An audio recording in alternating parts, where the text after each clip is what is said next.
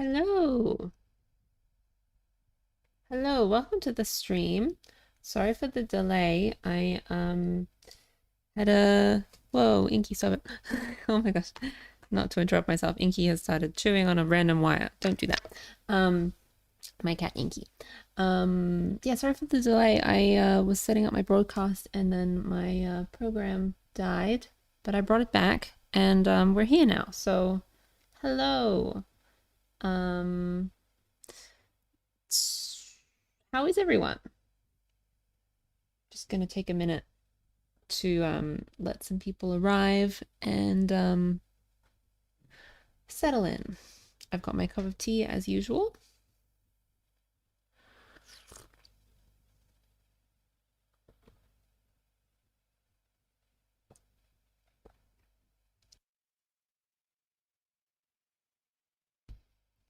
Hello. Yes. So today I wanted to work on some stuff for my character design portfolio, and I thought I would share it on the stream and we could work on it together. And I'll show you some of what I've done for this project so far and talk you through what I'm thinking. So yeah, I thought that would be fun. So yeah, so where to start?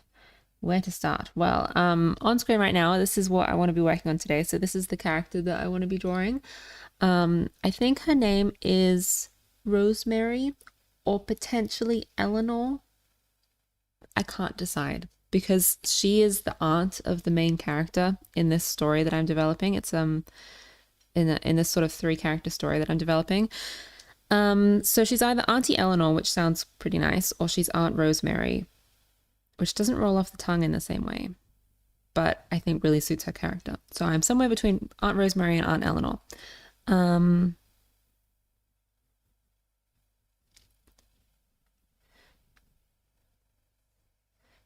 So I just wanted to show you a little bit of this project before I get started for context, and because I'm really excited about it. I'll just open up some other things to show you for a little bit of context before I get going on this drawing. So here's the concept. The concept for this is it's called Penny's Grumpy Pony, and I'm developing it for my character design portfolio, and the goal is developing this story and these characters as though for a feature film. It probably won't ever be a feature film, but I'm approaching it as though it would be a feature film. So I've got this young girl, her name is Penny, and she's about 7 years old. She's about 7 years old, and she doesn't have many friends because I think she can be a bit much for people. She's very unyielding with her friendship, and she wants what she wants, and she's very like she, I don't know, like she really, she's a lot of energy, I think, and so she's a bit too much for a lot of the people at her school, so she doesn't have a lot of friends. So she's spending the school break, which is about 2 weeks, with her aunt, which is the character that we're going to be drawing today. And at her aunt's house, there is this pony, and the pony's name is Agatha. And so all of this is in development, by the way. So all of this is subject to change. So Agatha is this pony who, for various reasons, has been neglected throughout her life. She's been isolated, and now she's just kind of grumpy and she doesn't want people to be around. She pushes people away. She's not used to having people around. So, as a horse, she's aggressive and grumpy and doesn't want anyone around her. Whereas Penny is horse obsessed and loves Agatha, will not leave her alone. So, we've got this unstoppable force in Penny who demands friendship, and this immovable wall in Agatha, who's like, stay away from me, please. So here are some character drawings that I've done. Penny like extending friendship in various ways and how Agatha responds. Like Penny offering some flowers, and Agatha's like, yum, treat. I don't accept your friendship. I want the food. And Penny's like, let's have a tea party, because she's a child, she's relating to Agatha in the way that a child would. So she's like, let's have a tea party, let's play tea. And Agatha's like, oh my goodness, how did you do this to my mane? Where did these bows come from? And then on the right here, I thought it could be nice to have like a nice little sincere moment, because I imagine as the story progresses, they will come to love one another and they will come to be friends. So I thought Penny extending a sincere hug when she's in a moment of need, and Agatha's like, you know what, I'll lean in. So yeah, lovely character drawings. I like that little teddy bear with the bow. They're having a tea party. This is Penny deciding to ride Agatha, and Agatha is not into it. So she doesn't even have, excuse me, she doesn't even have a proper what is it called? A halter. Agatha's not even wearing a proper halter with with reins. Penny's just like been leading her around and decided we're gonna start riding now, and Agatha's like, whoa, no. And here she is offering some flowers, and Agatha's like, tasty treat, no friendship here. So here are some other drawings that I have of these characters. Penny and Agatha the horse. Penny, very like sneaky. She really like wants things, so she's often like leaning in, like, slow down, like, please, can I have that? Very bright-eyed, very high energy. Agatha, grumpy, aggressive, frowny, spooked, doesn't want to be anywhere around. So those are the two characters that I've worked on so far. And today I want to work on Auntie Rosemary / Auntie Eleanor. I'm still figuring out the name. And so this character's role is, so this character, she owns the property where the horse lives and has bought this property with this horse on it. So she doesn't really know what to do with this horse, basically. So I want to show you some early development from this character. This is, I did this a little while ago, all these three drawings. And it was when I thought that this aunt character was going to be like a real farm, like good with horses, good with rural country living sort of character. Very, very confident, very reliable, and sort of a strong role model for Penny. But I realized that if this character was like this, she was very comfortable on farms and with horses, she would know what to do with a horse like Agatha. And that doesn't really work for the story, because I want Penny to be the one who solves this conundrum with Agatha. Like, how do we live with this horse who's very grumpy and doesn't want anyone around? I need Penny to be the one who's going to connect with Agatha rather than this aunt character. So I really like these drawings and I really like this version of this character, but it doesn't really work for the story because I need this character to be less capable of handling a horse like Agatha. So after working on this, I really like the shapes. I really like the braids that she's got in her hair. I like this strong jaw shape that she's got going on. But I've changed the direction of this character. So this character is now Aunt Rosemary. Let's go with Aunt Rosemary for now. And rather than being really good with animals, she is really good with plants. And so she's bought this property where Agatha, the grumpy horse, is living. She's bought this property because she wants to develop it into a self-sustaining farm where she can grow her own food,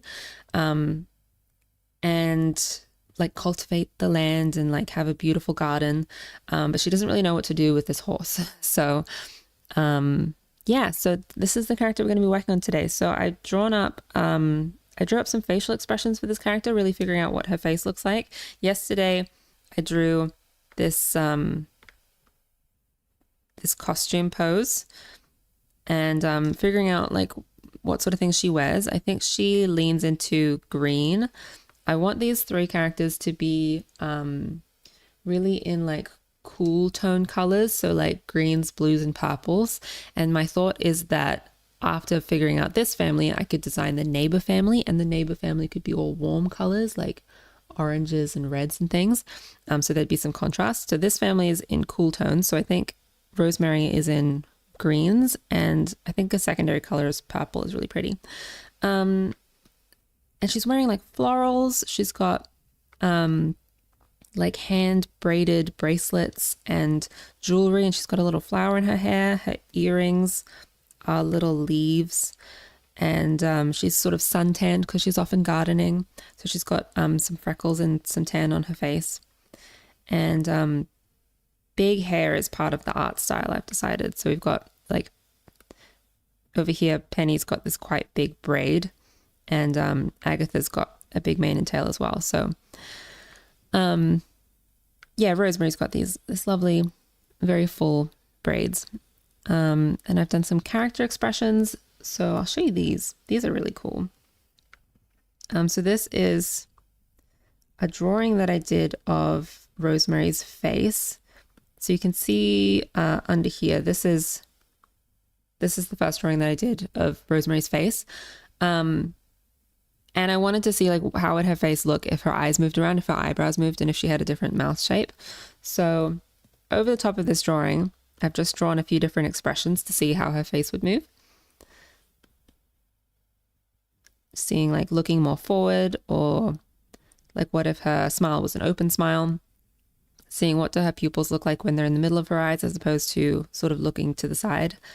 So yeah, and now I think that's a really good reference for me when I'm painting to make sure that I'm keeping the face on track. And I also really like this one. This was actually the first drawing that I did of this character in this form with this art style, and really figuring out what this face looks like as opposed to the earlier development. So I'm really pleased with that one. And I think she's got this sort of sympathetic eyebrows, which I really like, this sort of slightly knit in the middle. So I want to keep that for this character.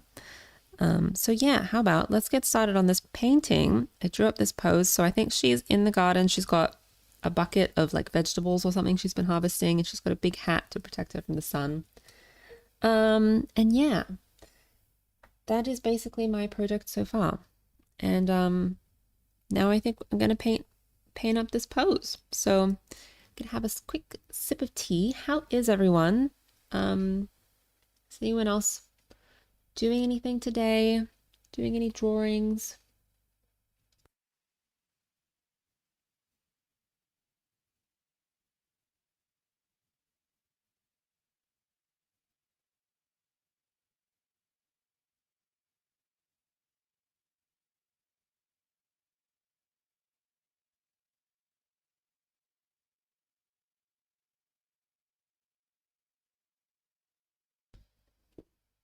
So first thing I do when I draw like this, I've come up with this system that I really like.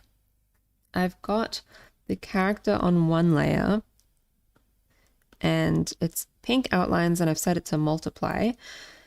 And then underneath that layer, I'm going to start blocking in some flat colors.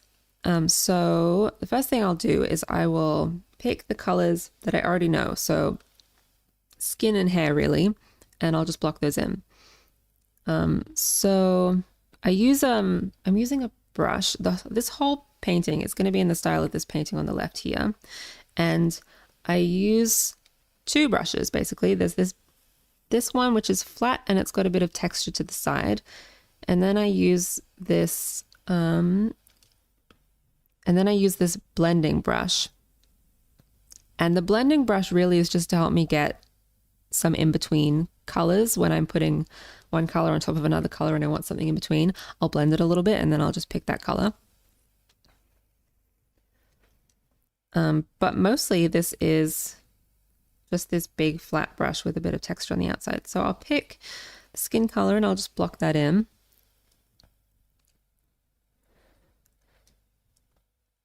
My cat Inky is very she's very sneakily just walking over my desk. Inky, where are you going? There's nowhere for you to be here. There's no room.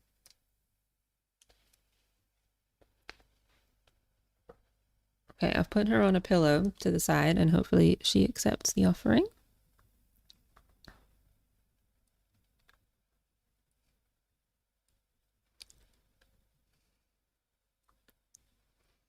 So I think she's wearing like long trousers in this drawing. So she's really just got arms and neck and face exposed for skin.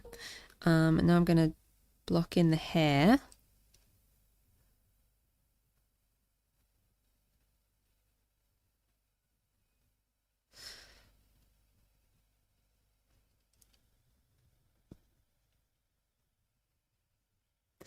I like in this pose how she's got these like big hair buns on the side. This is one of a few drawings that I'm doing of this character in different outfits. Trying to think like if she was wearing different outfits, what would she be wearing and how would she be styling it? Like, what is she doing in her day? I think she's doing a lot of gardening because she's trying to set up her home farm, her what did I call it earlier? Her sort of a self-sustaining property, off-grid kind of thing, I think is what she's working on. So she's got sort of practical outfits but tied together with like flowery and maybe a little bit 70s and like natural fibers kind of clothing. Cool. So I think she's going to be wearing like cargo pants or something in this because I want like practical trousers but not just blue jeans. I think I'd like her colors to stick more to green than blue. So I'm just going to look up some reference of cargo pants so I can see what sort of colors they come in.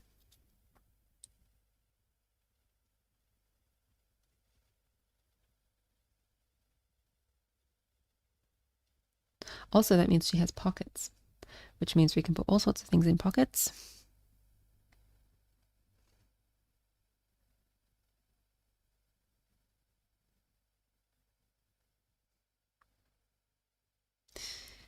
Yeah, let's see what happens if we go for like a khaki kind of green. So you can't see pop-ups unfortunately, but so when I'm picking colors, I have a little pop-up. So I've selected the base green from the skirt on the painting that I've already drawn, just so that I can see how it's going to relate to the colors I've already selected for this character. And I think I'm going to push this green a little bit lighter. How about we do like, maybe it's kind of a mint green.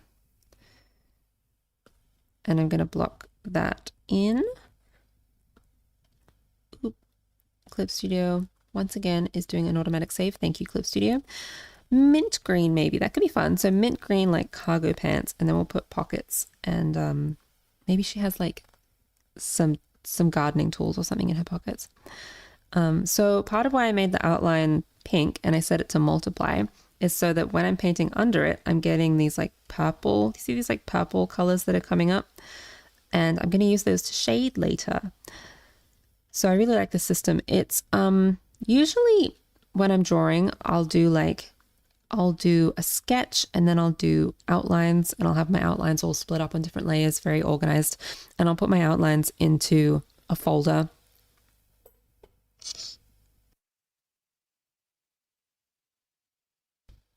I'll put my outlines into a folder and then underneath I'll do like flat colors and then over the top I'll do like shading and lighting and everything's on a separate layer and it's all very organized. But for this system, I really want to be more loose and more like gestural and just kind of indicating things and not getting too caught up in details. I don't want to get it too tied down and too neat. So most of this happens on one layer because it's like a concept painting. It's rough. It's not supposed to be like too changeable. So for example, on this painting on the left,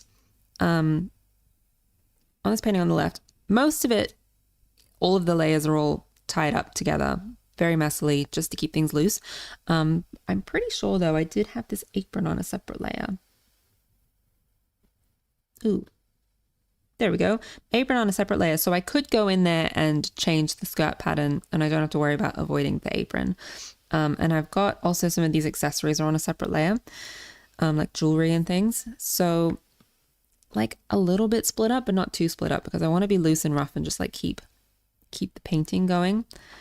But I might want to recolor this later or change the pattern on the skirt or, make other tweaks to this drawing so we can show options. So I try and keep that in mind, but mostly I'm just trying to like put down ideas fairly quickly. Cool. So we've got green khaki pants. I think she's probably wearing boots, but probably not gum boots like in this other drawing. So how about we go for like, maybe they're like work boots, like a brown leather work boot. But because I want this character to be cool tones, rather than picking a very warm brown, I'm going to go for more of like a desaturated brown for these shoes. And we're just going to check in black and white, turning on my grayscale layer here over the top. And cool, those shoes are darker than the trousers, which is what I want. I might just make the trousers a little bit lighter so that we've got a bit more of a gap in tone.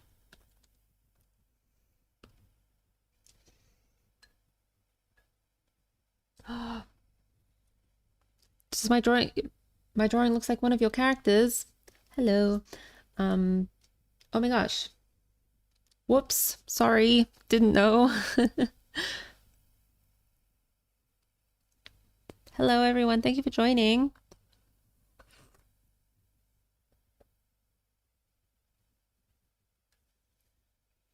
This is Aunt Rosemary, this character that I'm drawing here, and Inky is once again stepping on the table. Inky, you're so gentle, so polite as you walk across my desk. Keep going the other way. There you go. Now she's sitting on a stack of books. My cat Inky, which she needs constant updates throughout the stream. So this is Aunt Rosemary, and she is the aunt of Penny, who is this 7-year-old girl, and Aunt Rosemary owns Agatha, who is this horse. And this horse is very grumpy and does not want friends. And Penny is very lonely and unyielding in her friendship. She demands friendship. So Aunt Rosemary owns the property where the horse lives, and Penny's living with Aunt Rosemary for a few weeks. And Aunt Rosemary is very kind, very gentle. She's trying to develop a... I keep forgetting this word every time I get up to it. It's an off-grid sort of self-sustaining farm property that she's trying to develop. There's a better word for that. I can never think of it. Cool. So I'm just blocking in colors now for this character. She's got like mint green cargo pants, and I'm thinking like a singlet shirt. White. Is it a white singlet shirt? I don't know. It's a bit plain. Maybe we go back to purple, her secondary color, purple. I'm going to pick a color from the boots, and maybe we'll just use that for now. So it's a darker purple color.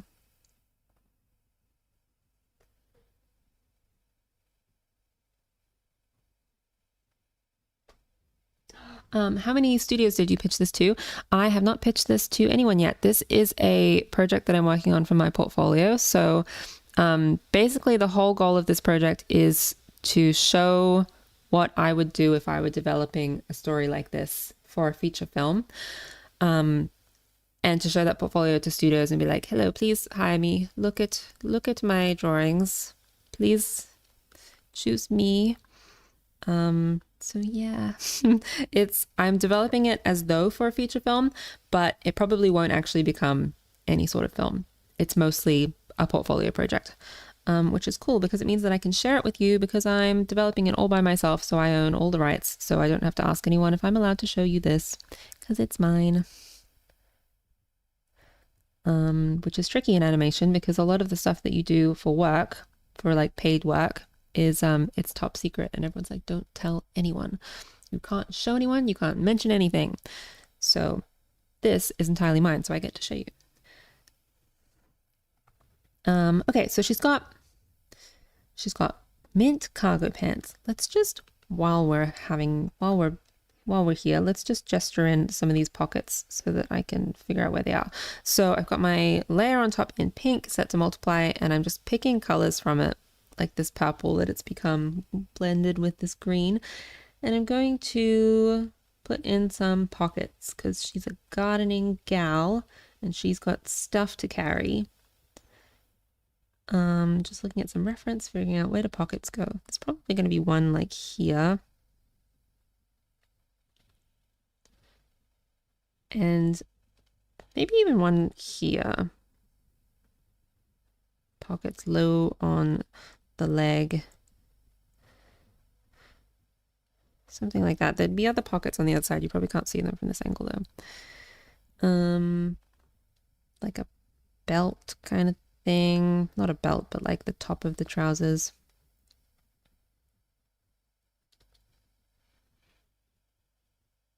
Yeah, cool. Now she's got a bucket where she's harvesting vegetables, and she needs a hat color. I feel like the hat should be, I want like maybe a neutral.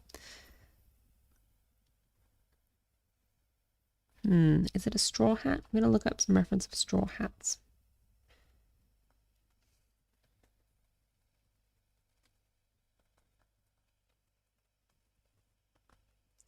Straw hats are kind of like a creamy color. I think that would be nice though, because it being a natural fiber is nice for this character. She's really into natural fibers and like organic fruits and vegetables. So I'm gonna pick like, yeah, a cream color, but I don't want it to get too warm because I want to keep this character and this like these three sets of characters in cool tones. I mentioned earlier that I might do like a neighbor family who are more warm tones, and so there'd be some contrast between them. So we could probably go this far into warm tones. And then she's probably going to have some kind of green sash on the hat. We go this mint color again. Maybe we go like a touch more blue. And there's like a bit of a mint like band across the top of the hat here. Now, let me just check in black and white. And yes, the band is darker than the tan that I've chosen for the hat. So I might even just, I'm just gonna make the hat on top a little bit lighter for a bit more contrast. In fact, let's make the whole hat lighter. Cool. And now we need a bucket color. What color will the bucket be? It's like a harvesting bucket.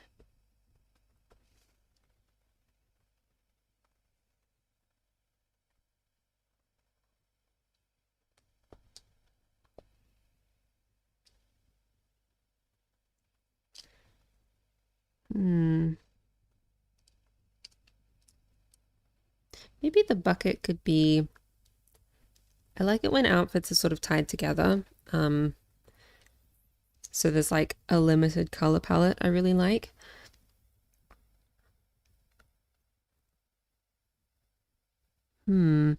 What if it was like, it could be brown like the boots. But is that getting too warm tone? Let's just paint it on and see.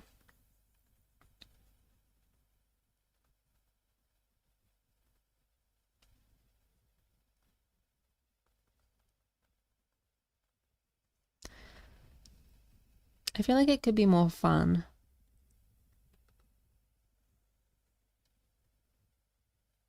How about we go like for this hat, this blue from this hat, and then we'll just make it a bit more blue and a bit darker. Oops, I've accidentally gotten the boots as well. Oops. Just bumped my T on the side of the table. Select the area and then fill. Yeah, that's more fun. I feel like this character is fun and she has like fun things. She's always like, I'll pick the bucket that has decorations on it.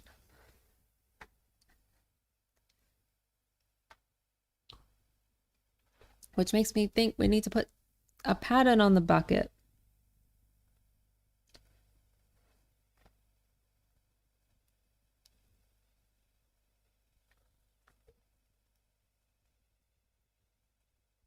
Oh no, when you search up pattern bucket, you get patterns for bucket hats. Not helpful. I don't know what else to search. How about we'll just imagine? Maybe like, I think she likes daisy patterns. Maybe we'll do like a light blue color, and let's zoom in here. I'm going to do this on a separate layer because it being a detail, it really is a bit early, but I want to gesture it in so that I remember it. Let's do like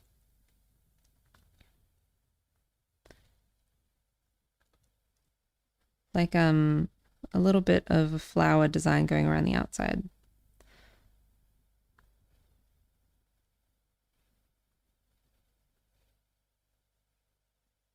Pretty. Cool. So now I'm going to, let's just like pop in a quick bit of face paint. So she's got white for her eyes. This character has a bit of a tan on her cheeks and across her nose because she works outside. So I'm just picking from my other painting over here.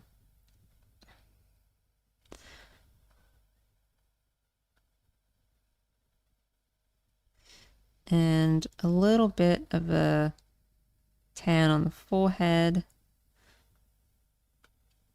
Slightly cooler on the chin.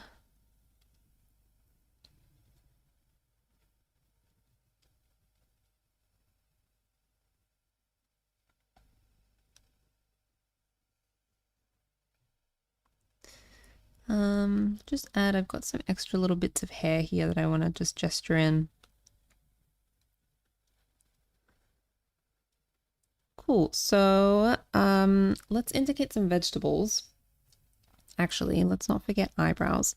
Part of this character is, I think she's always got this sort of slight upturn to her eyebrows here. This slight, like, it sort of leans up a little bit like a knitted eyebrow. She's a little bit, she's very sensitive to other people's feelings. She's always a little bit worried, a little bit concerned.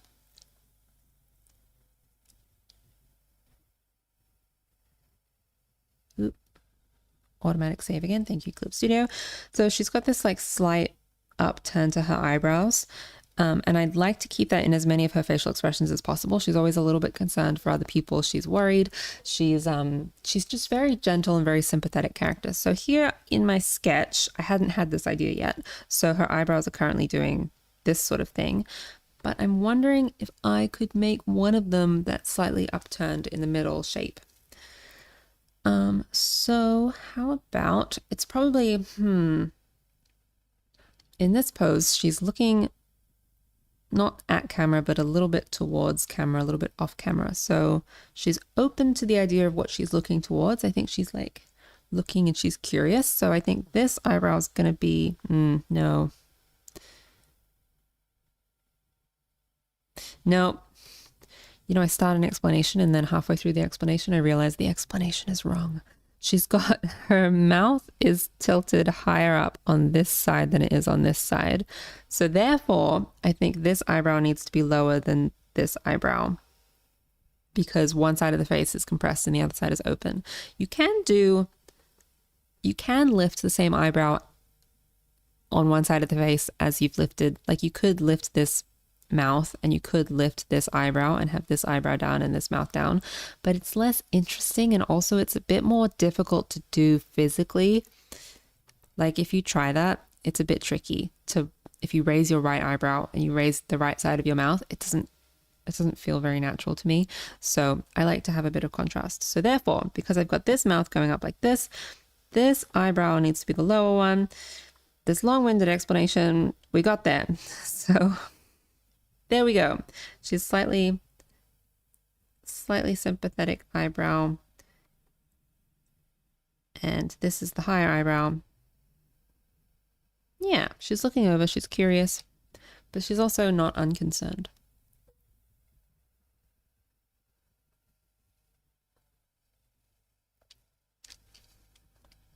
And let's just indicate her eyelashes. She's got quite dark eyelashes. Oops. Oops. Oh my goodness.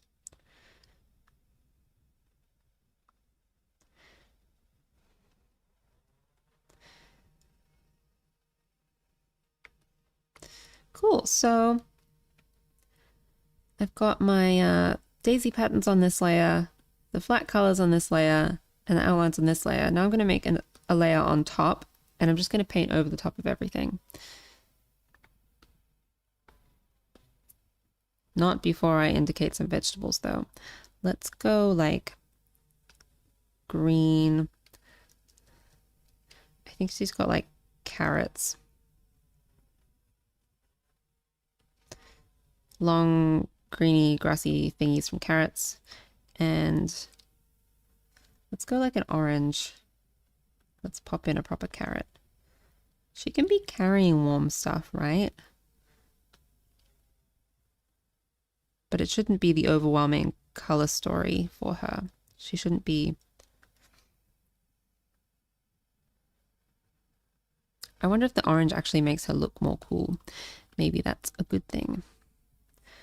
Put a little bit of contrast.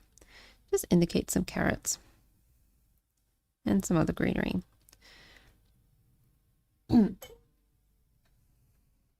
Okay, so now over the top, I'm just going to paint over everything and start rendering it out. And that's why I really like this system, because it's fairly straightforward. What makes a good character design, in my opinion? That is a good question, and it's also a very big question. What makes a good character design? I think I'm gonna need a second to think about that, because there's a lot. Where to start? I think a good character design should I think there are many ways to approach this question. Let's talk about one thing that I'm trying to do in this character, which is I'm trying to make her look like her personality. So I'm trying to have, like, when you look at this character, you just kind of get her very quickly. It's important, I think, in animation design generally, to have things be readable very quickly. Because, you know, like, animation is an abstraction of reality. So it should like, it's hard to speak for all animation, but for the animation that I'm trying to work on, it should be readable, it should be clear, and it communicates to the audience very quickly. So you're on board and you're in the story with the characters, because, like, these being drawings, we want to make sure that we're still relating to them as full characters and full people.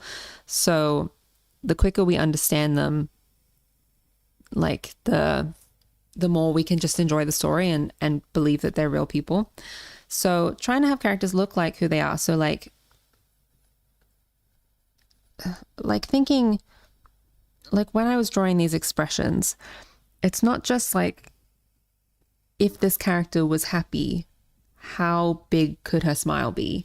It's also like, if this character was happy, would she smile? Is she the sort of person who would smile big? You know, if she is, like, let's look at this pose. This is such an interesting question. Thank you for asking. Let's look at this pose. So, like,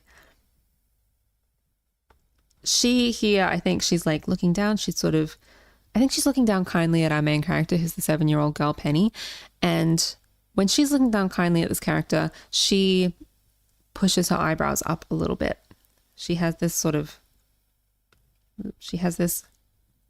slightly upturned eyebrow shape because she's a little bit concerned for Penny. Whereas another character might not do that. She has this sort of half smile here.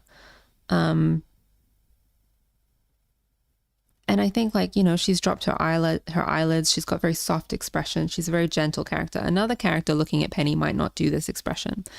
And, like, when she's sad or when she's, like, concerned, is she angry? She's not angry. She's not an angry character. So she wouldn't be doing, like, a frowning, you know, if she's concerned.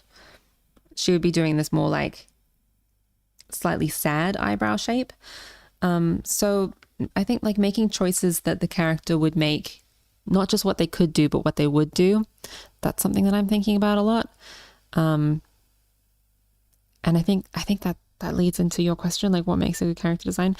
It's a big, very interesting question. I don't know if I've tackled it very well, but that's what I'm thinking about on this character today, is like not just making the choices that they could make, but what would they make? Like this character, she is working in the garden, and so she could be wearing jeans, but would she wear jeans?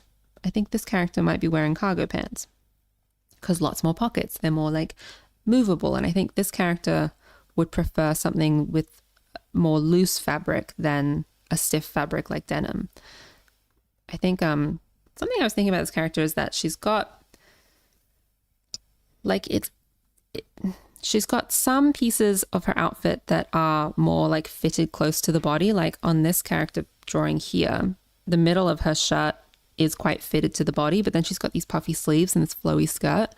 So I think this character is balancing fitted aspects with flowy aspects. So in her costume, she's got this fitted singlet top here, and then she's got these more loose cargo pants, and then she's got this big flowy hat.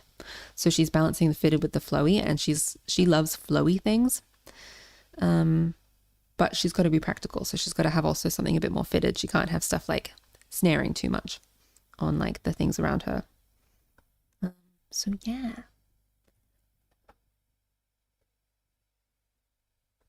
So their face needs to have a pre-built emotion. Kind of, yeah. So part of character design is figuring out what a character would look like in different moments of their story. So yeah, like thinking about expression sheets. Let's go to this drawing here, this page here. Looking at these drawings of Penny, the little girl. These are expression sheets to show, it's partly to show a modeler on the team. How do you model the face? What is the face expected to do in the model? So how should you set up the model? And partly to show like the rigging artist, how does the character move when they move? So the rigging artist basically takes the 3D model and turns it into a usable puppet and decides like when it bends, how does it bend? Where does the volume remain? Like if you bend your arm, which parts of the arm are actually bending, which parts are stretching, which parts are maintaining their volume, that sort of thing. So rigging artists are really important for animation. So they take the 3D model and they make it a usable puppet for the animation team. So these drawings inform the modelers and the riggers and also the animators. If this model is moving, how does it move? But also if this character is moving, what choices would she make? What's her personality like? So if she's sneaky, I think she's doing a face like this, where she's got her little, like, she's got this grin, slightly like, this grin is like, she's got, oops, sorry, just setting up a brush. She's got this like tension in this eyebrow and she's very like sneaky. She like raises this side of her mouth higher than this side of her mouth, but she's got this little dimple here and here. So to keep that in the rig is important. She's got this gap in her teeth because she's young and I want her to look a little bit like up to something. So she's got this like sneaky side eye kind of thing. And she's got like her hair generally is smooth, but it's got little pieces that come out. She holds her fingers in this sort of like up to something sneaky kind of way. She's very like, this character is willing to do what it takes to get what she wants. And she's like big energy sort of character. So yeah, it's like giving an idea to the whole team, like this is the sort of person that this character is, in addition to this is how this model actually functions. And then with all of these drawings in mind, the animation team can then, wrong tab. This is all development for the character that I'm working on right now.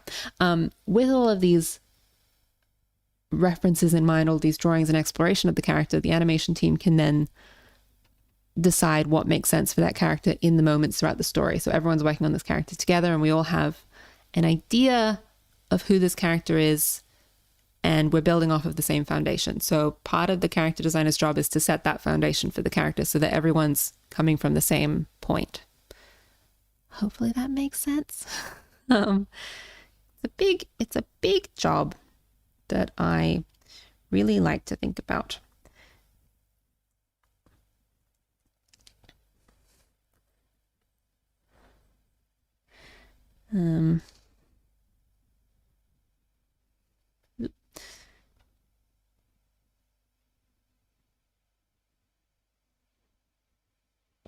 So there are, like, depending on projects, every project is different and every studio is different depending on how things are set up.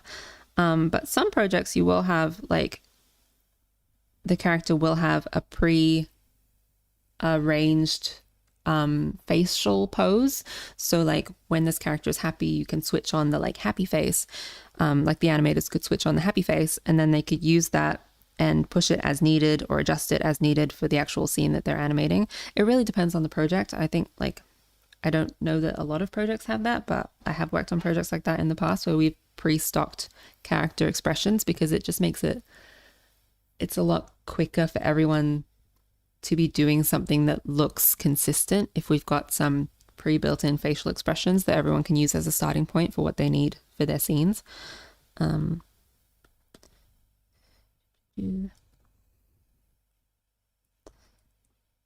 going to erase. Ooh, actually, I'm going to, before I start erasing this pose outline, I'm just going to copy and paste it somewhere else so that I don't lose it, because I'm going to be erasing into everything whilst I work on this.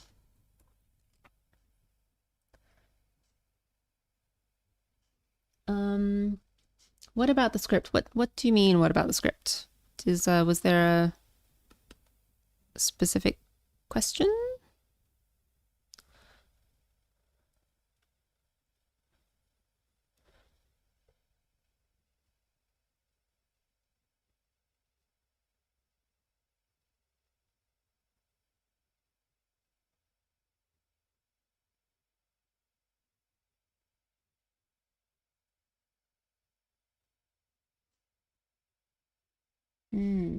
Okay, in real life, actors can play multiple people with drastically different origins, yet despite having the exact same character design in quotes, they still come off as different people. Yes, exactly. So yes, so actors always look like themselves, but they play all these different characters and can come off as very different people, which is part of why we do those expression sheets, because it's sort of starting that process of figuring out what choices would the character make, rather than just what choices can the character make. In the same way that, like, when actors are acting different characters, one character might do something, but a different character would totally not do that same thing. Even though they both are the same person, they look the same, they can make different choices to be different people. So yeah, exactly. Like, part of that's like a big part of expression sheets is, like, yeah, figuring out, like, who is this character? Like, when they smile, how do they smile? Do they smile shyly, or do they smile confidently? Do they smile like they're keeping a secret, or do they smile like they're so excited to tell someone something?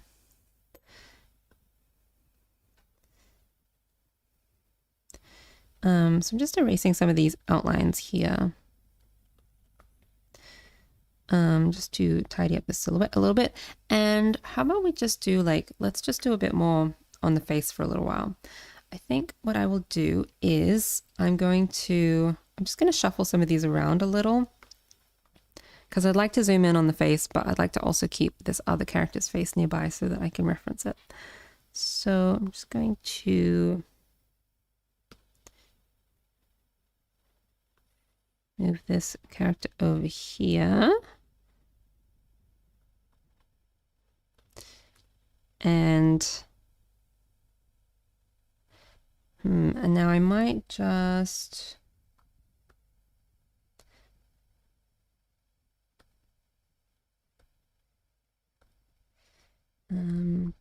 just moving things around for a moment.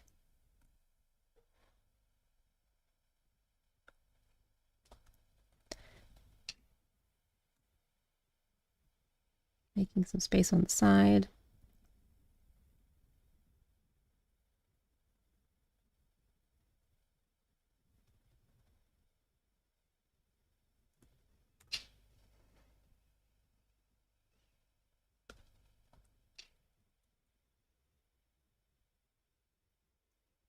So this drawing that I'm currently moving is, I really like this for the character's face, so I want to keep it close so that I'm referencing the proportions that I've established. But the character on the left, the painted up one, has all of the like rendering and the texture that I want to be matching.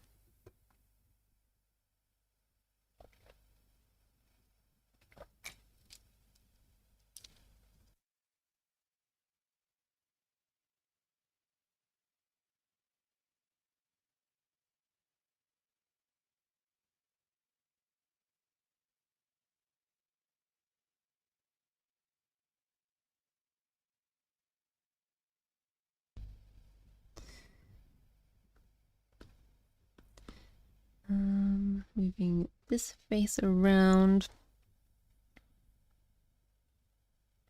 This is more of the like 3/4 version of this character. So that's probably really useful for this pose, especially. It's a bit more 3/4 than front on. Okay, let's go about here. So I'm just painting over the top of everything in one layer. Trying to be really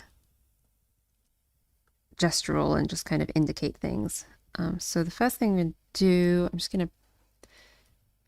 gonna like start rendering really. Paint this mouth in. So we don't have like, is it a philtrum? Is that what it's called? The like the little bit in the middle of the top of the lip. Let me just look that up. What word have I just said?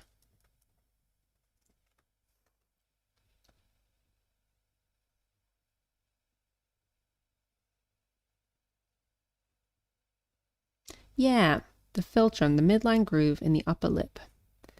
Yeah, so that's not really in this art style, I've decided. So we don't have one of those.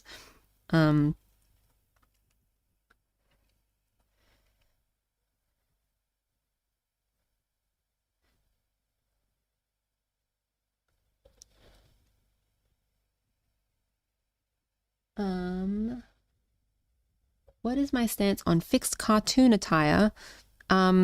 Ooh, another deceptively deep question. There's a lot to say. I think it is super useful depending on the project, but also it's really fun to design multiple outfits. So, the reason animated characters have one outfit that they always go back to is because it it really cuts down on the amount of work that is required to make animation. Every new outfit is a lot of work because you have to design it, which is drawing, which is the stage that I'm doing now. But you also have to model it, and you have to rig it. So you have to tell it when the character moves, how does the fabric move over the character for every different outfit that they're wearing. You might be simulating it depending on how your project works. So if it's simulated, basically you are draping. Oh, I'm not a simulation artist, so I might not be the best to explain this, but basically you're draping fabric onto a character, and it's the computer's figuring out how that fabric falls, and you've set the gravity, and you've set the weather conditions, and like you've set all of these physics parameters, and then the computer simulates the fabric on the body. Or you could model it, in which case it's more like it is in place, and it doesn't understand physics in the same way. And then you have to like light it. Different fabrics light differently. and different qualities and different lighting scenarios. It's a lot of work. Every different outfit is a lot of work.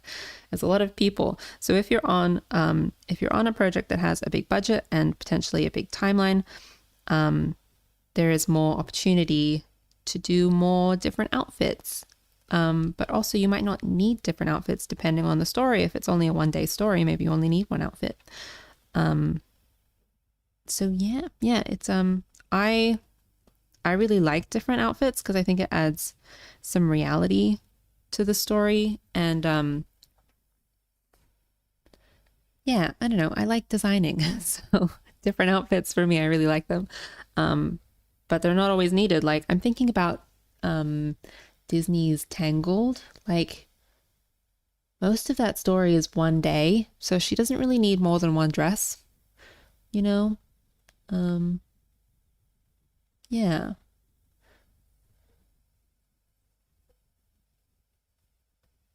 Yeah. So you say what confuses me is I why I haven't seen someone just hue shift a shirt over and over again to create a new outfit. Yeah. Like I think you could totally do that. Um there's all these tricks that you can use to like very like do less work but sort of hide it so it's not like distractingly repeated. So I feel like hue shifting a shirt is a good idea. Like or just changing the base color of the shirt. But it's still like this character wears t-shirts, but all of these t-shirts are the same model and they're all the same fabric, and you're just changing the texture, the base color texture of them.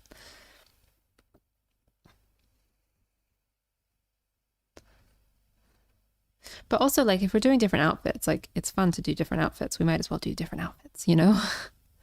Depends on the project, I think.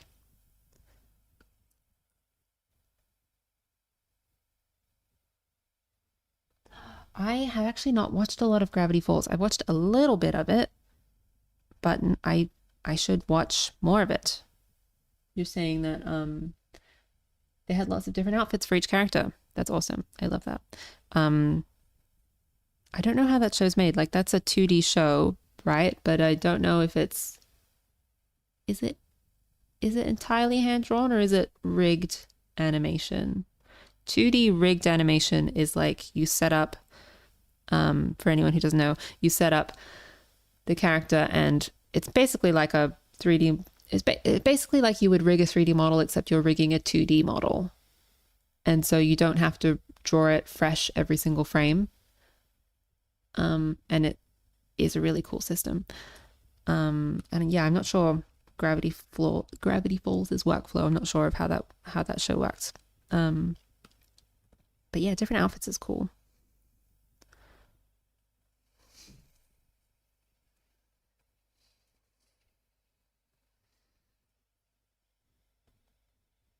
Different outfits is 17% of Mabel. I love it. Mabel's cool. I really like that voice actor. She's also in Bob's Burgers, and she's great. She's very funny.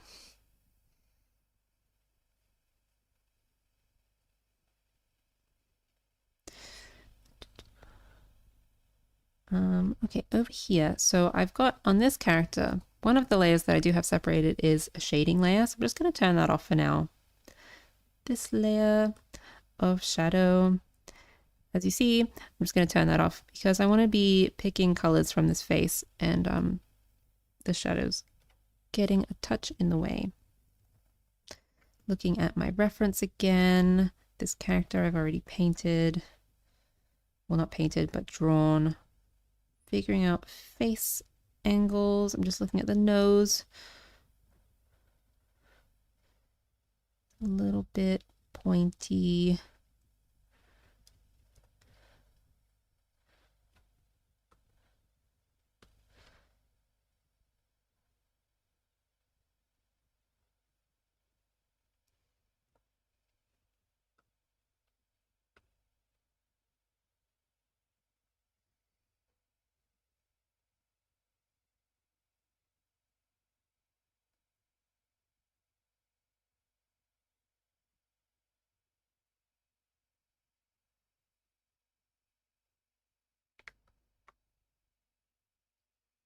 I figured out on my tablet, I've got this shortcut to color pick, which is I just hold down a button on my pen and it goes to the color picker tool, which is super useful. I didn't know about it before, which is why I think on previous streams I was trying to draw with a black line and it kept changing to white, and I was like, why is this happening? And it's because I was color picking the white canvas background that I'm painting on. So now that I know about it, it's super useful. But I also, due to various settings on my tablet, I don't really know if I were to change it, how I would do that. I don't think I have access to that setting. Because like the button is set to like, I think it's left click or something. But in Photoshop, not in Photoshop, in Clip Studio Paint, which is what I'm painting in, it goes to the eyedropper tool. So it's a program specific setting, and I'm not quite sure how it happened, and it's useful, but I wish I understood the ear. So I'm gonna move this in a little bit. Okay, no, I'm gonna draw in the whole ear. So she's got these, like, you can't really see her ears very much because they're covered by hair. So I'm going to paint in this whole ear and then figure out where the hair goes.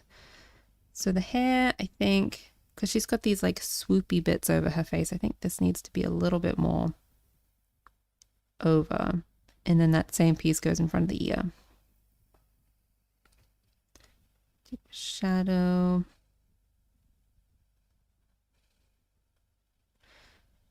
And her ears are a little bit warm.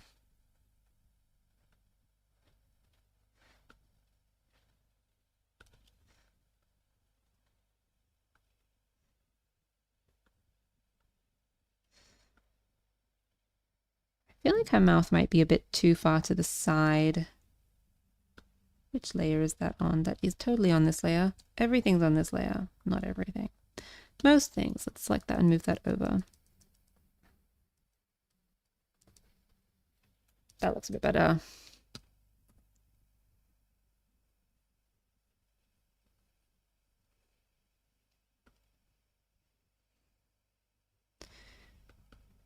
Just gonna like paint over some of these outlines here, blend everything in.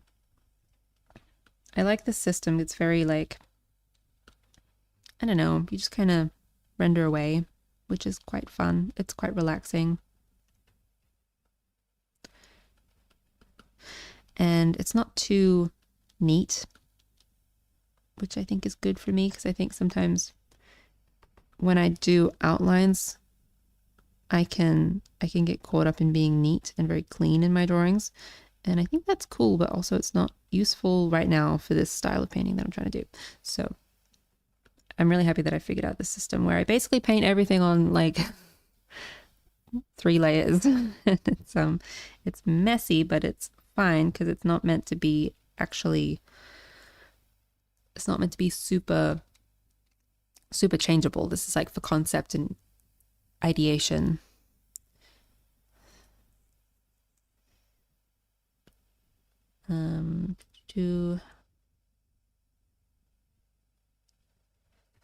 Let's just compare her to this drawing, really staring.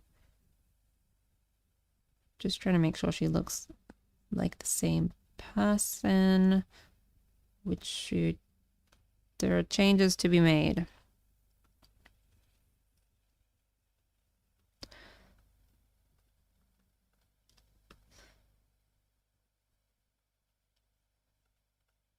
And on this character, I want her to have like a strong jaw. I think that's cool. And I think it's also, it's a bit part of the art style, and it's a bit part of the family.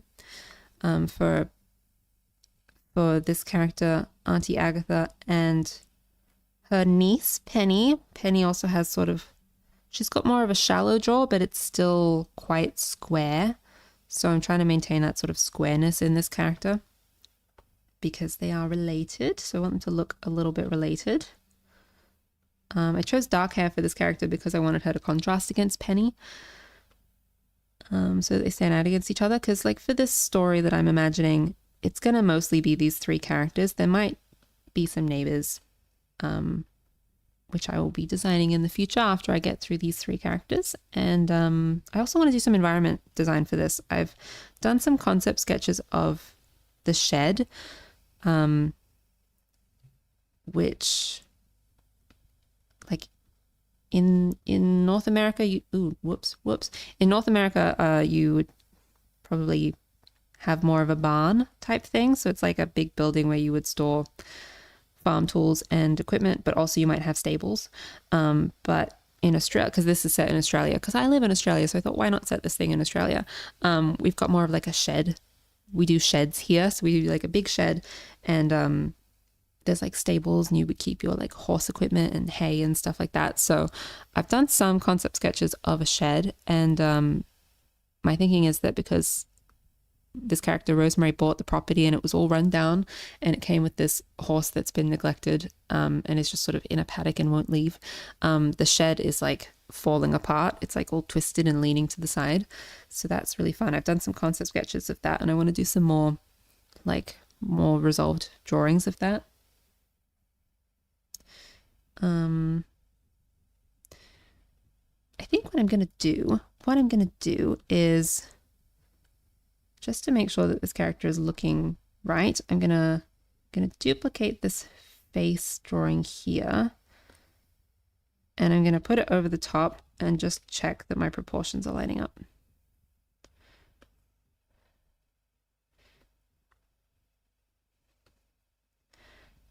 So I think let's try and get like the eyes in approximately the right area, and then it's probably too big, so let's scale that down.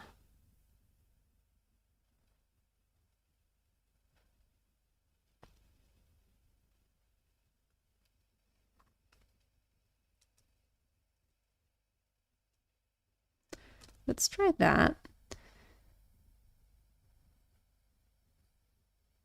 And I'll just, nope, that's the wrong folder, this one. Okay, and now let's see, is this lining up or not? It is not, but isn't that super useful?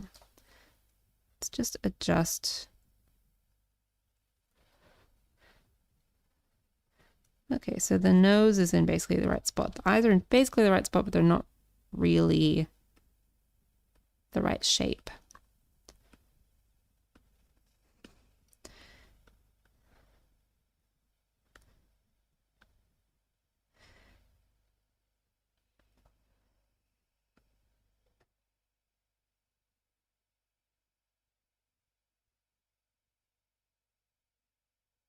Ooh, Gravity Falls was made of traditional animation combined with, it says, digital tools. Yeah. Yeah, they probably used whatever was most applicable to the shot. I haven't seen a lot of it. I've only seen a few episodes, but I imagine like sometimes when there's like a big camera move, sometimes you need more of a 3D element. I don't know if that's what they did, but I'm thinking about like Tarzan did a lot of that.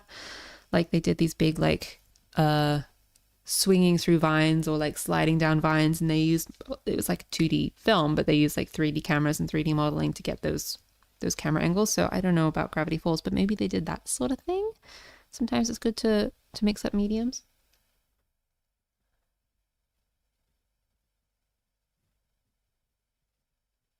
Oh my gosh, are you saying there's been claymation in Gravity Falls? That's very cool. Claymation is amazing. Okay, you requested a shed reveal. Shed reveal. Okay, just because I really like these drawings. Let me see if I can find them. Just need a moment to look through my folders.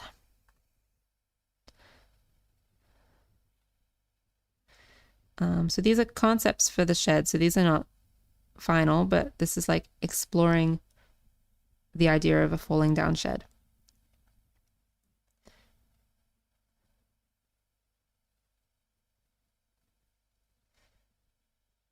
Sheds. So this is like if a shed was old and falling down, how could it look?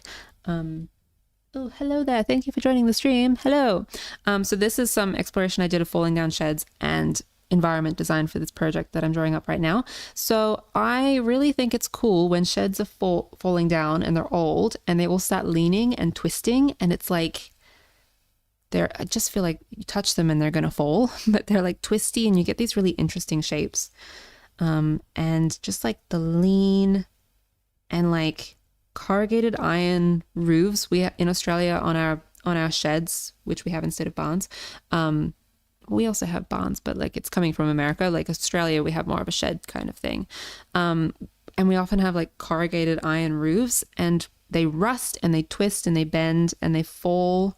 And you might have like a pile of corrugated iron just like sitting on the side, or you have fence posts falling down, or like on some of these, I've got like the fence is made of like, this is a star post, a steel star post, and then this is like electrical tape, like fencing tape.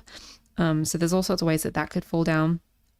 You can have like little bits falling down and draping on the floor, little bits of grass here. I think like a big swoop in the corrugated iron is cool and interesting. And like, what if it went like that? Or what if the swoop went the other way? And it kind of looks like the building is sad. Like if you think of the corrugated iron as an eyebrow, it kind of looks like the building's sad and tired and sleepy. And like here, I've got this little bit of grass like growing on the roof, and I always think of that as like the feather in like a conquistador hat or something about this roof with this little bit of grass here. I'm always thinking it looks like a pirate hat. But yeah, like things falling down. We've got bushes growing under little rooftop bits. And like if the building's leaning, it's probably going to push this down. I think that's interesting. And like this, I think is cool how it's like caving in the middle. Cast shadows as well, I think are really fun. Casting down like that. Fence posts falling. Yeah, I don't know. So this is just exploration of falling down sheds. And when iron rusts, you get these like big like sections of darker iron. And like what if the gate fell off? What if this whole sheet just slid down? Or like there's probably supposed to be some wood paneling across here, but what if it all just fell away? Spider webs, big thing in Australia, spider webs. Broken window, I don't know, that sort of thing. So yeah, this was a lot of fun to do. This is, yeah, shed concepts so far. So Agatha, this horse, Agatha, has been living in a paddock that's attached to a shed like this, and she's been neglected and isolated, and now she won't move. And Penny has decided to become Agatha's best friend, and Agatha's like, no, I don't want any friends. I want no friends at all. But Penny's like, you have no choice. We're best friends now. And meanwhile, this character, Rosemary, who owns the property, is she's been doing her best, but she doesn't really know how to handle a horse like Agatha. And so yeah, that's the concept.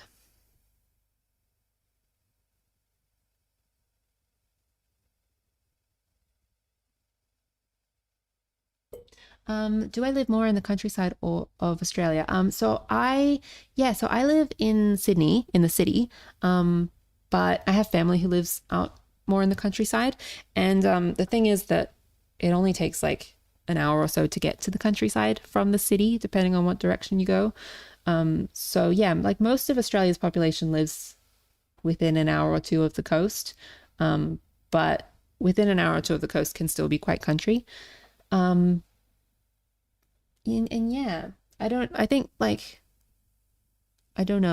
I don't know what the internet is like out in Alice Springs or like in the middle of the country. I suppose it depends on where you go. I think like I've not been to Alice Springs, but it's more like it's like a town, right? Like it's a proper, surely they would have some okay internet, surely, but definitely like in regions like way out in the middle of places, there would be some very sparse internet connections.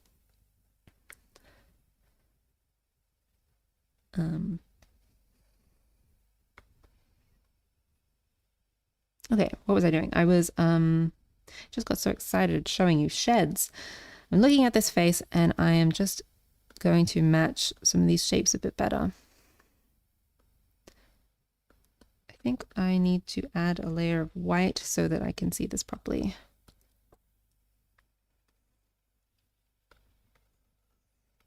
Let's just fill that in white. And let's lower that down. Okay. Aha. I see. I need to bring out this side of this face more.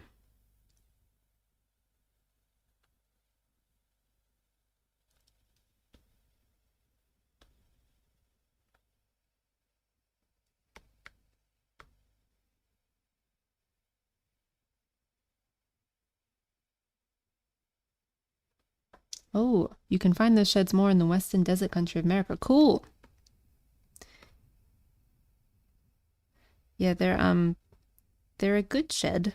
They're a good shed concept because I think they go up fairly quickly, which is why they're so popular here. Because like I think because of I'm making this up, so I'm gonna make up an explanation, but it seems true to me. I think because of our like generally sparse population, like compared to America, we have way fewer people. And like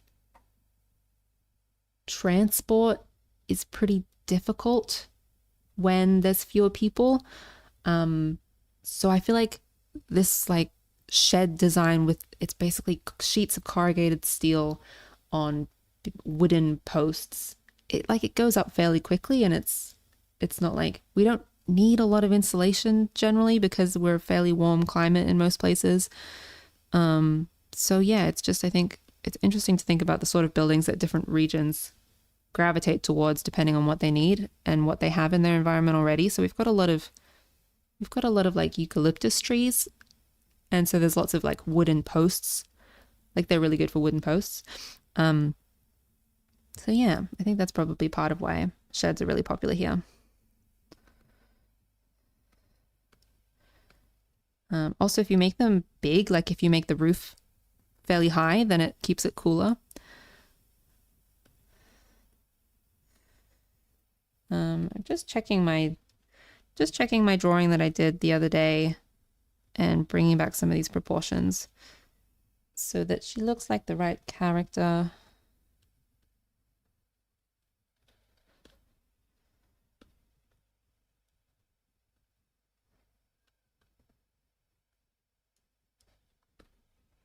Okay.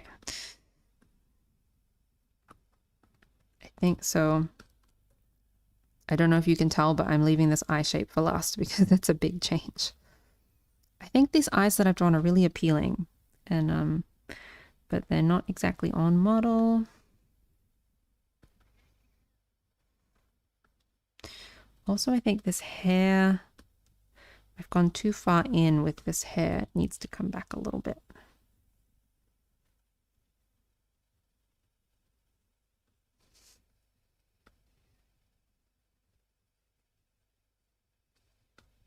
So get a little bit more eyebrow. And we just redo that last bit. I don't know if you heard that, but you may have just heard a meow sound. I don't know if you did, but maybe you did. And that means that I get to tell you that my text tone is a recording of my cat. So when I get a text or a message or an email, if my phone has the volume on, I hear my cat saying meow, and it's adorable. I really like it. I recommend it, everyone. If you have a pet, record a snippet of your pet and set it as your text tone. And then when you're like out on holiday or something and your pet's not near you and you get to hear them. Or like when your pet just meows generally, you can be like, oh my gosh, a text. It's fun. Okay, we're going to tackle these eyes. I sketched this character before I figured out the face shape. I had like an idea of the face shape, but I hadn't like resolved it as much as this drawing has that I'm referencing. So now now that I've made these decisions, I must match them. Okie dokie. Let's have a go. I'm going to make a new layer so that I can see before and after to make sure that I'm doing the right thing. Switching back and forth, check. Okay, so the eyes are a bit more of a square shape than I've got here.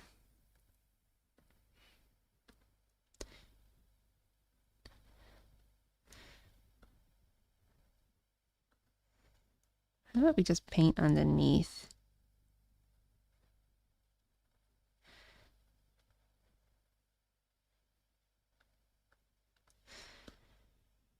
Oh, it's a big change. Okay, so I think her eyes are more open in this pose than they are in this sketch that I'm referencing. So I think they could be a bit larger.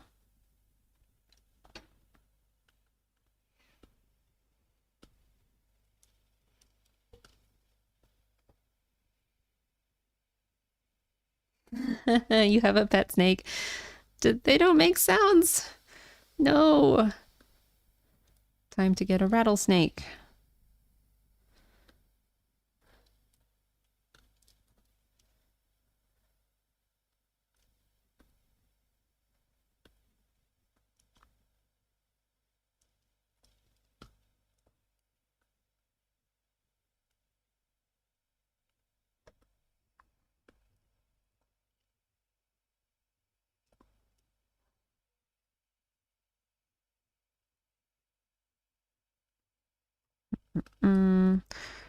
Blocking these eyes in, more on model.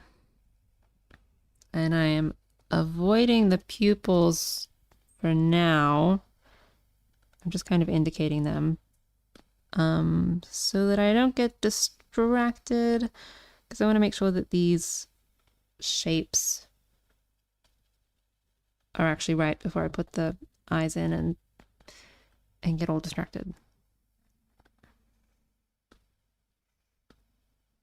And she's looking a different way as well. And when eyes look around, the shape kind of adjusts a little bit. Like there's sort of a push and pull when the pupil's looking one way as to when it's looking the other. So I'm trying to adjust that as well as I'm drawing. But something that is fixed is the inner and outer corner of the eye should not be moving like this.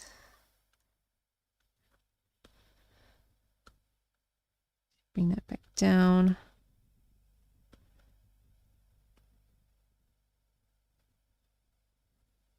And also, I don't want her to have very thick eyelashes. I don't think this character has very thick eyelashes, so I'm going a bit thick on these ones, and I will adjust that later. Just trying to get the shape right now.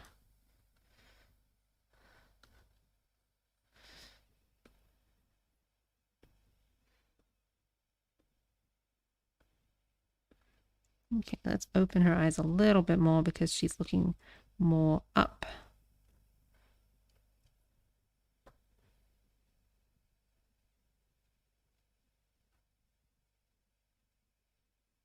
Aw, bull snakes hiss at you in a very cute way. That's adorable.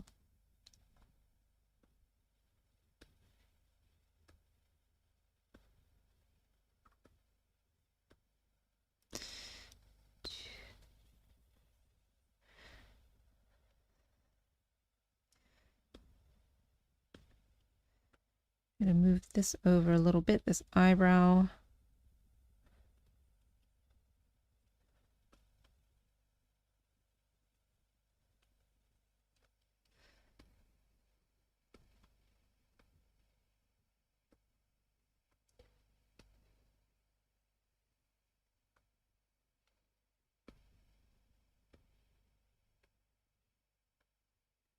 So I'm hoping that like as I'm continuing to make these adjustments to get this character matching, that it will start to look like as I'm flashing between these poses that she's actually moving rather than we're swapping between two different drawings.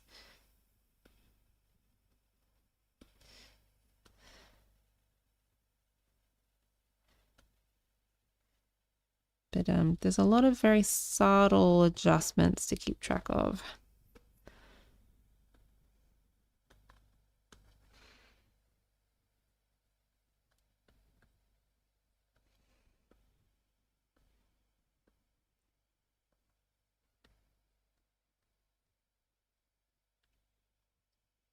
We should rotate. I think it's always helpful for me when I'm drawing a face to level out the eyes. So I'm just comparing against the top of the screen.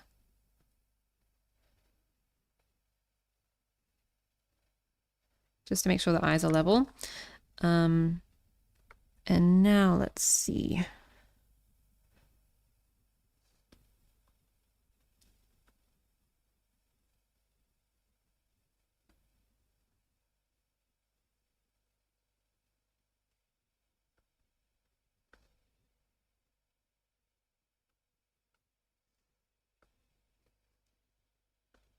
Just going to save my file. That's always good to do.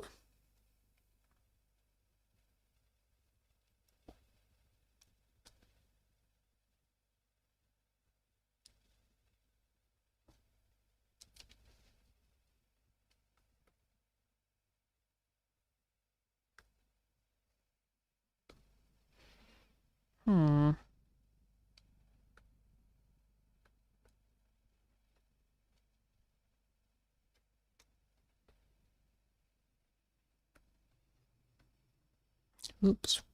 Sorry, I just had a bit of a glitch on my program there, so I just had to wait for it to wake up.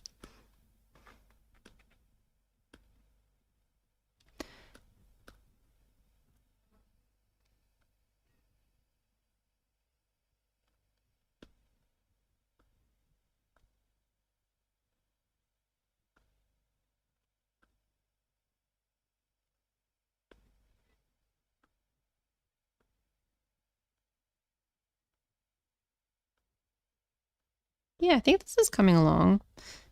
Just tiny little things here and there.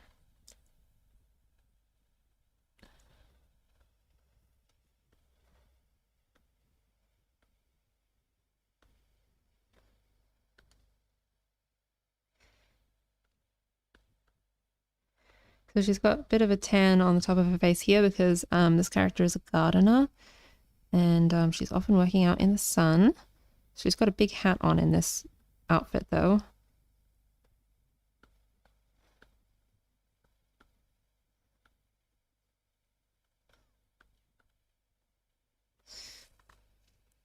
And I like these little bit of a corner on the smile there, sort of tucking into that muscle.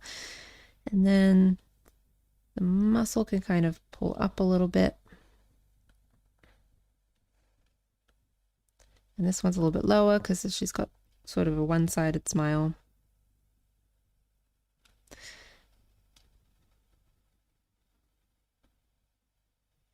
I think actually I might raise this lower eyelid and do a little bit of an under eyelid here.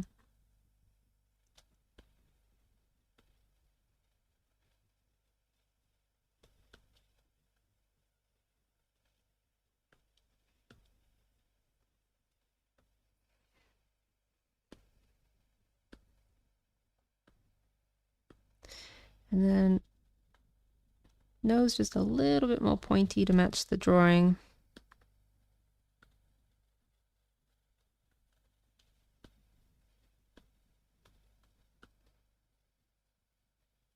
So my goal for this drawing is that it's like a fairly loose costume exploration. So it doesn't have to be like exactly on model, but because it's for my portfolio, I would like it to be on model. There we go. Now I did that all on a second layer, so let's see the before and after. Much more on model. Oh, I really like it before though. It's very appealing. But much more on model now. So I'm going to do touch more eyelash. So I've got a few different shades on the eyelashes just to soften them a little bit. So the lower lash is a slightly lighter color. It's very subtle than the top lash. And then we've got a little bit of a lighter color in the middle at the top. so that there's a little bit of depth. And then let's just pop in some eyes. Why don't we? She's got green eyes because this character's color is green, I think. I was saying that I think I'd like this character and the two other characters that I've done so far for this project, and these are going to be like the three main characters. This character is Auntie Rosemary and her niece, 7-year-old Penny, and their horse, their grumpy pony, whose name is Agatha. I want them all to be in cool tone colors so that they all feel cohesive and like a family. And then in the future, I would like to design a family of neighbors, and the neighbors are going to be like warm colors, like yellow and orange and reds, and very warm. And my theory is I really haven't started designing the neighbors yet, but I like the idea that the neighbors, they're not like stories need like an antagonist or like a bad guy, but these neighbors are not bad. They're not mean. They're just like, they're so nice and they're so put together that these characters that I'm working on now are like annoyed by them in kind of a jealous way. And I think that could be funny. I think it's an interesting like quirk of humans that when we see someone who's got everything together, we're just like, ugh, it's so annoying. Like, you've got everything. I'm so annoyed about it. I think that's really funny and very silly. And so I want to explore that idea with these neighbors that I want to design in the future. Like they'll be so like put together and neat, and they'll have everything figured out. And they're not bad people. And in fact, I would like in the story for them to be like to all become friends by the end. And it was like all a misunderstanding or something. But I just think it's really funny when you see someone who's got everything together and your first thought is to be like annoyed by it. I think that's an interesting dynamic that people do. So yeah, I'm thinking like the neighbors will be warm colors and very like aspirational and very admirable. And these characters are more cool toned.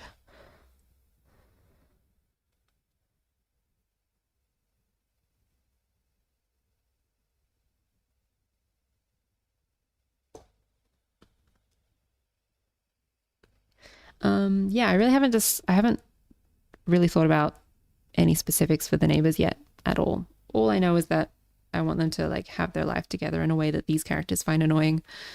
But yeah, I don't know. No, I don't even know who's in the neighbor family. Like, I think so far I've got Aunt Rosemary and her niece Penny.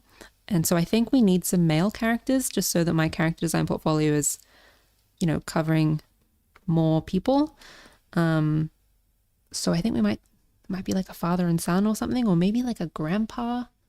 That could be cool. I don't know, but I really don't have any specific choices made for them yet. This is all in development and all subject to change. And in fact, everything I've said today, you cannot hold me to it because I might change my mind and come up with something better.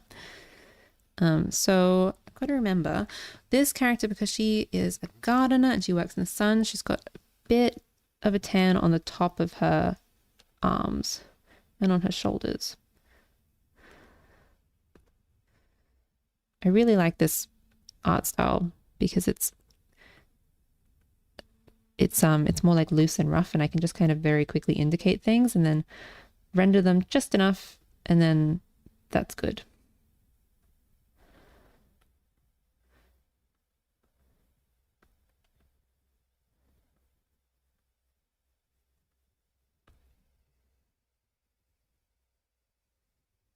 Could they have a kid who they like but they can't stand the parents? That could be fun. That could be fun. That could actually be really good because my thinking for Penny is that let me just move this painting over a little bit. It's getting in the way now that I'm working on the arm.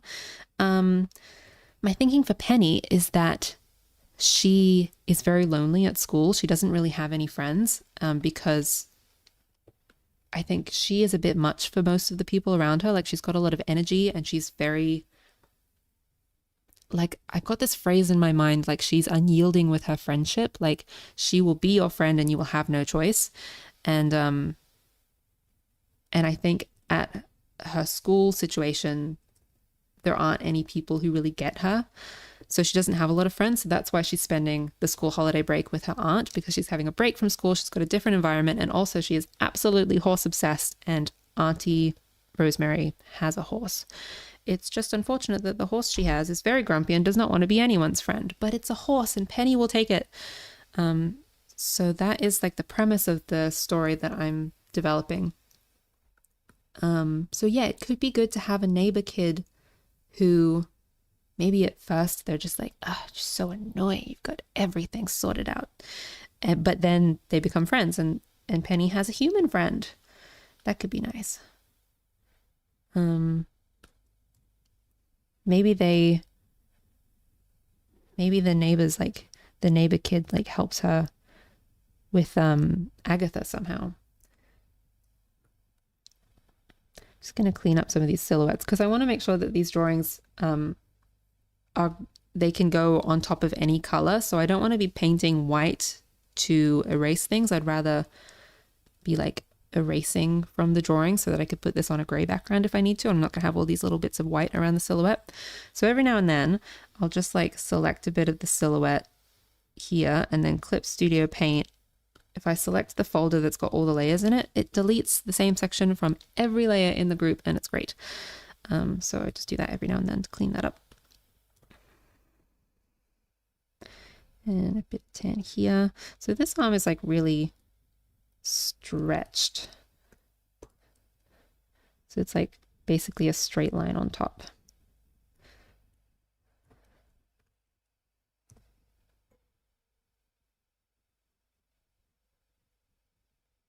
Yeah, so you're saying, I'm impressed that you were able to draft a story without supernatural elements. So that's actually something that I'm thinking about, is for animation, like people do want things to be exciting and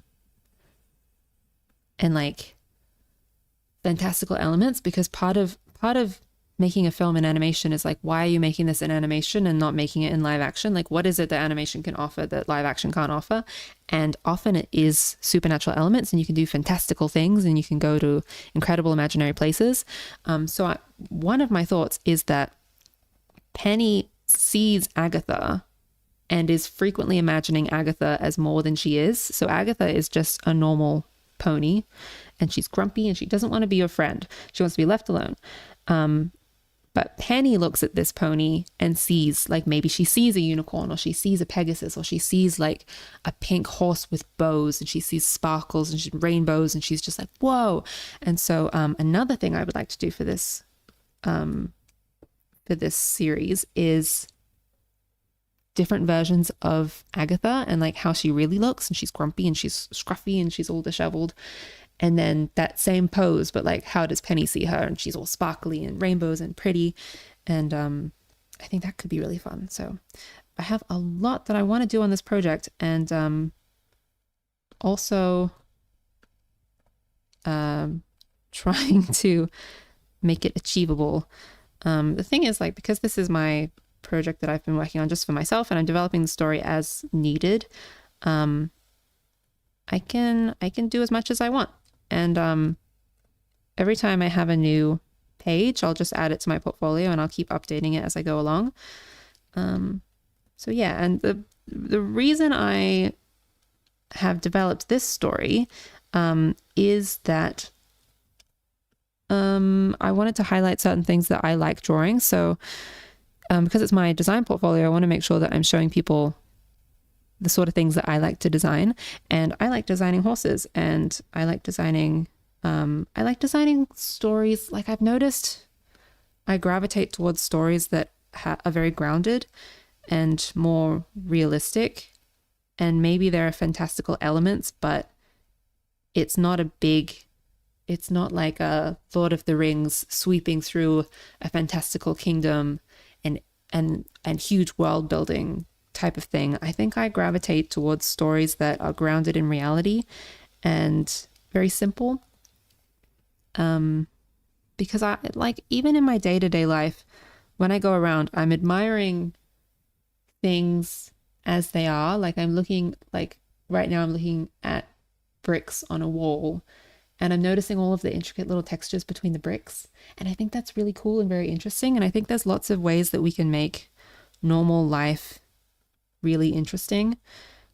So I've just noticed, like when I write stories, and I've written scripts before, I'm always gravitating towards things that are more grounded and down to earth. And so I think this story is a bit like that as well.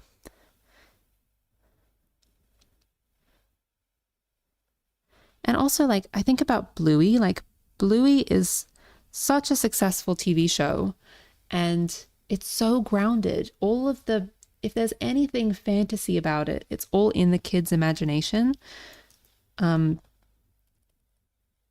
and so, like, I think it's such a wonderful show because it it's so based in kids' play that you can really do anything and it can still be really grounded because it's all coming from what kids actually do when they play. So that's the sort of story, like I really like a Bluey type story. Doing little crinkles around where the trousers meet the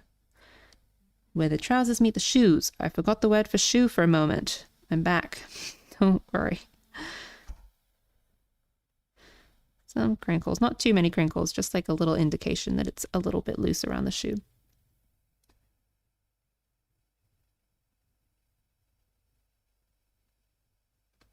Oh, you'd love to see this as a picture book. Thank you so much. I would really like to make this as a picture book. I think that could be really nice. I would also just generally love to do picture books. I'm going to put that out into the world. I would love to do picture books. I've been applying for some agencies recently, but that is an ongoing pursuit of mine, is that I would really love to do picture books.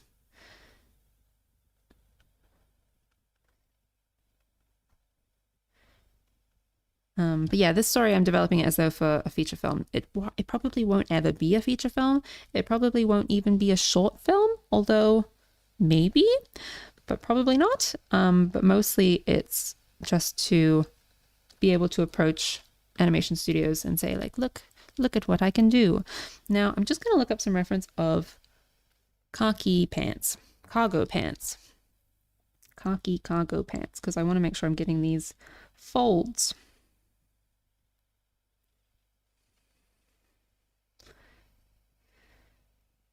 And I'm looking at how fabric drapes across legs.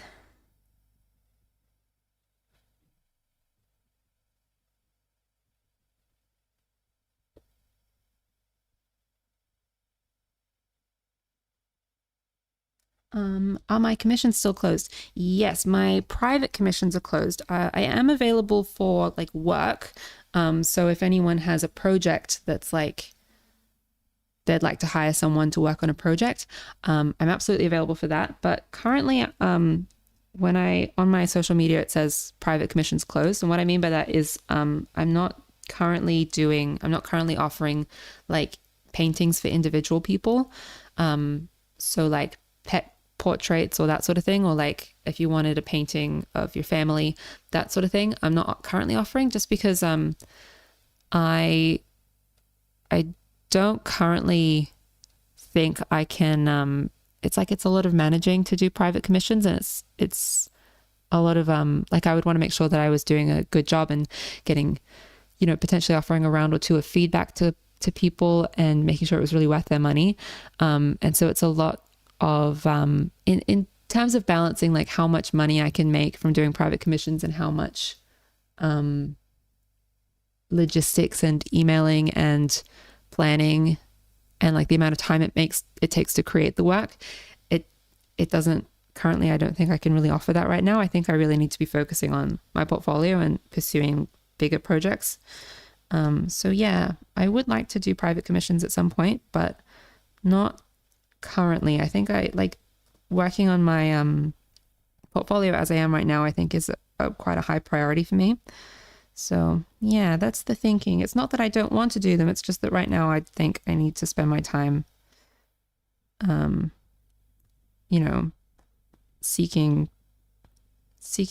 projects that potentially have more money.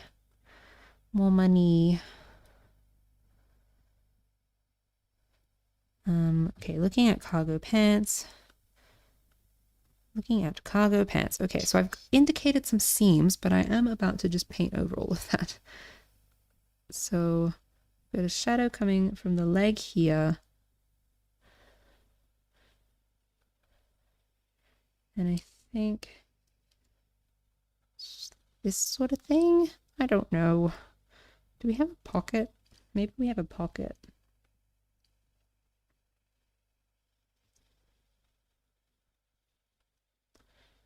There's a little bit of wrinkling around behind the knees. It's very loosely indicating because that is the style, which I like. Very loosely indicate. I'm generally drawing as though it's like a fairly overcast day, but the sun is a little bit up and to the right.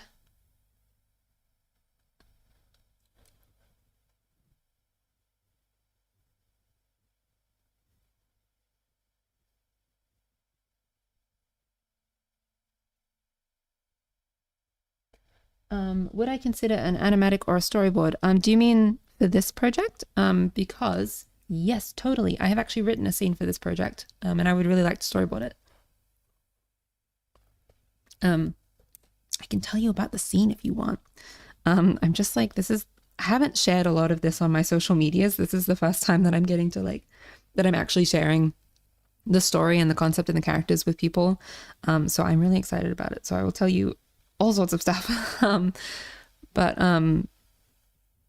I've got some of these drawings on my portfolio website, but I haven't shared them on social media. Not for any reason, just because I haven't. So yeah, let me tell you about I want to tell you about the scene that I've written. And as ever, all of this is subject to change. And the reason I can tell you all of this is because this is my personal project that I'm working on by myself, for myself. And so there are no non-disclosure agreements on this project. So it feels unnatural to tell you about projects that are ongoing, but only because there is so much secrecy in animation and it's all NDAs and stuff. But this is entirely my project, and I can tell you as much or as little as I like about it. And it's all subject to change if I change my mind. But let me tell you, I'm excited about it. The scene that I've written is Penny meeting Agatha for the first time. And so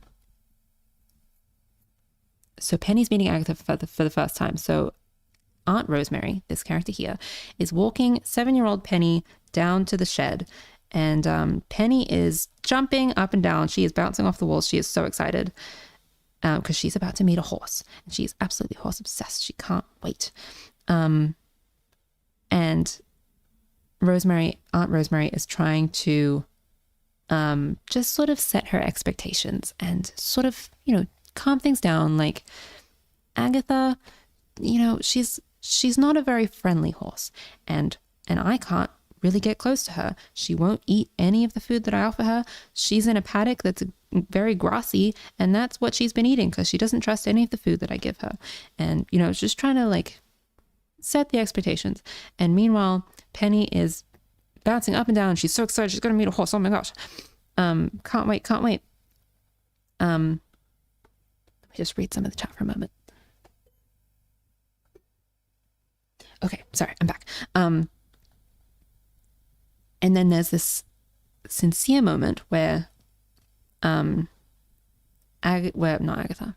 Rosemary pulls Penny aside, and now we're all in close-up shots because I want to storyboard this scene. We're in close-up shots, and Rosemary's like, Agatha has been alone for a really long time, so she's not used to having friends. And this really connects with Penny because Penny also is not used to having friends. So Rosemary's like, Agatha is not used to having friends, so she might not be very friendly at first, okay? So you have to be patient. And 7-year-old Penny is like, patient. Got it. spoiler alert, she does not get it. She is not a very patient character. So they go up to the stable, and in the stable, Penny is like so excited, and she walks up to the gate of the stable, and she looks, and she does this huge gasp. She's like, "Whoa!" And she sees this incredible, sparkly, shiny, pretty horse with just like fantastic mane and just the prettiest horse you ever seen. And she's like, big eyes, she's like heart eyes, she's like, oh my gosh, it's a horse, I can't believe it. And then we cut to the reality, which is Agatha is just this grumpy, scruffy pony, and she's grumpy and she's like, "Rrr." But Penny doesn't care. And Penny's like, I can't remember exactly how this moment ends. I can't remember what I wrote. The moment ends basically, and Penny decides they're going to be best friends. Like, she's going to do what it takes. And she decides that what it takes is a late night stakeout. And so there's this montage sequence where she's gathering her supplies. She's a 7-year-old girl. She doesn't know what she needs. So she's collecting like packets of candy and a sleeping bag and like, I don't know, all the sorts of things that girls do at sleepovers. Like, she's going to make some bracelets and, I don't know, maybe some ice cream. A torch is probably the only practical thing that she brings. She gets into her pajamas, and now it's late at night, and she's in the shed staring at this horse, and she's holding the torch underneath her face, and she's just like, she looks a bit scary because she's like staring at this horse, and the horse is like, oh my gosh, what is that? And Penny is like, I do have camera angles in mind. Yes, I visualized this entire thing in my head and I need to draw it up. And I have started planning the shed. I have a loose idea of the layout of the shed. So once the shed is more figured out, and now that I've got this character figured out, then I can get to storyboarding this scene. So I'm on my way. Okay, so Penny is standing there. She's got the torch under her face. She's holding it like she's telling a spooky story, but she is just staring unblinkingly, wide-eyed at this horse. And the horse is like, oh my gosh, what the heck is this? What's going on? And Penny like holds out a carrot to Agatha and is like, come on, let's be friends. Come on, come over here. Let me eat this carrot. Come on, it's yummy. Nom, nom, nom. It's yummy. We could be friends.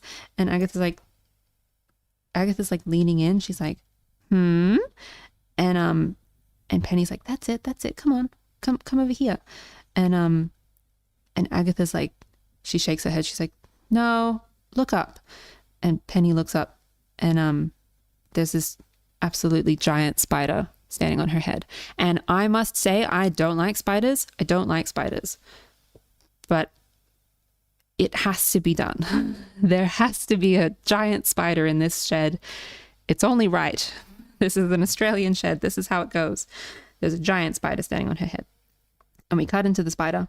And the spider is like, if you imagine Ned Flanders from The Simpsons, he's a good, friendly neighbor guy. And we cut in and he has this speech and he's like, well, hey there. I just wanted to welcome you to the neighborhood. I heard you were new in town and I just wanted to say hello. Welcome. And, your aunt, she's a good egg. I like her very much. I just want to make you feel welcome and say hello. And then we cut back to Penny and she is freaking out and she screams and she runs back to the house. And Agatha's just like, oh my goodness, this girl, this kid, what do I do? And then she looks down and she sees the carrot on the ground and she's like, because Penny's dropped the carrot. And Agatha's like, And then she walks forward and then I've got this shot in mind where we're looking at the carrot and Agatha, to describe it, where the camera is low on the ground and we're looking at the carrot and we know that Agatha's walking forwards and the camera pulls back and we see some candy on the ground. And it was the candy that Penny had brought to snack on for herself. And Agatha eats a piece of candy and leaves the wrapper on the ground.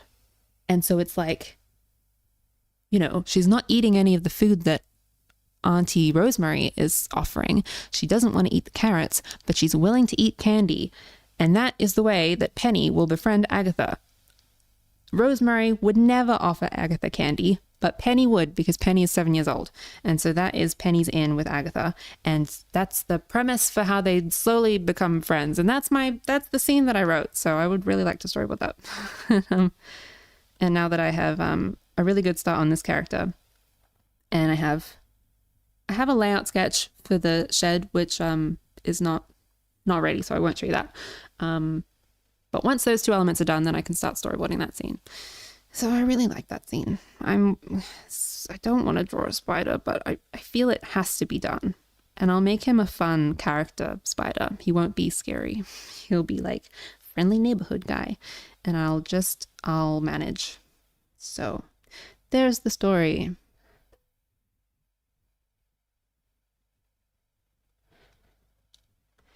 Let's get back to these cargo trousers. I think we're gonna have to have pockets on the back, but all of my reference photos are from the front.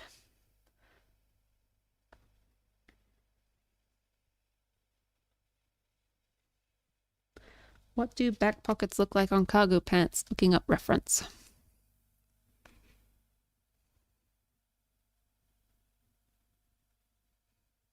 Okay, there's like a flap.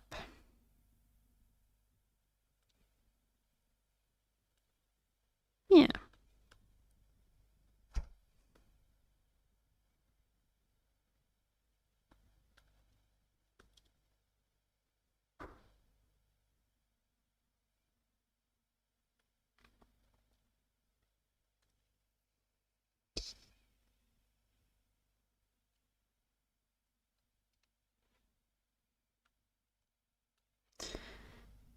Cool. Okay, let's bring back the flower pattern on the bucket. We're gonna have to let's do a little bit more on these vegetables.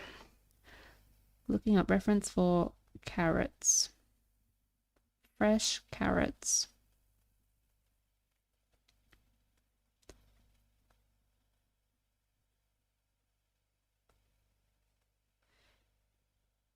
Okay, so this is the green I think on carrots is a bit more I don't want to go too warm because I want this character to be a cool toned character, but I think the leaves need to be at least close to the carrots, a bit warmer.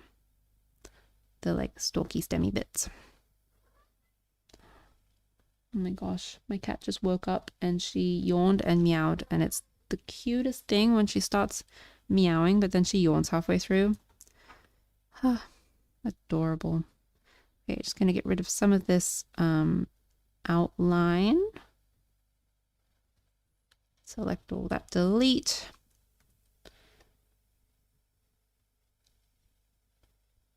I think if I used a real photo of a spider and just moved parts of the image around to make it move, I think that's really funny. I really love it when animation does that, but I think I could not stand to look at a real photo of a spider. And in fact, when I'm drawing this spider, I'm gonna have to simplify it a lot because I am very afraid of spiders, and I think I'm gonna have to look at reference of I might need to get someone in to like help me look up reference without seeing any real spiders. I'm so scared of them. I live in the wrong country. They're so scary. Yeah, I'm gonna have to look at like character design for spiders rather than real spiders because oh my gosh. But like the Bad Guys has a cool spider character, and I feel like there were a few others that had some good spider characters. So that's probably what I'll look at, and it will be a storyboard, so it won't have to be like a really like I'll sort of indicate a character design without actually spending a lot of time on the character design for that one, because I don't think I'll need. I think I'll be able to get the point across without doing a lot for that one. I'll just make him like a real friendly guy.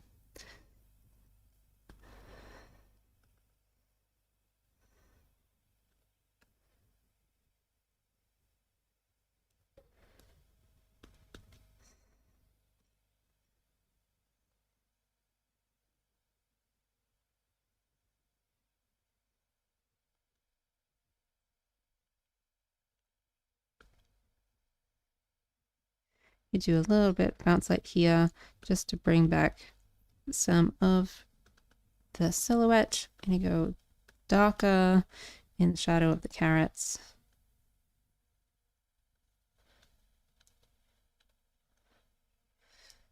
I don't know why, but the phrase "in the shadow of the carrots" seems like a novel. In the shadow of the carrots.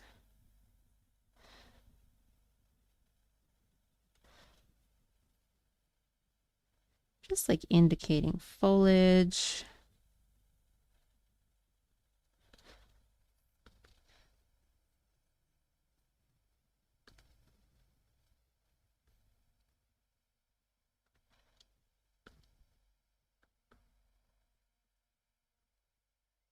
And now I'm gonna, for the first time, use the blendy brush that I mentioned earlier, and I'm just gonna get some a middle color in here.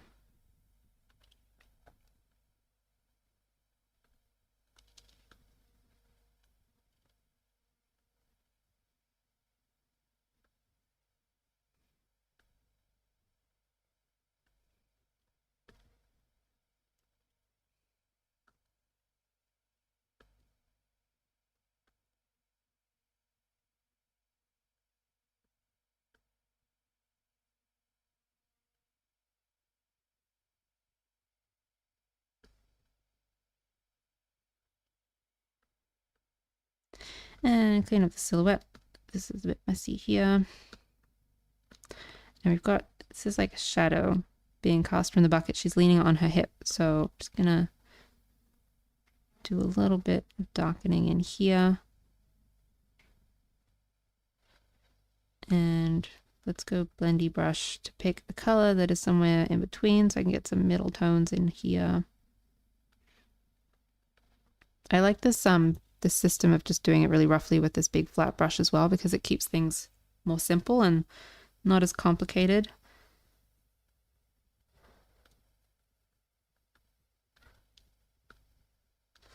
So I want to get a little bit more of the silhouette back. So I'm just going to select in here underneath the arm and delete all of that.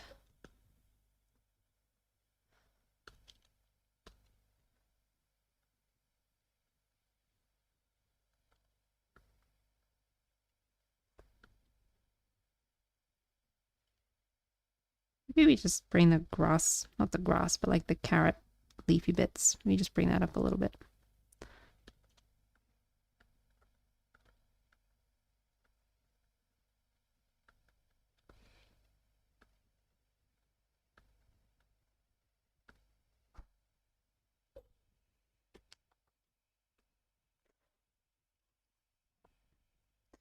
Cool.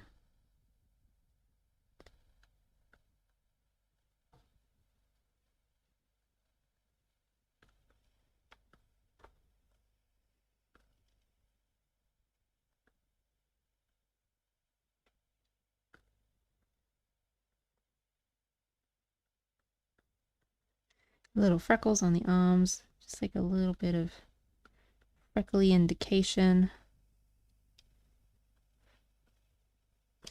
Let's go like a tiny little bit darker just so I can get some slightly darker freckles on the shoulder.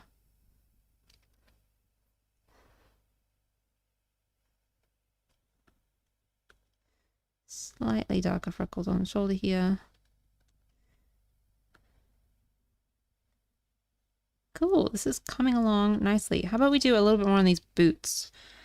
So I'm gonna look up some reference of like work boots, I think. She probably wouldn't have riding boots because this character is more of a farmer than a horse person. She's like, she doesn't know, like she wouldn't have riding boots because she doesn't go horse riding. She would have work boots because she works in the garden and she's developing her own self-sustaining off-grid farming property so she can grow her own food. And I feel like she would totally have one of those boxes at the front of her property where she could put like eggs or like potatoes or like things that she'd grown in the garden, and she'd be like, you know, leave some change and take some vegetables. She's totally like loves her community. Okay, looking at boot reference. Cool. So I've given her like fairly flat, smallish kind of feet that kind of blend into the shape of her leg, and I think I like that for this character, that her feet kind of blend into her leg shape. So I want to make sure that I'm maintaining that whilst I'm drawing these boots. So I'm gonna just like clarify a little bit. I think she could maybe have like a bit of a steel cap. I'm drawing both boots at the same time so that they kind of match. This is the inside of this boot. And we're going to need to go. My cat Inky is inspecting again. Inky, where are you going? Ah, she's walking across the desk. Inky, no. She's so soft and gentle and in the way. Please go back. Please go back, Inky. Please go back. Thank you. Very kind. Selecting this brown, and I'm going to go a little bit lighter for the sole of the shoe. So I'm going to have like a bit of an edge here, but I don't want it to be too thick because I like this like flatness to her feet for this character. Let's go lighter again. And so these are brown boots, but I'm keeping them fairly desaturated because I want this character to be cool toned. And I think brown as a color is more of a warm color. So warm colors, I'm desaturating them to make sure that the character overall looks cool.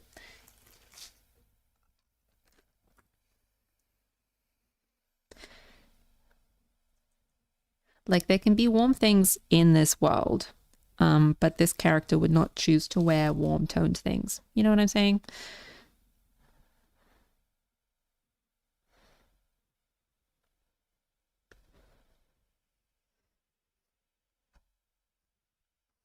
I feel like that is a bit too peach colored. Oh my gosh, Inky, stop. Inky, Inky. She was napping so nicely before, and now she's decided that every one of my items needs to be chewed. Thank you, Inky. Don't. She's looking at an art book that I have. Do not chew that. Oh my gosh, she's playing with wires. Inky, stop it. Look, a blanket, Inky. Look, let me put a blanket. Look at the blanket. It's not working. Oh, it is working. Haha. Now she's playing with the blanket. What if we go like darker? No, it doesn't quite appeal. Let's go like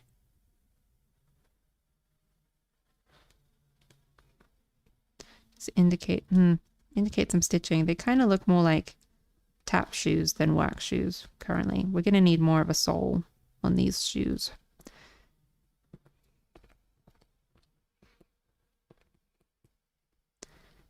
More of like a grip.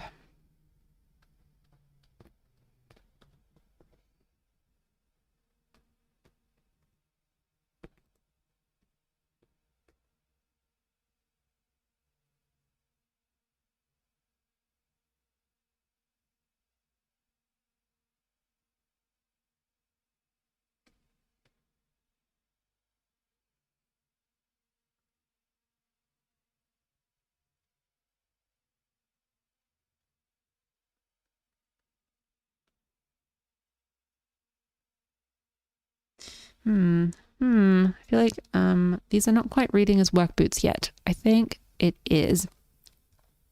It's the front. We need more of a front toe box kind of section. And maybe this is like the same color as the rest of the boot. Maybe we just get rid of this steel toe sectiony piece. That could be, yeah, those are looking more work boot style.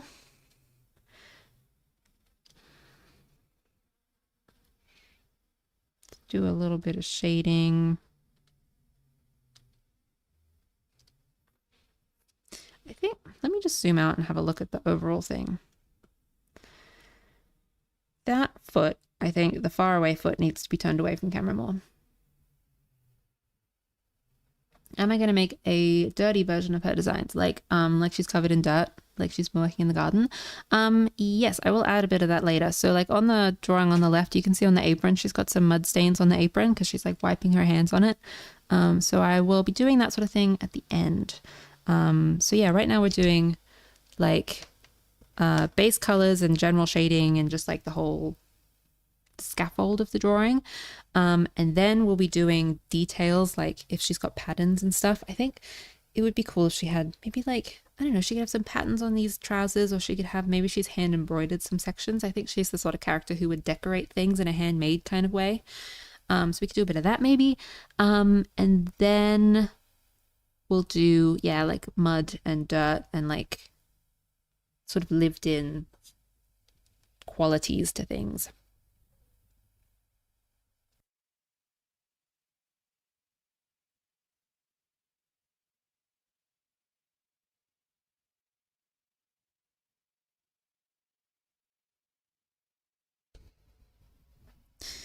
Yeah, so this shoe, I think we need to turn it away from camera a bit more.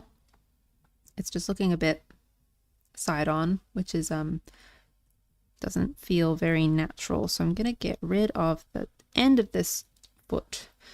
And now what? I'm going to rotate it.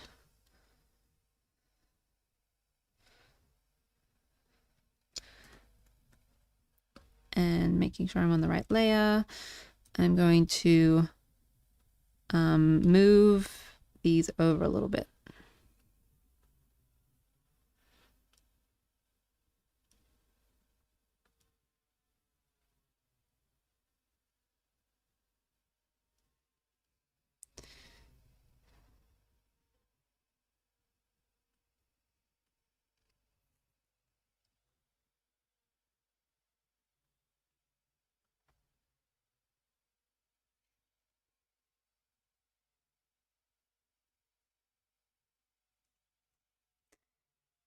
Do select and delete. Let's zoom out and see if that's done what I think it should do. It's definitely better.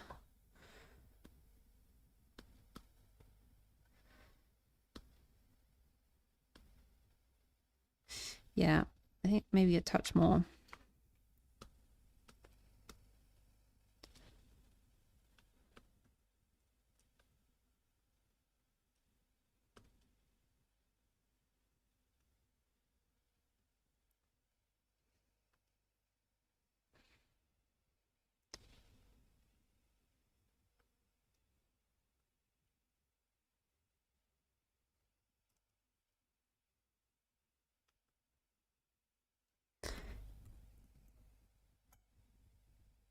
Is there a pattern I'm particularly fond of? For this character, I like the idea of like florals and plant-based patterns. For the skirt on the left here, I was exploring some like 70s style patterns.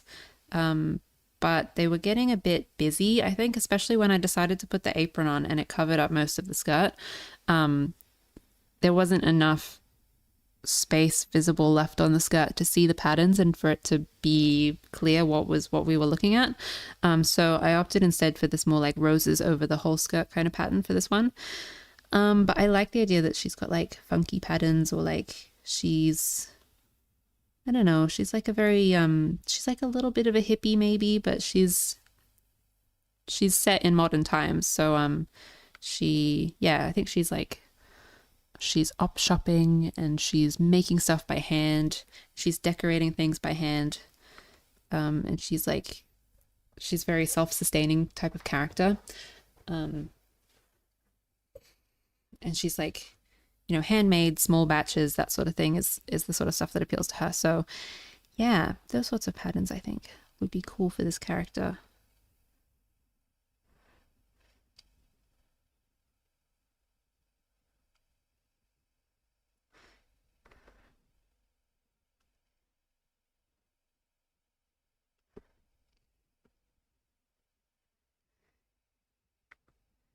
Now, let me think. This is very dark on the back of the leg here, and I generally think the sun is coming from the right. So I'm just going to move that over to the other side. I think it can be a little bit darker on the edge just from like the shape of the trousers, but it probably wouldn't be in like any particular shadow. There's like a little bit darker under here because there's more folds.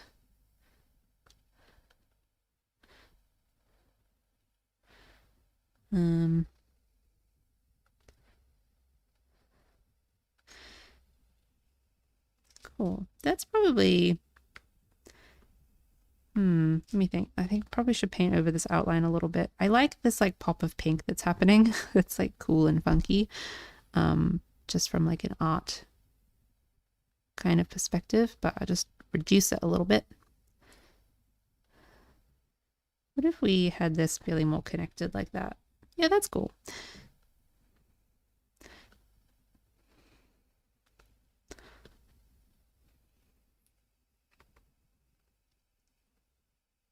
Cool, let's do a little bit more on the belt here. The belt of the trousers, not that there is a belt, just kind of the waistband. Waistband's probably a better word. She's got like pockets.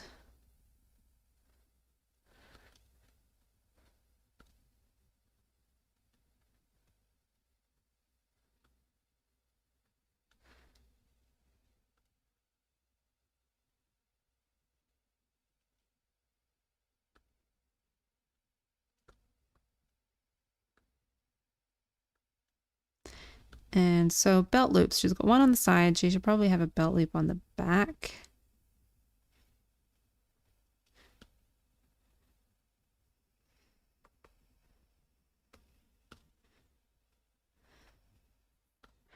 And just lighten this up because this is the side that's more lit.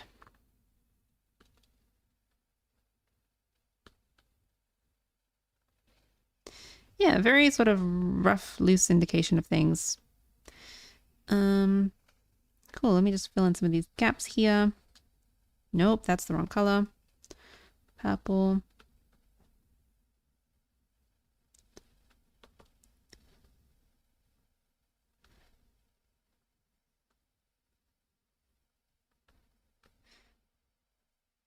Like, maybe there are like little folds in the fabric here?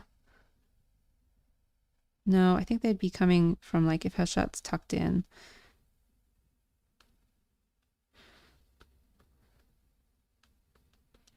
Just a little bit of folds. I think I might have accidentally undone my little filling in here. Let's pop that back.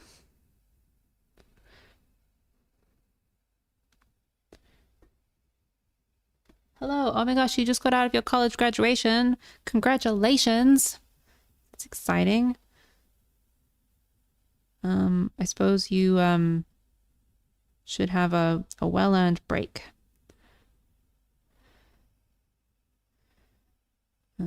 Just gonna clear up the silhouette a little bit here. Rather than painting white, I'm making sure to delete things so that I don't have a little bit of like these little pieces of white if I were to put this on a gray background. I don't want to have little bits of white all around the silhouette. So when I'm erasing things like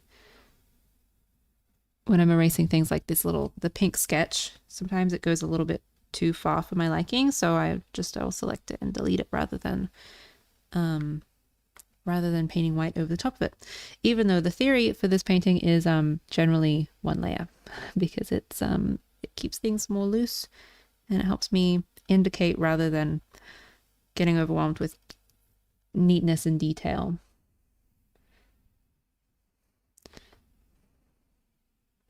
So like here, I would like to get rid of this pink, so I'm just going to select that and then delete. You didn't get a notification for this. I'm so sorry. I actually I scheduled this one later than previous streams, so that might be why. That's my bad. Sorry. I try and schedule my streams about a day in advance, maybe like a bit less than a day, but I scheduled this one like half a day in advance, so that maybe is why you didn't see it. Sorry. Who is this young lady? She looks like Selena Gomez. Yeah, totally. This is Aunt Rosemary. For anyone new, should we just do a brief going over of the project again? Let me just save the file.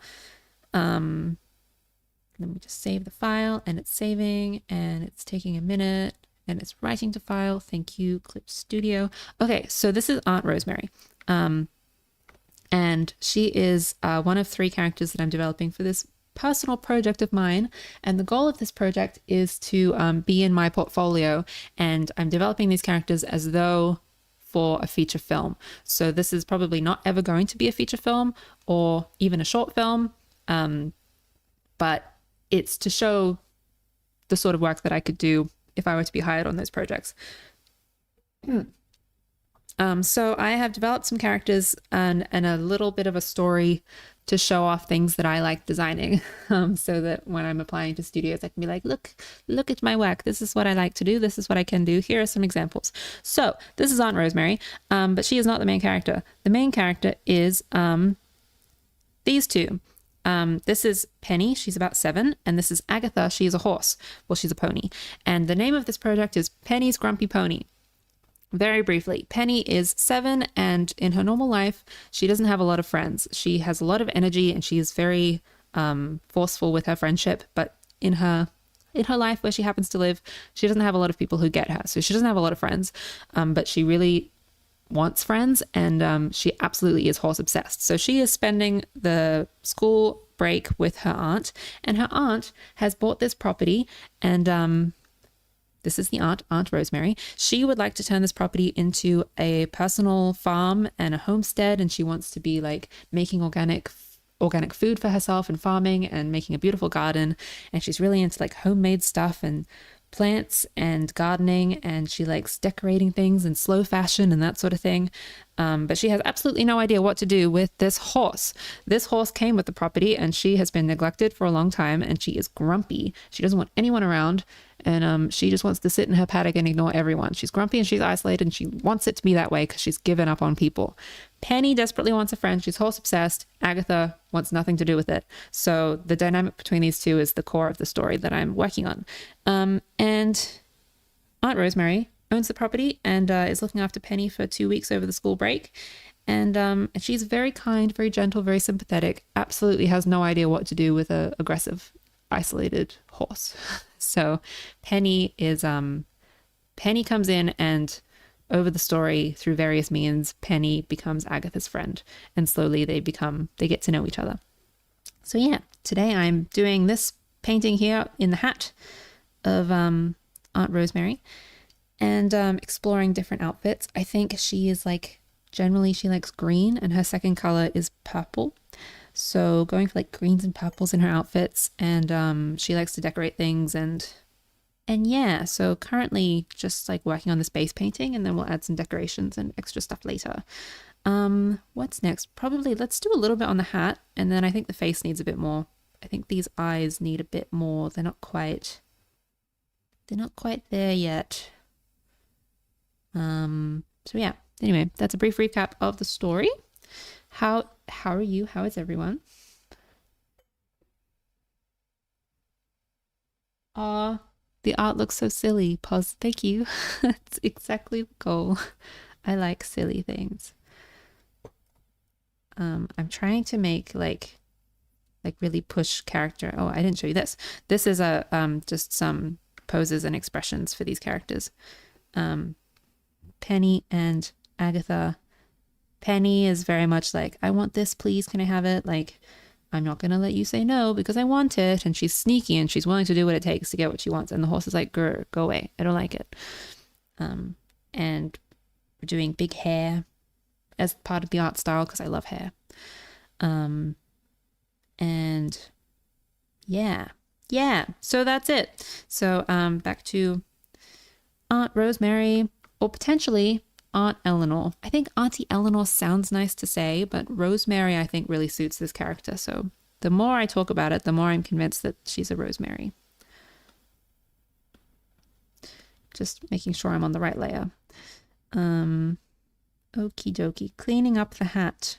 cleaning up the hat. Let's just look at some reference of hats. This is like a straw hat, and it's like a natural fiber, which I think is good for this character. Straw hat. She is into like earthy things and natural things and handmade things. I wonder, did she make her own hat? Can you make your own hat? That seems really hard. Straw hat, handmade. Let's see what is possible.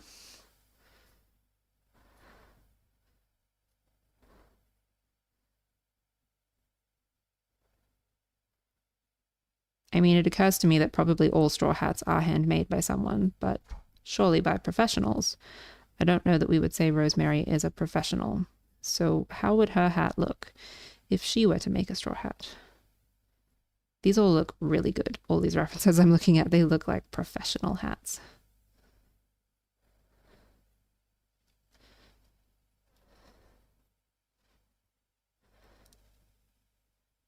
Maybe it's a little like it's not trimmed at the edges. Maybe it's like the fibers are loose. Making sure I'm on the right layer.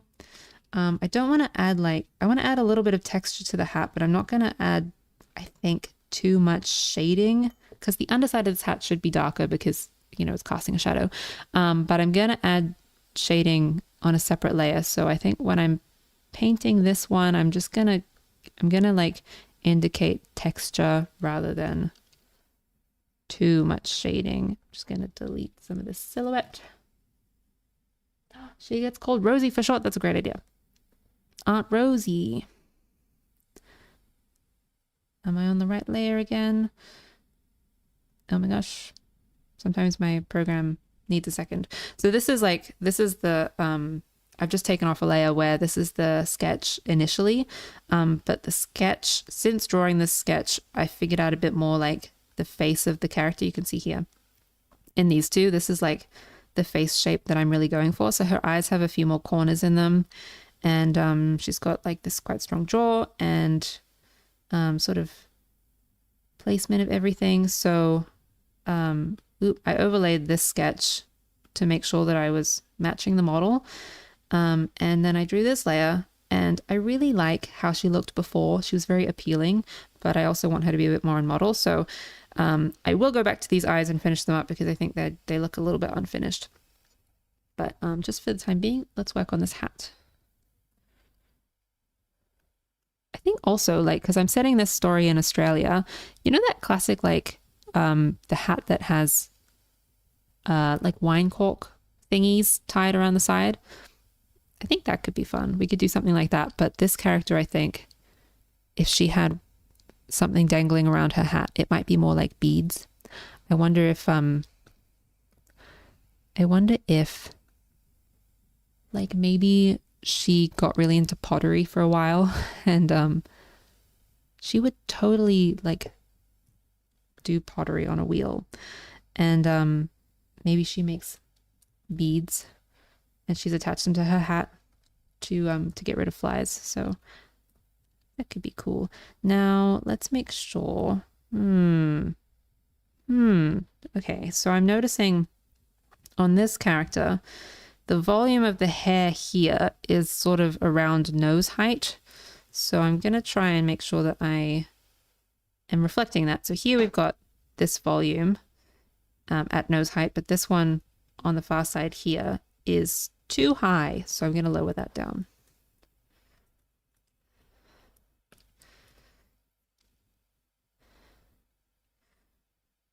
Even though it's a different hairstyle, so it can be a little different. It can be maybe a little bit higher. It seems like that would be useful for this hairstyle. But I also want to make sure that the key shapes that indicate this character, I'm being fairly consistent. And I think this like width around the hair is important for this character. There's a width around the hair, and there's also, like I was mentioning earlier, she's got this sort of upturn to her eyebrows, and I've put it here as well. And I think as much as possible, maybe not in every pose because it might not always be possible, but as much as possible, I'd like to have this like slight upturn to her eyebrows, because I think this character is slight upturn here. This character is a very gentle and kind and sympathetic character, and she's very concerned with other people's feelings. So she's always a little bit concerned. So yeah, I think I'm trying to put that into her eyebrow poses. Now looking at hats, how best to do this? Ooh, redo that one. So we need like a little bit of shading.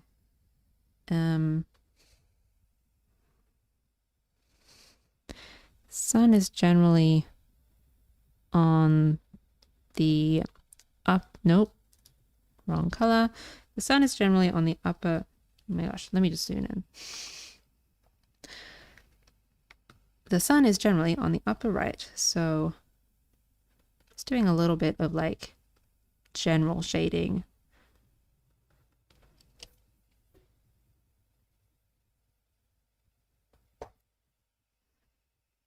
Let's just blend that a little bit. And now I've got some in-between tones. So I'm doing a flat brush for pretty much all of this because I want it to be loose and fairly rough, indicating like, I'm just thinking I'm indicating the pattern of the weave, but when weaving hats, oh, let's redo some of that. When weaving hats, it's like more of a diagonal.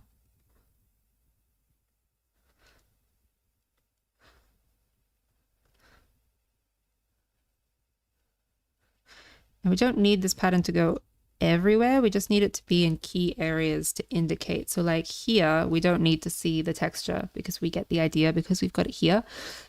Texture tends to show up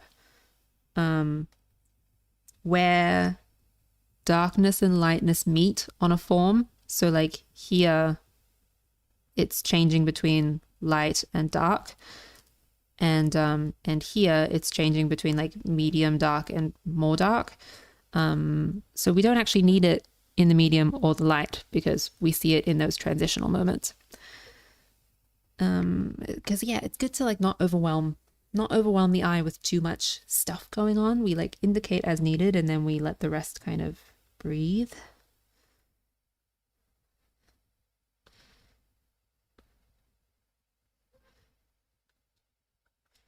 I feel like I might just paint over this bit of hair and I'll bring it back later. At the end, when we do details, I'll make sure we add some loose hairs. Making sure I'm on the right layer again.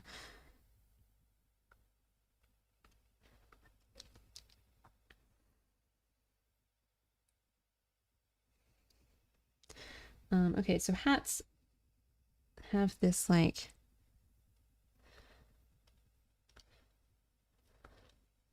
and let's like, I'm gonna like go a bit beyond the silhouette because I feel like this character has a lot of hobbies and like, yes, she's into pottery and she sews clothing and she has her own, she, like, as I said before, she's bought this property so that she can grow her own food. And I think she's like making jam and she's like always making stuff. So if she's made this hat, she like, let's make it look handmade and let's like have the ends aren't really woven in properly. And also this is a cool opportunity to have a bit more flow to the hat because these contrasting lines could be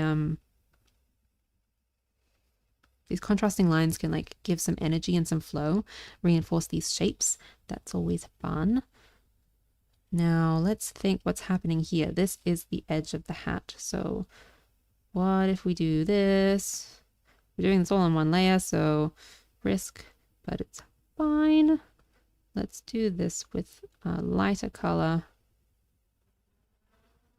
And we can do a little bit of a scribble.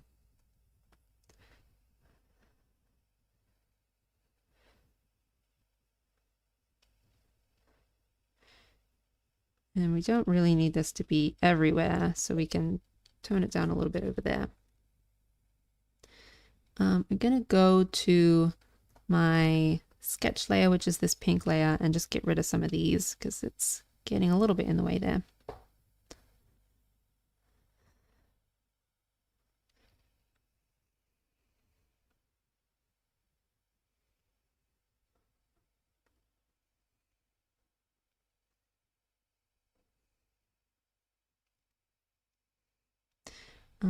Now let me bring back some of this hair because I'm noticing that this corner of this hair is at the same point as the corner of the hat, which is a tangent, and I don't like it.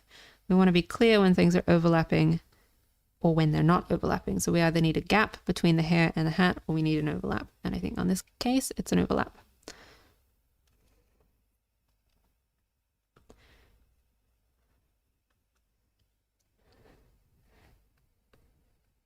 And I'm just like indicating the hair here, sort of wrapping around.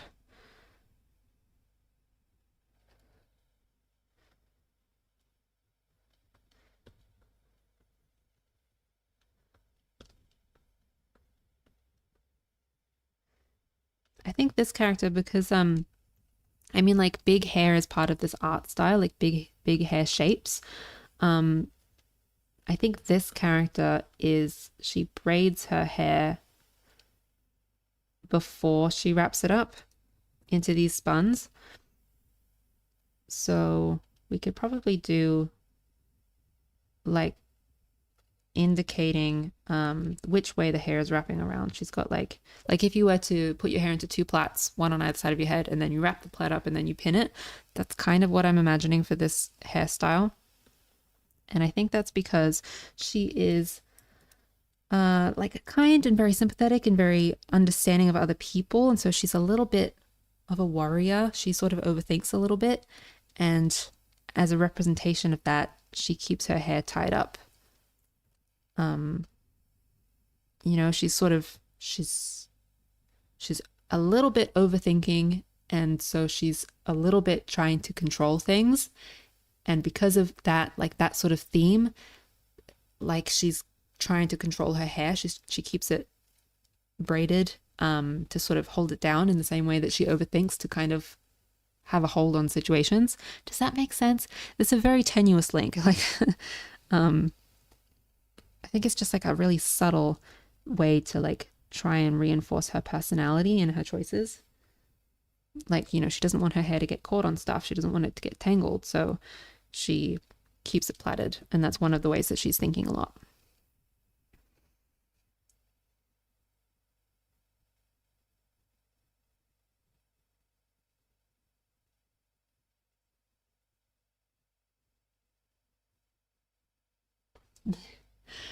Yeah, the thinking that so her and the horse have a respect for each other. She gives the horse a carrot, and in turn, the horse will not mess with or interfere with anything that Rosie's doing. I really like that idea, but I was thinking that Rosie's like in a paddock and she won't leave. Like you cannot get this horse out of this paddock, and she's like, leave me alone. So Rosie obviously is like giving her food, but Agatha's not really eating a lot of it. Or if she is eating it, she's eating it in private. She's like not willing to admit it. She's like, go away. I don't want your food. But like, oh, I will eat it. But she's in this very overgrown paddock, so she's mostly eating grass. Um, just wondering about the shape here. This, we probably need the hair to go a little bit higher here. Let me just have a little think. I feel like this shape needs to come around behind a little bit more.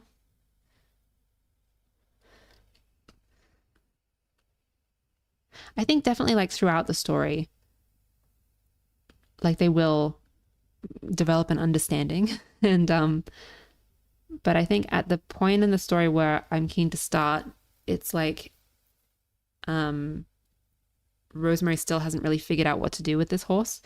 And so it's Penny who is the one that's able to get through to the horse, and they do become friends and they do start to understand each other slowly. And through Penny, Rosemary can start to bond with Agatha the horse. But because I want Penny to be the main character, so Penny's got to be the one that's changing things. She's come onto this property and she's the one that is she's changing the dynamic by being there, and she's growing and developing as she learns from the experiences she's having on this property.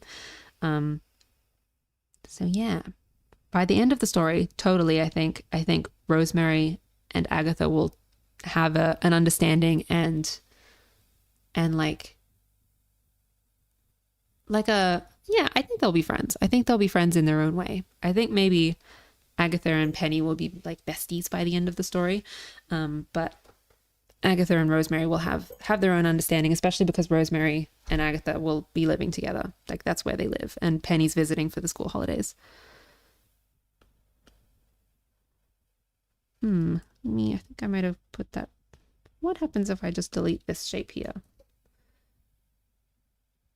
No. This hair has to be behind the head. So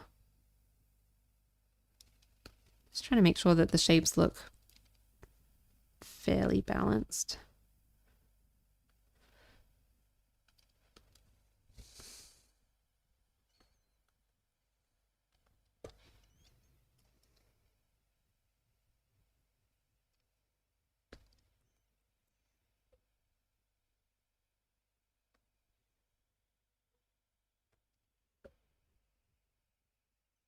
Cool. Now hat. Back to the hat.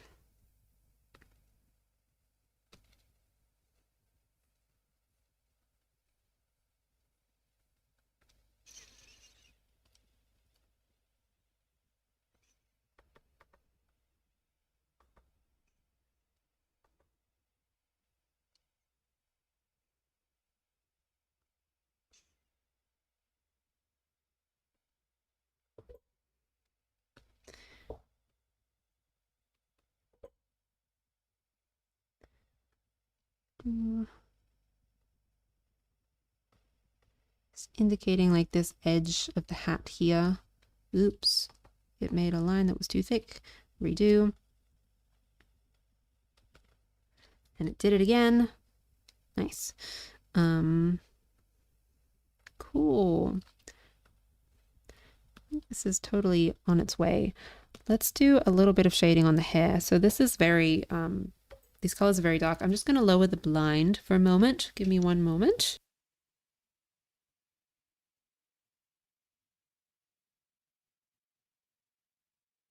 Hello again. I've now lowered the blind just because I had a bit too much light coming in from the window. Because this hair is very dark, and I will be adding highlights to it, so there's like shine. But I'm doing, because it's very dark hair color, so on this one I've got the base color is fairly dark, and then I've got a little bit of room to go a bit darker without getting all the way to pure black. And then I'm going to add some highlights afterwards, but I just got to clean up what I have here.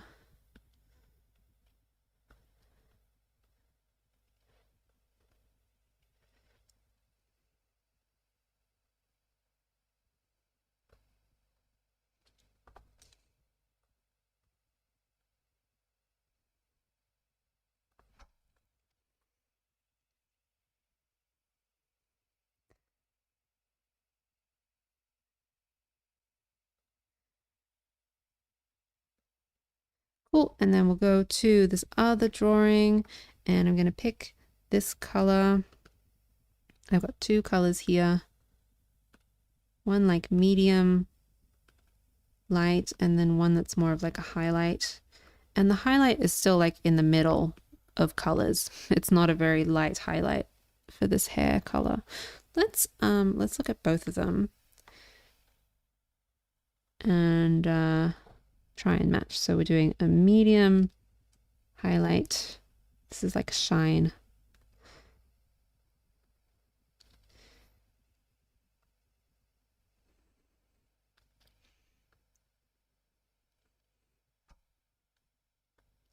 Thinking about the way that the hair is wrapping around. So she's got these braids that are very wide at the top, and then they're very thin as they get down to the bottom of the braid.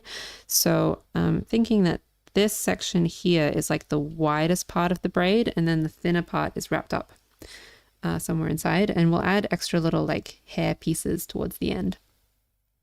How old is Penny? Penny is about 7, I think. Let's look at Penny again. Penny, I think she's like 7. She's got a jumper that I think is a handmade jumper. I think maybe Rosemary made it for her. And so it's got different colors, different like she's got like this collar and then the top section and then there's a lower panel and then there's the sleeves, but each of those patches is a different color because it's handmade. And she's got riding jodhpurs on. Riding jodhpurs are, if anyone doesn't know, the sort of skin tight leggings that you wear when you ride horses, because Penny is horse obsessed. So I think her parents probably got her riding jodhpurs and she wears them every day. But she's got like kids trainers because she's a kid, just like running shoes. Cool. And now let's go a slightly lighter highlight on the hair.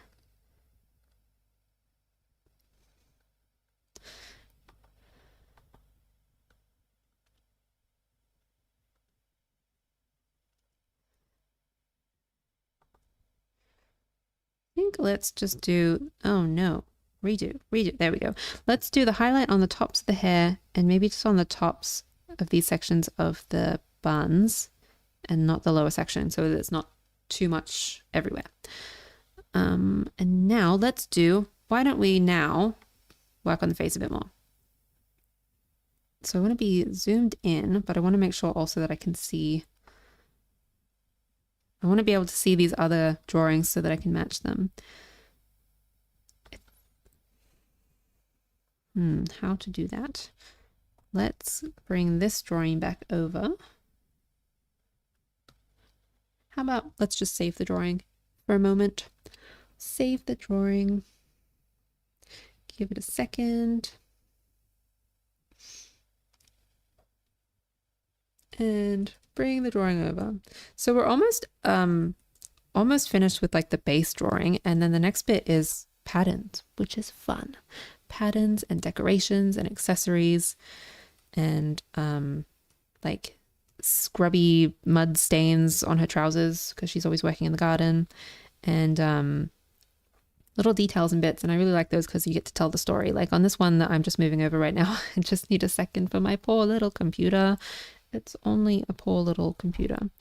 On this one, she's got like her earrings. She's got her main earrings are leaf shaped, but she's got a few extra studs in her ears as well because she's cool gal. She's got lots of ear piercings, and she's got a flower in her hair, and she's got this top that ties up with ribbons around the neckline, and she's got these like bracelets on her wrist, and a ring, and yeah, so that sort of stuff that is coming up very soon, as soon as I can finish up this the base painting. And I think probably the last thing to do on the base painting is just finishing up this face right now, and then we can get to the fun bit. It's all fun though, isn't it? That's why I like doing this. It's all fun. Let's do another layer because I really like being able to see before and after, and I can make sure that what I've done is making it better and I've not like lost something. Sometimes you draw for a while and then you like, I feel like I've lost something and I just kind of want to check. And so it's good to be able to switch off and on what you've just done. Do a little bit of shading underneath the lip there. Also, I really like this very subtle light lavender color around her jaw. I'm just going to bring back a little bit. Oh no, too much line. Bring back a little bit of that. Just adds like a little bit of interest. It's very subtle because otherwise this section of her face is very flat.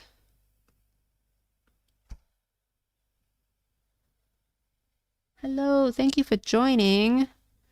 I am drawing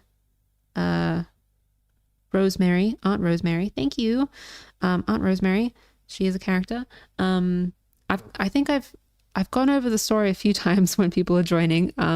So I might if you've missed any of those, you should probably watch the replay, which will be on my channel after the stream, and you can watch the whole stream, and or as much of the stream as you like, or the bits that you missed.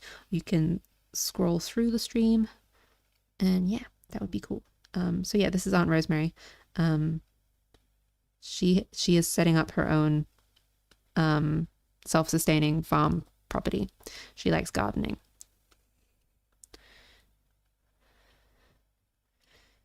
I feel like I don't want to. I don't know. It's like section between the forehead and the nose bridge is a tricky area.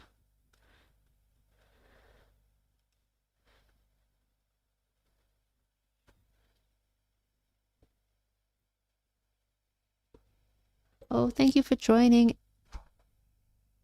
Erin, thank you so much for joining. And yeah, feel free to watch the live stream later if you want, or as much of the live stream as you like. And yeah, thanks for stopping by.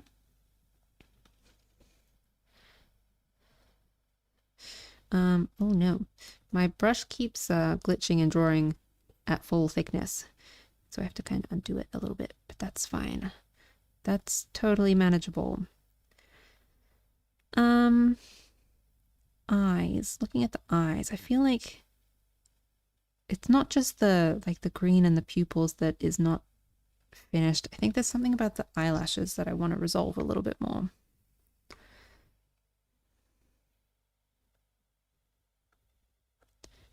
Maybe just like, because she's looking back, maybe it's not quite so harsh a corner on the inside.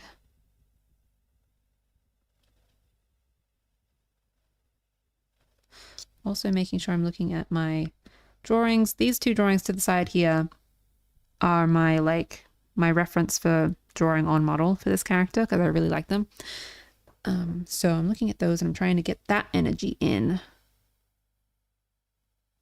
more than referencing the painting on the left. I'm trying to reference the drawings on the right, the character's shape.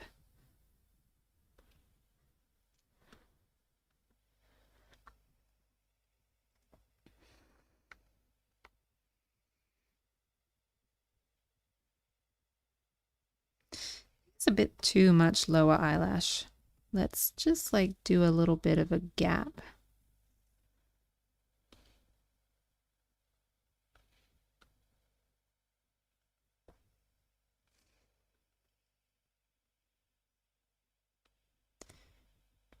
Oh, I have exciting development in my pursuit of monetization on YouTube.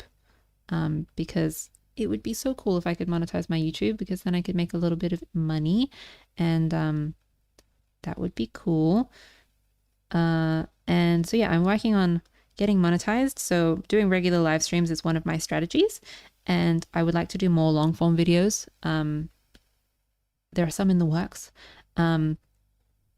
And so I need to reach 4,000 hours to be monetized fully on YouTube. And that just means like when you watch something, I get a little bit of money. It doesn't like cost anyone anything. It just means that I get a little bit of money when you watch my stuff. That would be cool. So 4,000 hours for full monetization, or 3,000 hours for like half monetization. And that lets me basically, like, you could do super chats if you wanted to, like, I don't really know how super chats work, but I think it's like if you wanted to send me $1 or something and your chat would be like a noteworthy chat in the chat box, then that could be an option. Or like I can make things available to members, I think, if I'm this like half monetization. And that needs 3,000 hours, and I'm now at 300 hours, 10%. So hooray. The problem is that most of my content is short form content, and to monetize, you really need long form content. You can do short form content, but the bar is a lot higher for short form content to get monetized. So I'm really trying to work on my long form content, which includes live streams and longer videos. So hooray, we're currently at 10%, and yeah, it's going okay.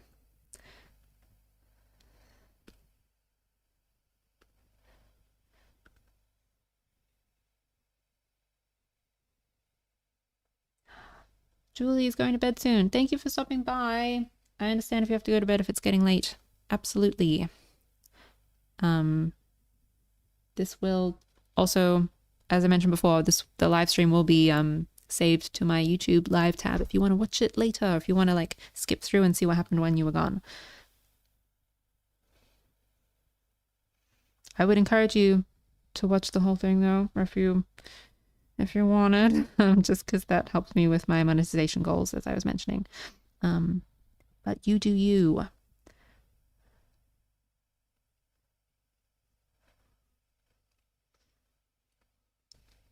Let's see what happened on this face so far. Let's undo and redo.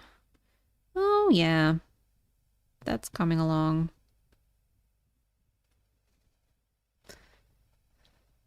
His ear is feeling a little bit disconnected, so I'm just gonna bring some of this color down.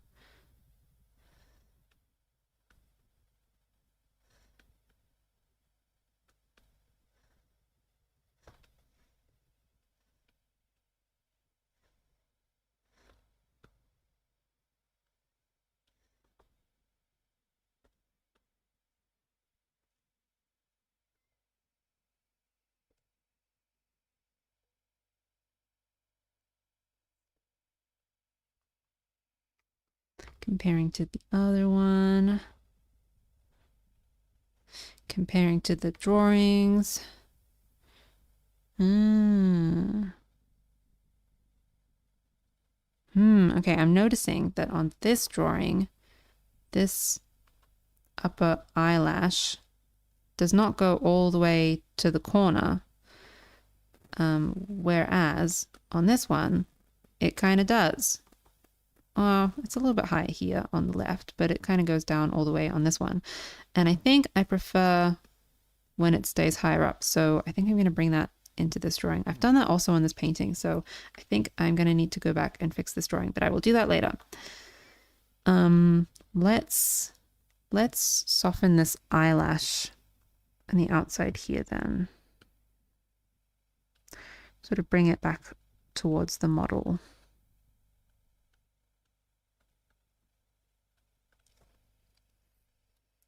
I'm going to rotate. I always like to have faces level when I'm painting faces. So I compare it to the top of the screen, make sure that the eyes are level, the nose is level. If the eyes and the nose and the ears are level, then and also the inner corners of the eye should be level and the outer corners of the eye should be level, like with each other. And as long as all of those things are level, because those are like bone and they don't really move. They don't really move that much. I suppose in animation you can push things around, but they don't really move that much. So as long as those things are level, then the face should be fairly balanced and not like leaning any one direction accidentally, because like when you're drawing, I feel like sometimes like everything sort of leans to the side and you don't realize until you flip the painting, and then you're like, whoa, everything's leaning to the side. I didn't even realize. Speaking of which, let's flip the painting. Flip the painting. Oh yeah, cool. Haha. It's not leaning too much. Yes. That's a win. Zoom out and see these others.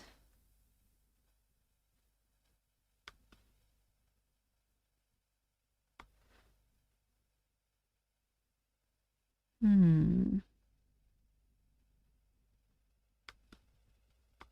think I'm going to lift up the chin just a little bit. It's just looking, I do want her to have a strong jaw shape for this character. It makes her look reliable. And I just really like it as a shape. And also it's part of the art style that I'm going for, is like a strong jaw shape.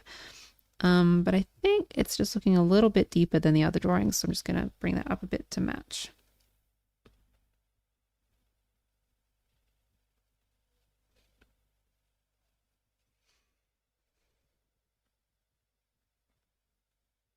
And like her smile is lifted on her face, so like her teeth are not as high as her lips are in this drawing, because she's lifted her lips to smile. So keeping that in mind as well.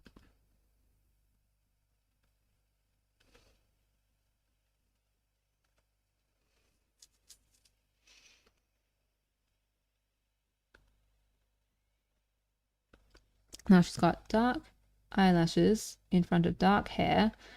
And I want to make sure that they're still readable. So I'm going to do slightly lighter, zoom in a little bit, slightly lighter eyelash, slightly darker hair behind, and it's going to very subtly indicate.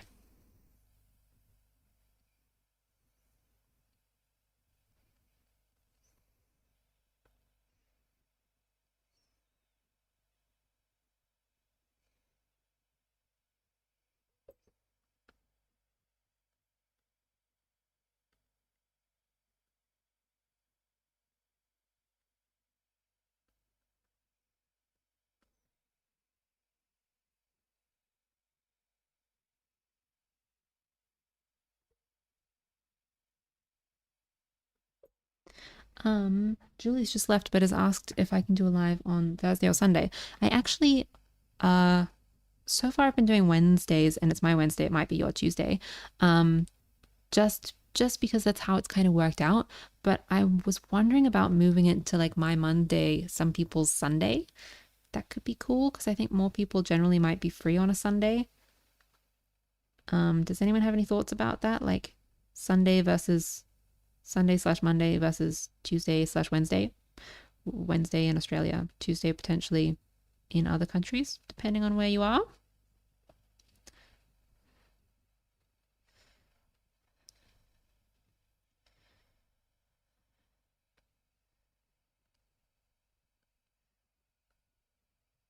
But it would probably be at like the same kind of time of day. It would just be like a different day. Am I Australian? I am Australian. Yes, I am. I am in Sydney right now, and also uh, grew up here. So, yes.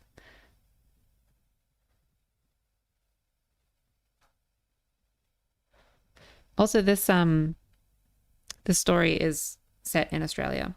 So she's like on a property somewhere in Australia. My family has a property a few hours away.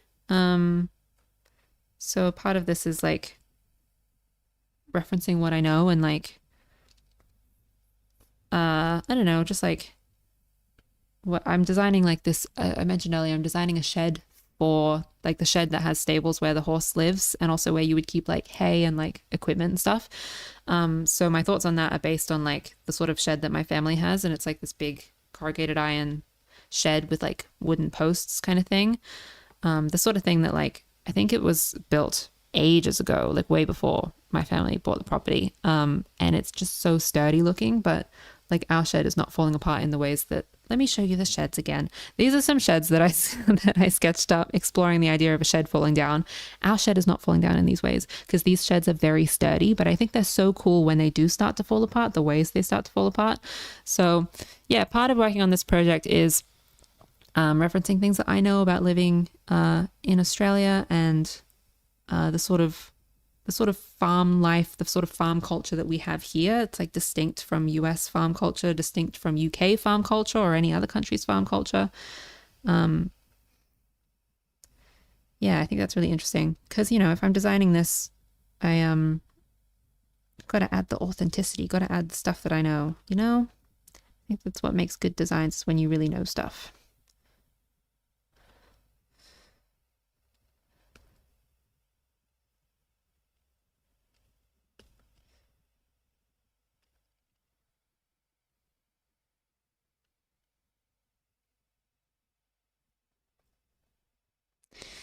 Cool.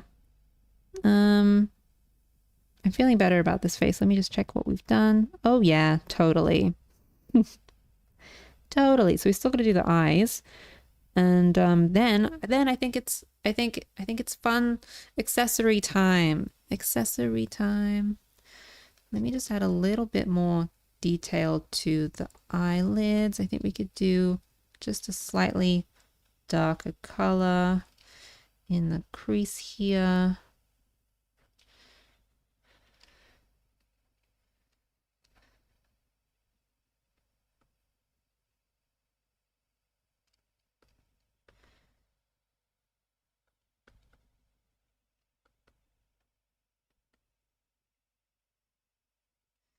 And I'm just going to add a little bit more softness to this section.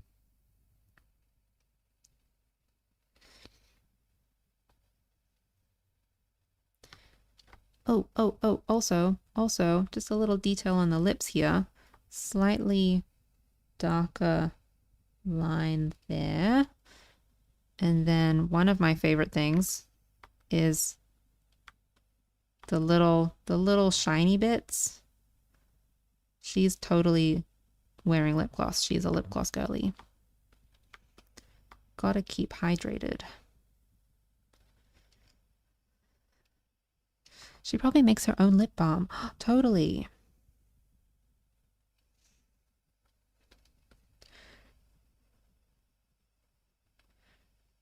Like, I think she's really she's like a plants person more than an animals person, but she might have been a bee person for a while, like a beekeeping kind of person, or maybe in her previous house, like more in the city, she was part of the beekeeping society.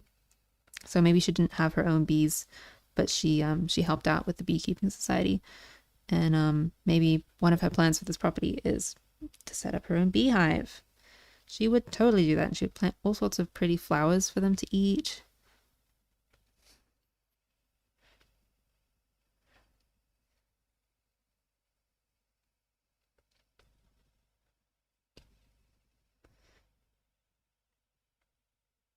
Okay, let's do the pupils and then let's do accessories. So zooming in on, let me just rotate back to where we were. Rotate.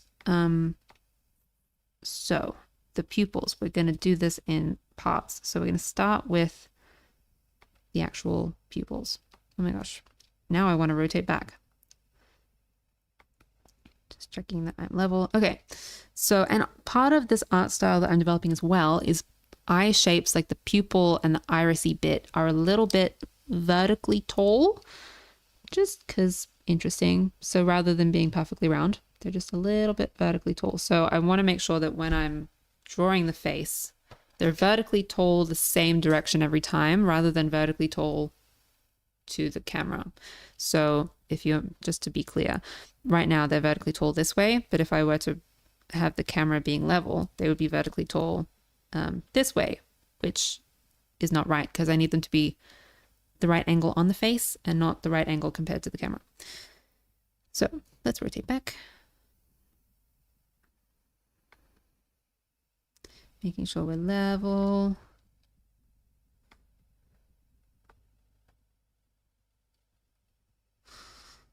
Got some pupils.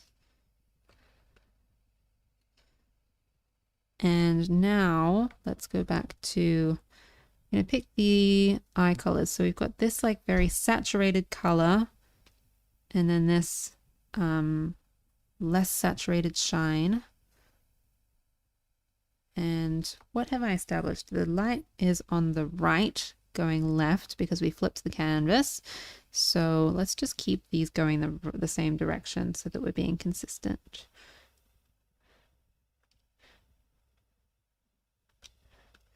And then desaturated here. It's nice when painting these colorful parts of eyes to have some shine that's more saturated, some shine that's less saturated, some shine that is really bright. So right now I'm going to pick this really light twinkly color.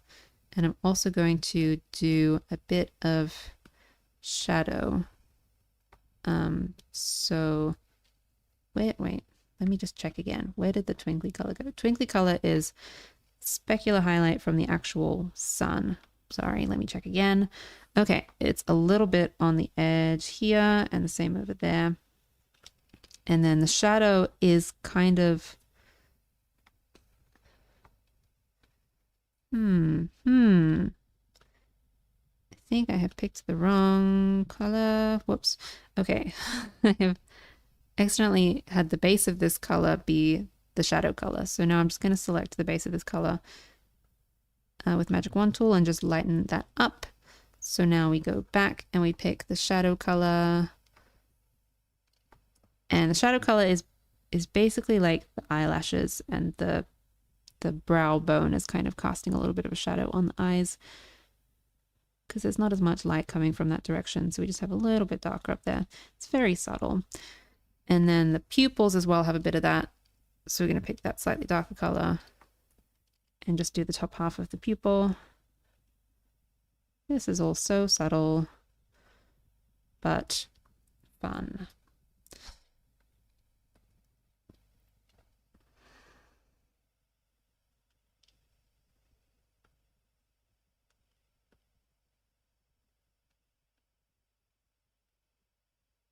Does anyone have a song stuck in their head? Because for me right now, it's Charlie XCX. I think it's like Sympathy is a Knife. It's like stuck in my head right now. It is. I really like that song. I was listening to it yesterday.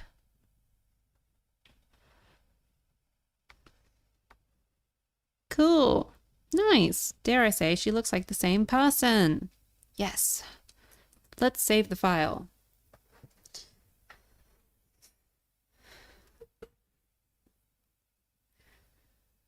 What is next? What is next? Accessories. Let's go accessories. Let's go accessories, and then let's do like a big like shadows coming from stuff. In this other drawing, I'm just going to move it over, but I have some shadows on this other drawing like there, which are pretty subtle. I turned them off just so that I could pick the colors better. So for this one though, the hat is casting a big shadow on the body, so I want to make sure I get that in, but I'll do that at the end because that's going to be like an on top sort of extra layer on top of everything.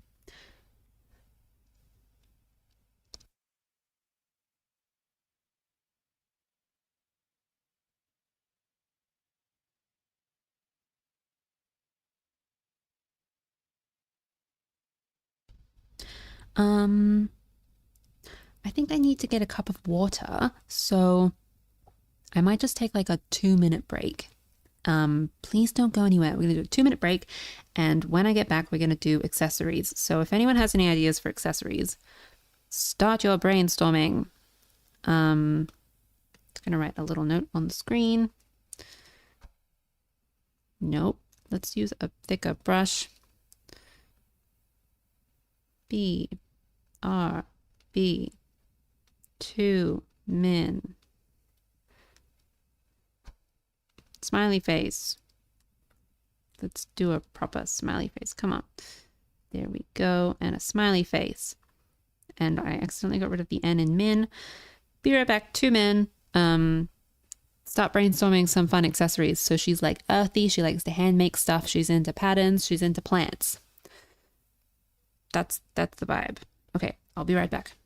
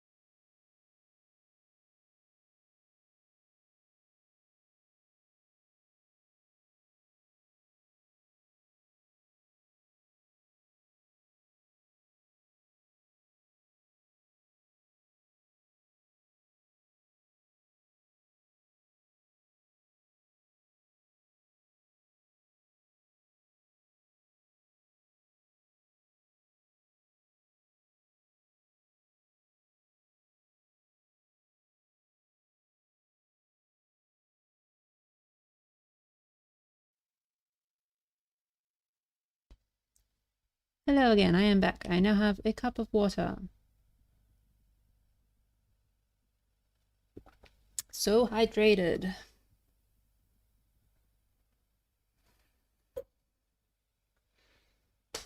Okie dokie. Okie dokie. Accessories. I think I'm interested in this like what did I do with my pen? There it is. Constantly. Where did I put my stylus? I'm interested in this like cork the corks dangling from the hat kind of thing. That's like a real, it's kind of a cliche Australia thing, to have like corks dangling from your hat to keep the flies away. Um, and I'm interested in how this character might have made her own because I think she made this hat. So I'm going to look up some reference for a cork hat. Not a hat made of cork, but like, there we go. Cork hat. So it looks like corks from wine bottles or beer bottles. Beer bottles are more like screw tops these days. Or like, not the one that's not a screw top, the one that's like a lift top with a tool. But they look like wine corks and they're sort of tied. Okay, interesting. So let's make a new layer, and this will be our accessories layer. Because accessories are very like detailed and small, and like I might want to be able to turn them off so that I can change the painting underneath. So I'll keep them on a separate layer, even though most of this is on like one layer.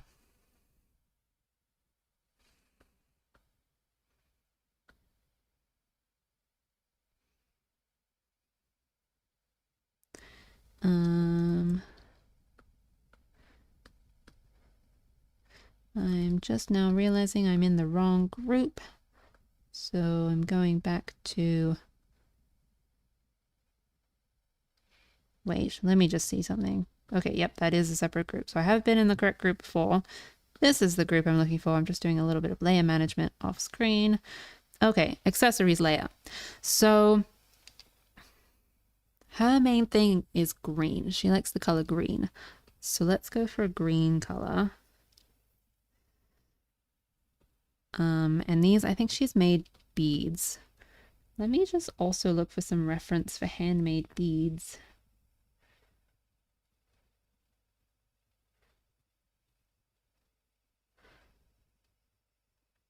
Oh, I'm seeing handmade glass beads. I don't know that she's doing glass. I think she's doing more like clay. Oh, patterns, pretty.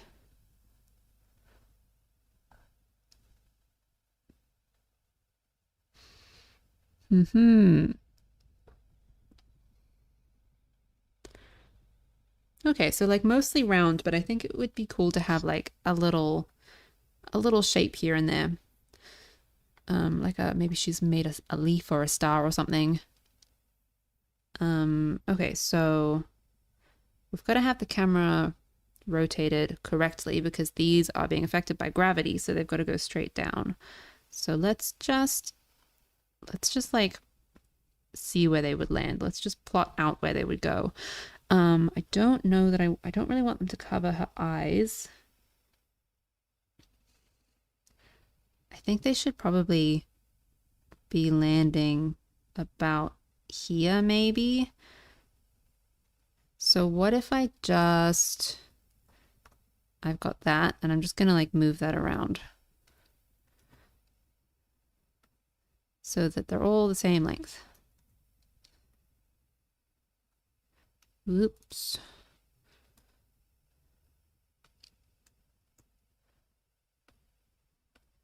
What is happening here?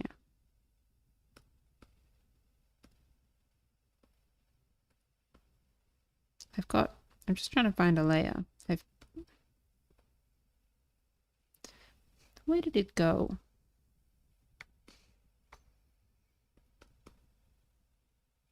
I pasted a layer and that one's there and that one's there. And where's this last one? I just pasted it.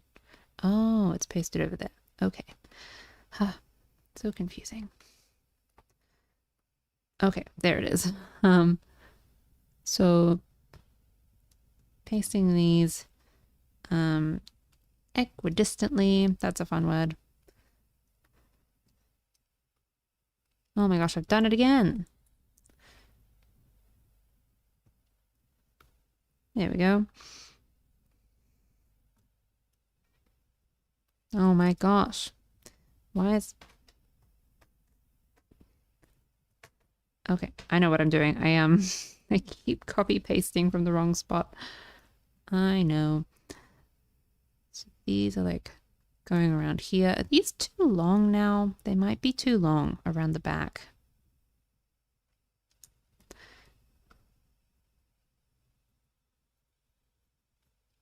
We'll see how it looks when we zoom out.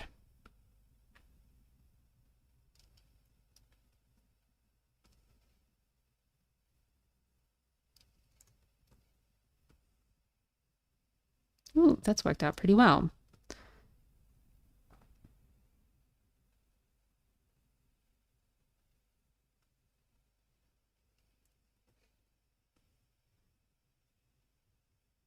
Make sure that we're looking at the edge of the hat and not just the space on the screen. So they're going to be a little bit closer together around the outside of the hat.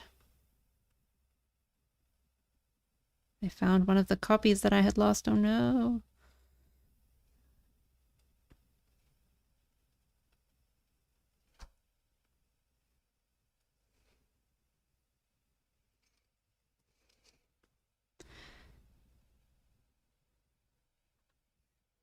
Yeah, okay, now let's zoom out and just see how that looks. That's interesting. This hat looks really fun. I want to wear it and spin around. Cool. Okay. So that is my plan for the layout of these corkscrew hat bead things. So let's just merge all those layers together and lower the opacity down. So now I've got my plan for where they go. I'm going to move this drawing out of the way.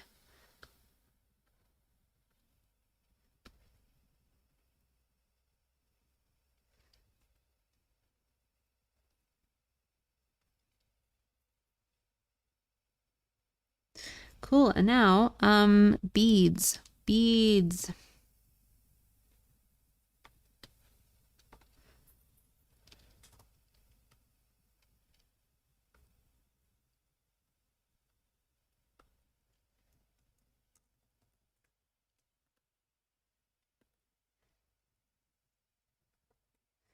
Let's do like, I think these should be different sizes because they're handmade. So I'm gonna do, just gonna like make some beads. What if they're not even properly oval? What if they're a little bit like thicker on one side than on the other? We've got this sort of square thing going on in this art style, like the jaw is quite square, and eyes have sort of this corner in here, and like this bucket is kind of a squarish kind of bucket. You know, the legs are quite squared off here. So I'm thinking with these beads, we got to keep an angle.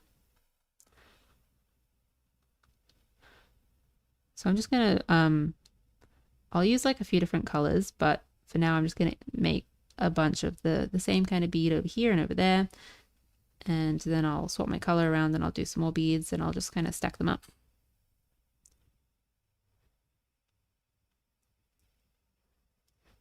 And some long ones and some thin ones.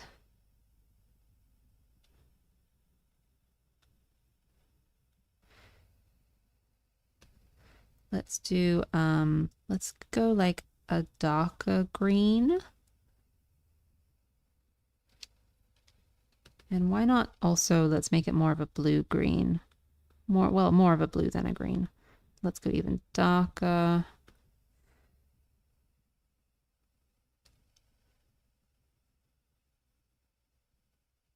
These are like a little bit triangle. I'm trying to keep them more on the square side.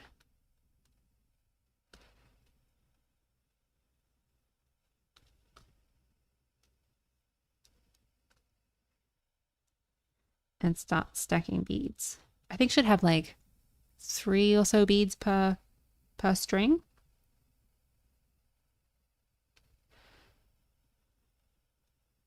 Don't make sure the ones on the face are like not interrupting the face too much. Make sure that they're clearly hanging in front of the face and they're not like on the face, you know?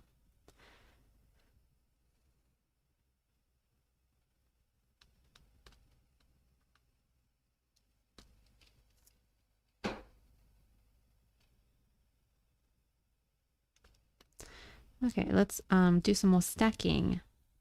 This one could have a bead stacked on top.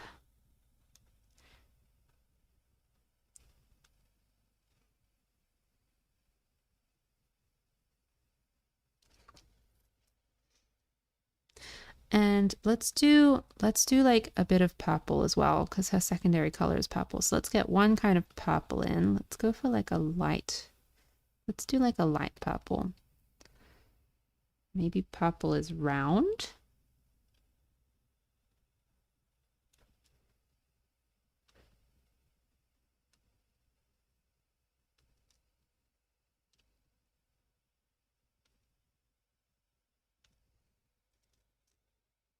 Let's do purple also as the base on this one. And I think that's the only purple base. That's fine.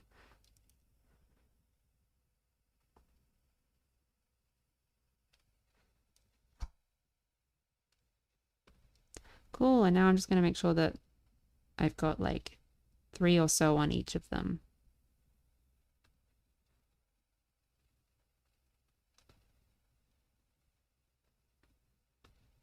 Oh, this is another purple base. Let's do that.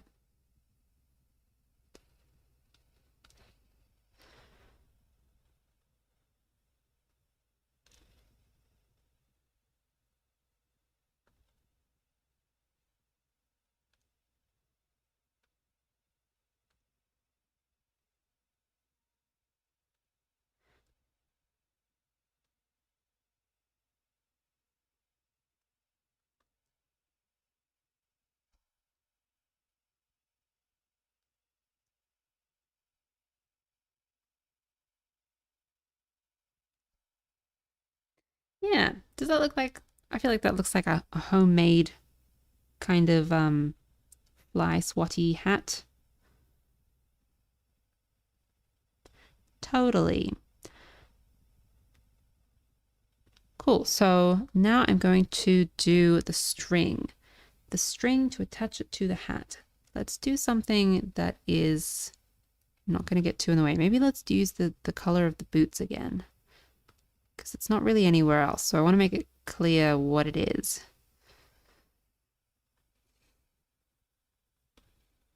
So those are the beads. And that one is, it's kind of interacting with the face in a way that I don't really like. So I'm going to move that, but I'll just keep it there for now.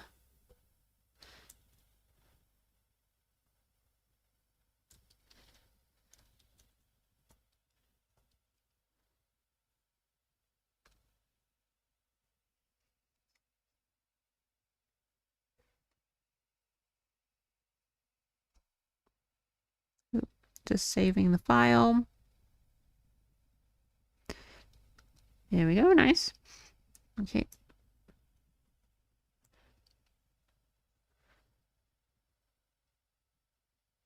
So this is on the back. So I'm gonna paste the strings all around, and then I'll erase them as needed so that, oops, totally picked the wrong layer just now. I'll erase them as needed so that they the overlaps are all clear and make sense.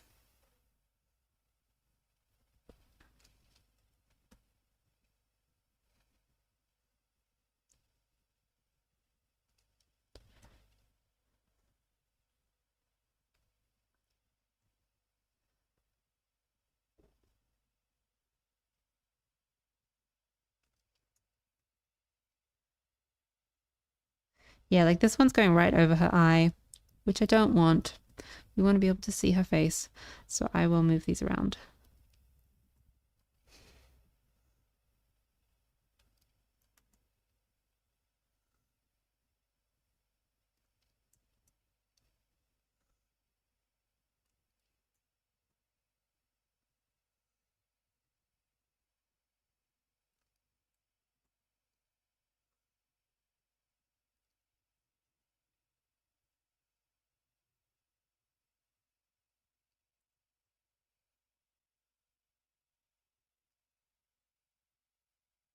Nice. And then the last one is just this little tiny bit here behind, because we can barely see that one on the far side of the hat. Cool. So next I'm going to turn off that sketch that I had and put all of those into a group because layer organization is important. Pop all those layers in a group, and now I'm going to adjust them. So I want this to be out of the way of her face. That's my first priority. Hello. Thank you so much. So kind. So that's going to be out of the way of her face so it can overlap. Now it's kind of interacting with her ear in a way that I don't like. It could probably go there. That's not interrupting too much of her face. Like, it's in front, but that's cool. That's allowed to be in front. And then with this one, how about we'll just shift everything. Oops. Okay, so the mistake I've made here is a feature of Clip Studio, but you got to be aware of it. When you select stuff and you just move it, it moves every layer that you can see. So you got to select and then select the actual like move tool, which the shortcut is K. Oh my gosh, I've done it again. Undo. Let's just undo the whole thing. Undo. Cancel. Undo. Okay. Make sure that we're selecting the right layers this time, because Clip Studio can move, cut and paste multiple layers at once, which is awesome, but not what we want right now. Just these layers. Awesome. Phew. Fixed. Okay, so now they're like in front of her face, but we can see her face, which is great. And so to compensate, I'm just going to adjust some of these so that they are balanced in their spacing.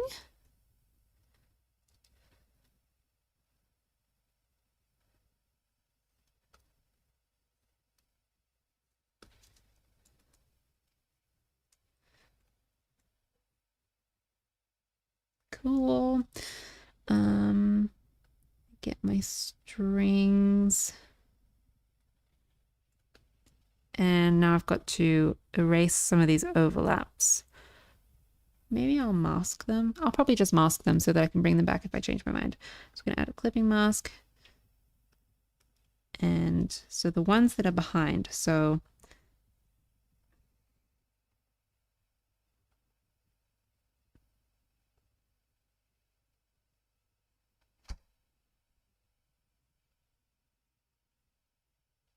oop, I might have accidentally merged all of the layers. Let's give it a second. Undo. Okay. Phew. Accidentally merged all of the layers in the entire drawing instead of just the layers that are strings. Solved it now. And we're going to, oh my gosh, because I meant to go, I meant to say merge selected layers, but I accidentally merged visible layers. They're right next to each other.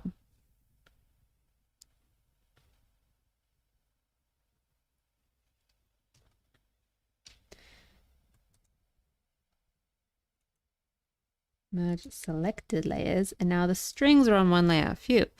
Now let's make a mask, and now come to think of it, let's save the file so that if I do that again, we don't actually do that again. Saving the file, so important.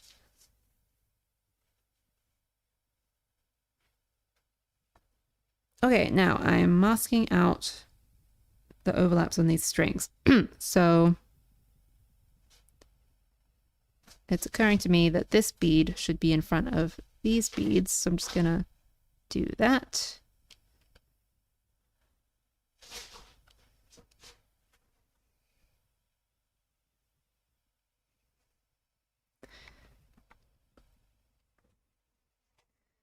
Let's zoom in and don't need any of this.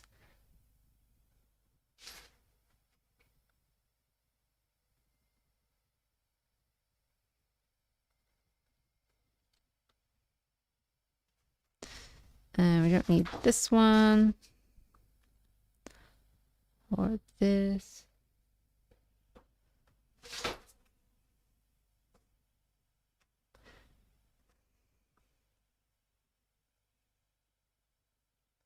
And, ooh, actually, I'm just gonna, some of these are getting a bit close to the edge. So I'm gonna select this whole section and just move it in a little bit.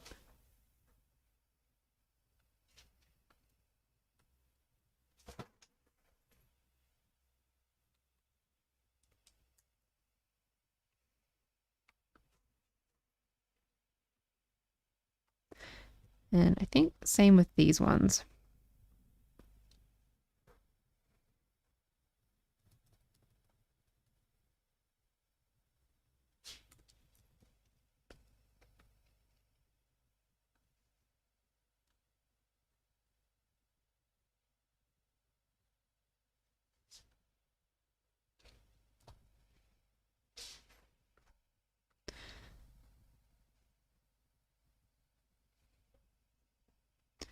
Nice. Now, you just need a simple bit of shading on them, and then I think the beads are done, and we can do other accessories.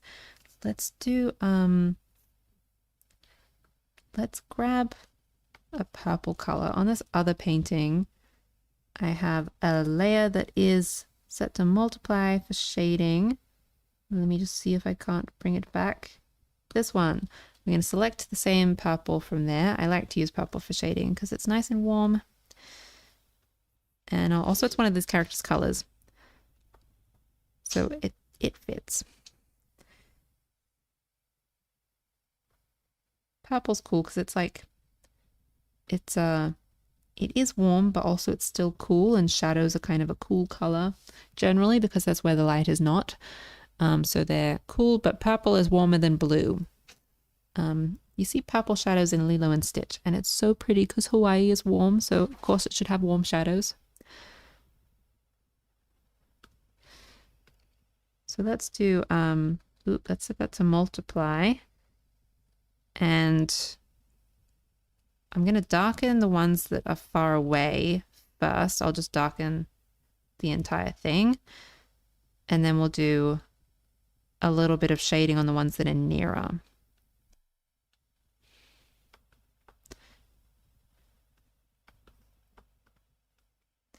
Oop, I've got to mask out these beads here. These beads are supposed to be, I keep saying beards. These beads are supposed to be behind the ear. Behind the hair. Oh my gosh, why is it so hard to talk today? I think I have been talking for too long. Shading the faraway beads.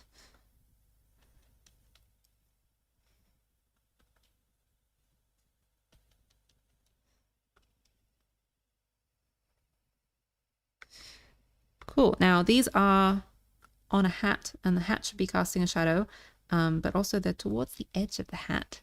So the shadow's got to cut off somewhere.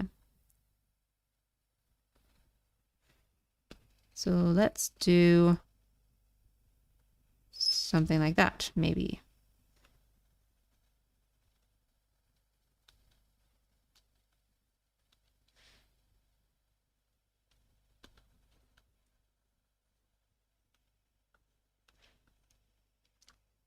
Nope, I've done it backwards.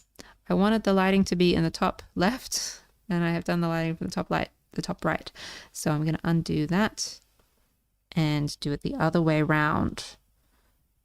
So it's going to be thin shadow on the left here,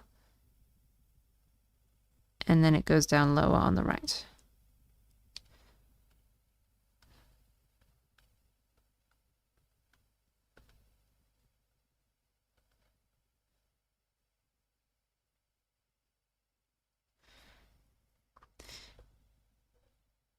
I think it should go even lower.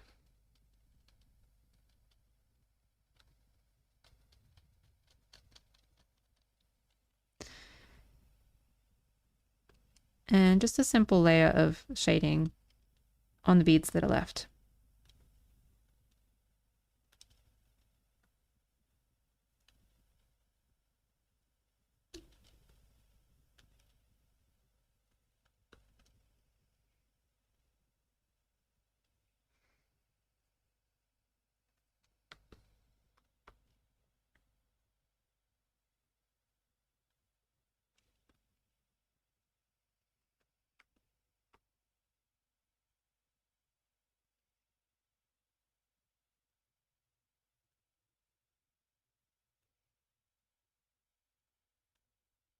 Purple's really pretty for shading because it just interacts really nicely with every color. I really like it. Set to multiply. I think purple's a very versatile color because it looks really pretty, very light and also very dark. So it's just really useful. Let's do a little highlight maybe. Let's pick this yellow from the straw hat and set it to maybe overlay and see what happens if I just do little highlights on some of these beads.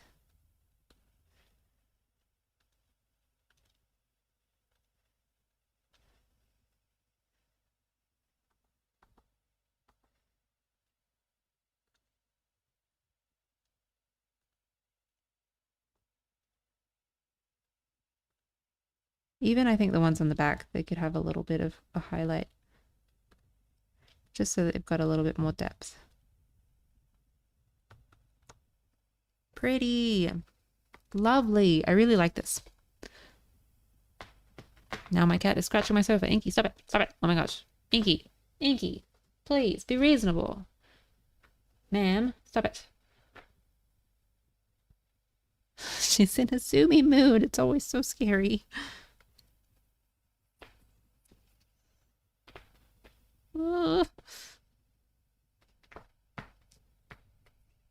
Inky.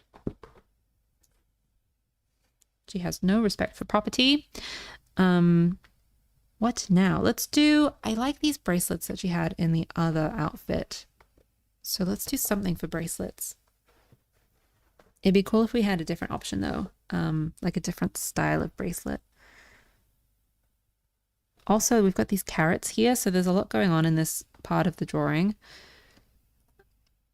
So we're going to make sure that whatever we're doing is not going to be too complicated.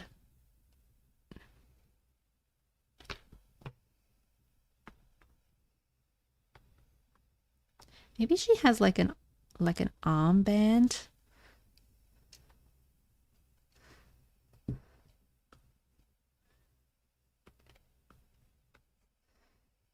She likes silver because we're going for cool toned outfits.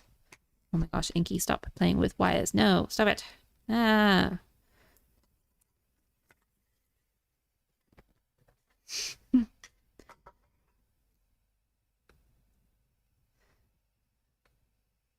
So picking the silver from the earrings.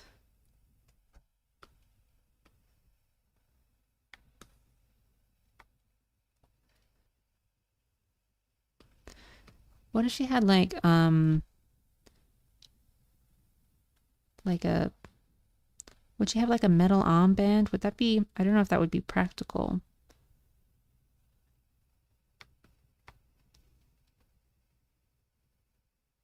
Probably not because she's like gardening right now. Maybe when she was going out, she was like going out for an evening, she'd put that on.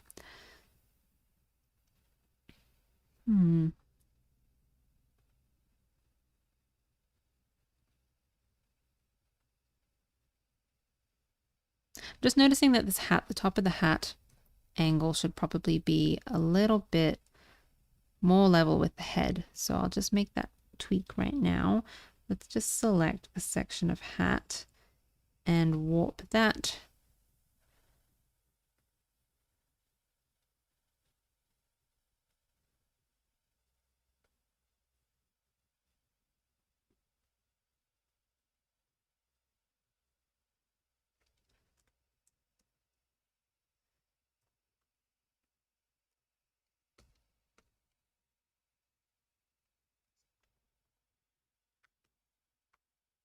Yeah, that's a bit better. I feel like it needs to be more though. Selecting the silhouette and just gonna delete that.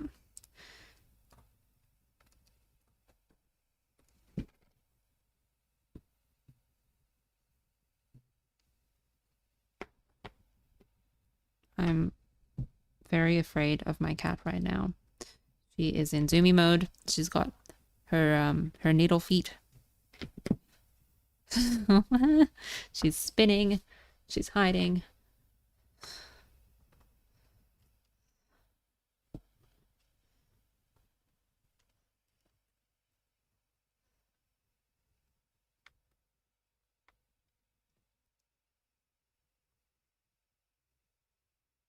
This hat's cool. Is the hat might be too 3D. I might just take off some of those highlights. Nope, that's shadow. The highlights, where did I leave those? Where did I leave the highlights? There they are. I might just take off some of them, maybe not all of them. Just so that it's less 3D looking.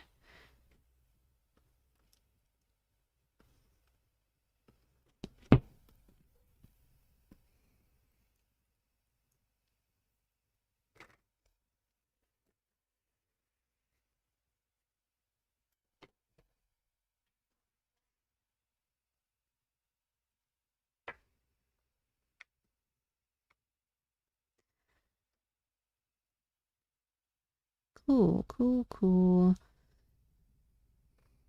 Maybe she would like embroider. I feel like she would embroider and decorate her cargo pants. So I'm just going to look up hand embroidered like jeans or something. See the sorts of things that people do. Oh, cool. Yeah, like pocket details. She could do let's do flowers around the pocket. Like we were in this pose, so let's show off this pocket. Just gonna make sure I'm on the right layer for the time being. Cool. So I think she would embroider like flowers on her pocket. That'd be really pretty. I'm seeing a few examples of that in my reference that I'm looking up.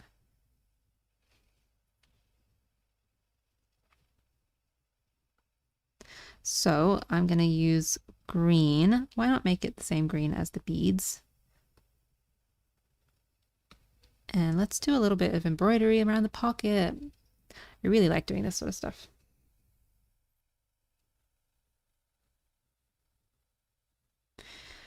Now, what would she actually do?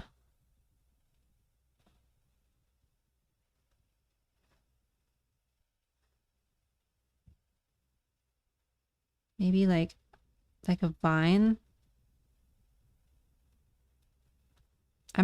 I'll see how it looks. I'll draw a few things and we'll see how it looks.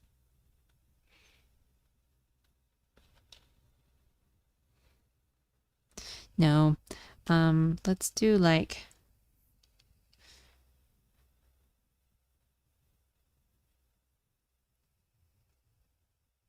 I want to make sure that it looks like embroidery and not like she's got flowers in her pocket. Because I'm seeing all of this embroidery that's really pretty of like people embroidering flowers in their back pockets, and it looks like they've put little flowers in their pockets, and that's really pretty. But I'm wondering if I draw that, it might look like she's actually got flowers in her pockets, and I want to make sure that it's embroidery. It looks like embroidery because it is a drawing.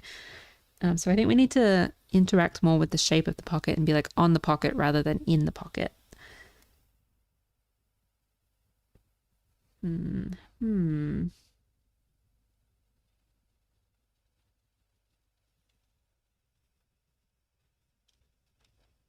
Maybe like daisies. I like the idea that she likes daisies. Well, we've already got daisies on the bucket. Maybe a sunflower. Much as she is a cool toned character, I think she would like sunflowers. We'll use a cool toned yellow.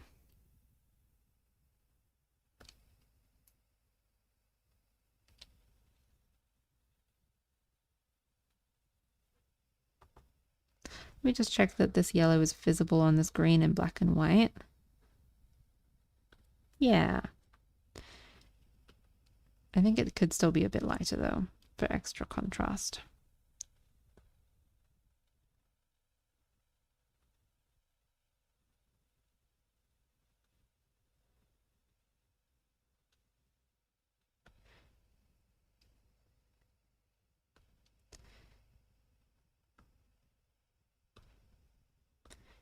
And we'll use a darker color of the purple that is in the trousers anyway.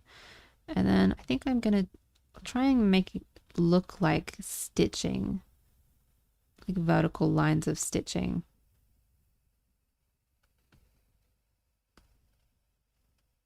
Let's do another one. Let's do another one like here, maybe.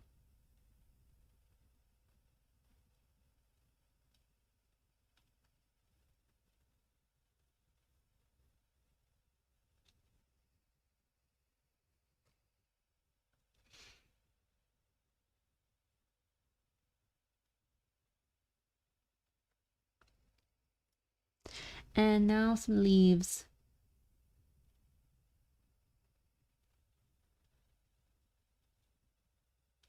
Might be too dark. Let's go for a slightly lighter green.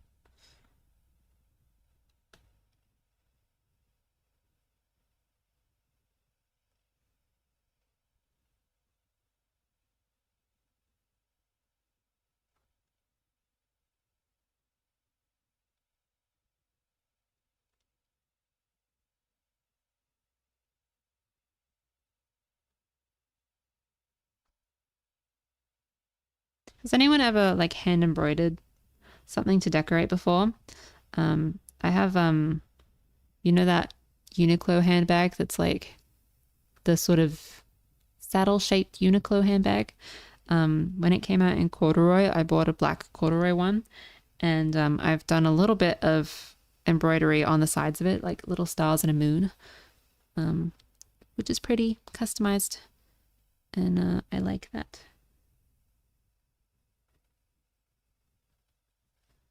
Let's do another vine like here. And let's see the whole effect. Cool. I think we're going to make these petals a little bit wider so they're a bit more visible.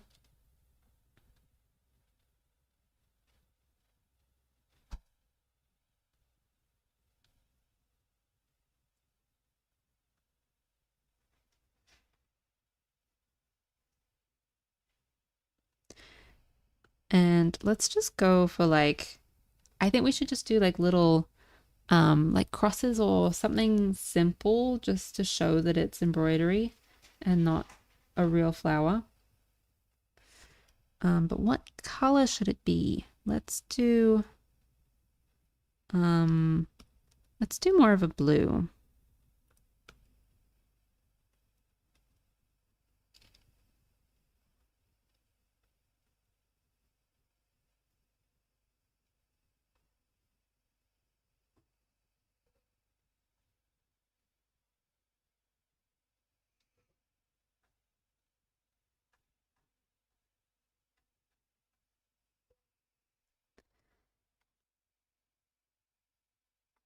Oh, I also want to do like just some patterns and some zigzags maybe.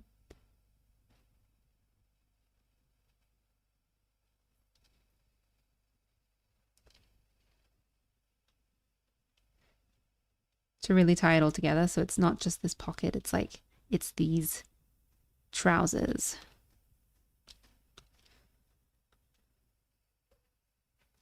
Maybe she's also like mended a section. There's a patch.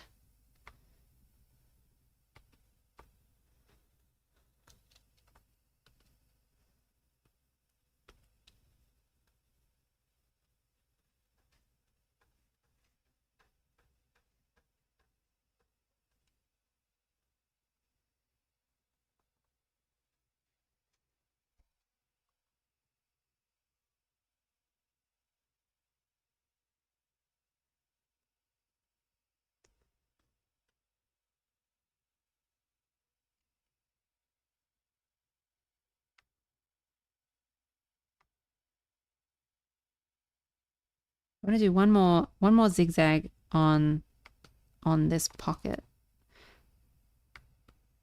This like cargo pocket.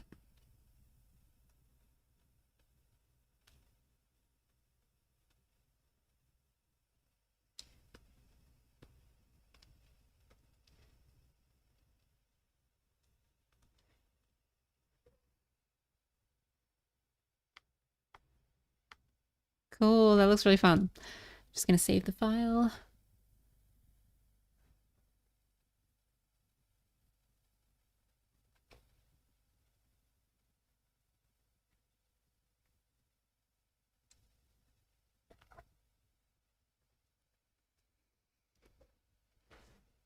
Let's do a patch.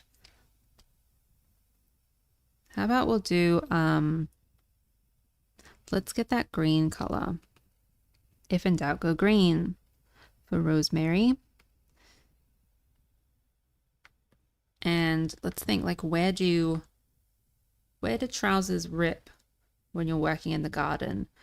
Um, probably knees. Let's do, we've got a lot on this leg, so let's do something on this leg. Let's do a big green patch on this far away knee.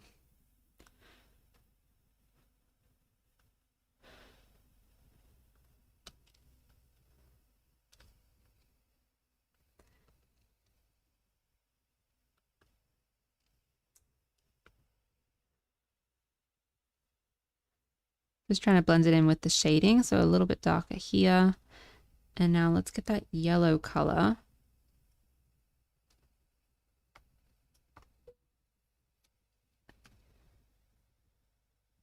I'm just gonna look up like jeans patch just to see.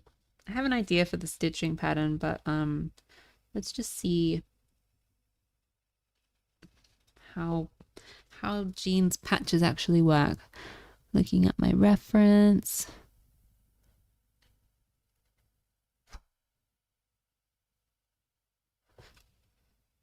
Okay, so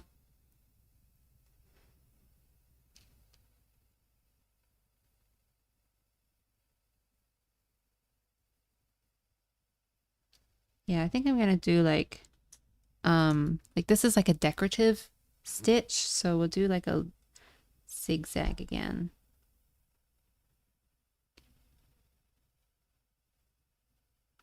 That might be too small and too neat, so let's just do like bigger.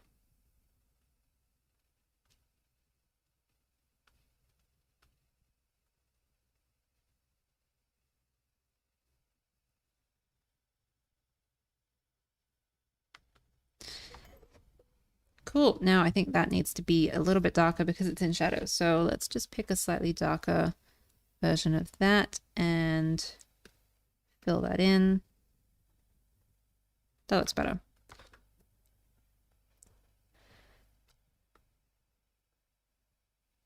Nice. Let's do earrings.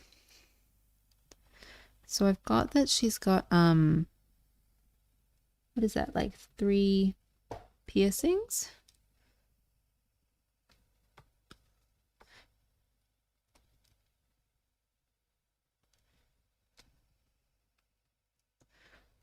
So we'll do 2 studs. Maybe she does these studs.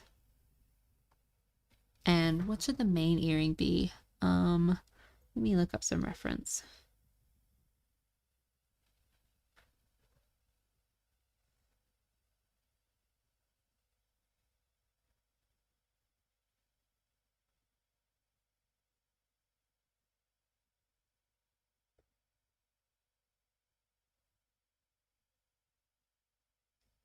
Maybe this one's like a hoop, like a little hoop. And she could have dangling from it.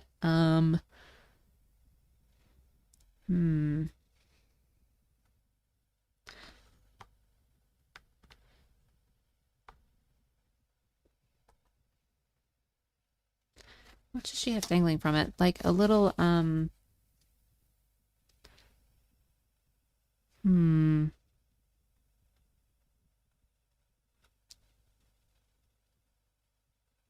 just having a little think.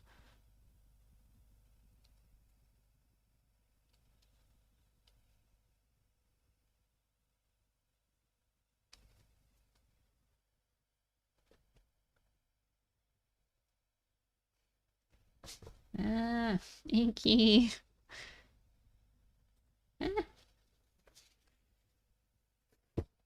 I've taken to throwing tissues for Inky. I've got a tissue from the box and I scrunched it up and I tossed it for her and it's quite entertaining.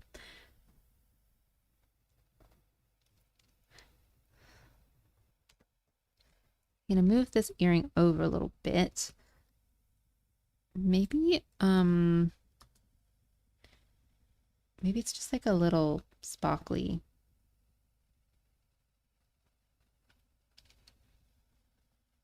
That's pretty. Just add a little bit of shading.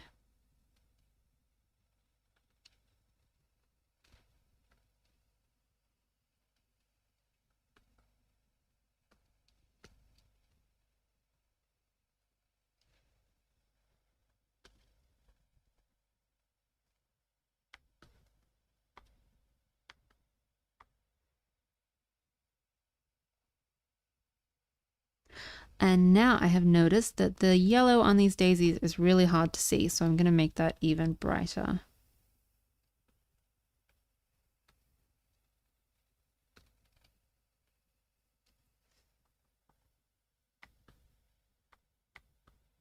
Oh, undo, undo. I accidentally did the stitching on the pocket as well, which I don't want. So, oh no, oh no. That's the one. It's still hard to see. Let's do...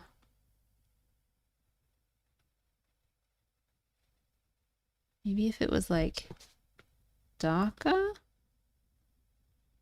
That's like a bit clearer. Probably got to desaturate it because it's a warm color. Oh, but now it's getting kind of... doesn't look as bright.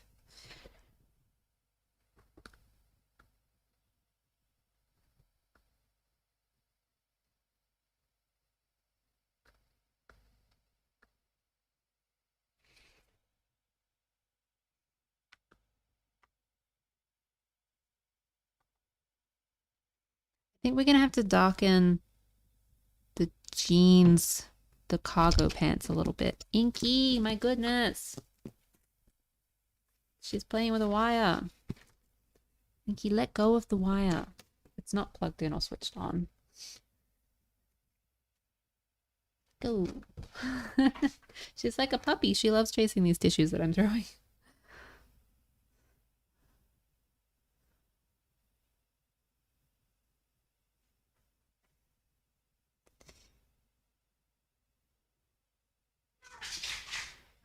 She just made a very scary sound. Oh my gosh. It was like, meow.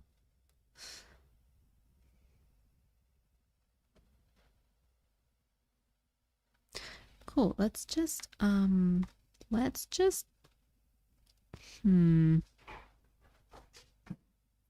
gonna switch off the accessories layer for a moment. I'm gonna select all of this shade of green on the trousers.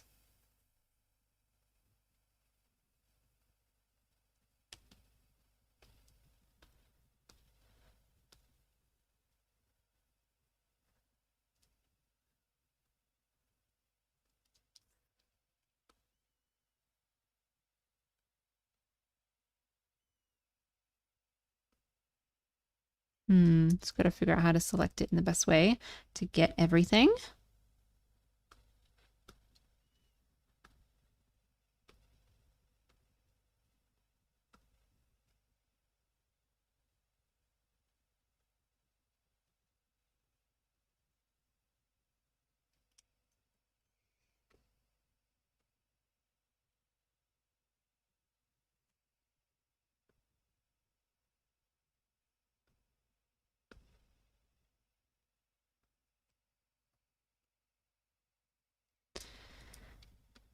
Just taking a second to figure out how to select these colors.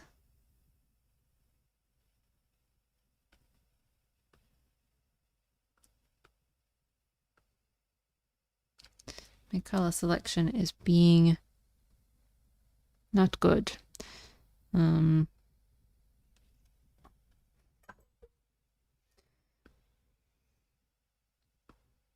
Maybe underneath I'll just paint it in a little bit darker.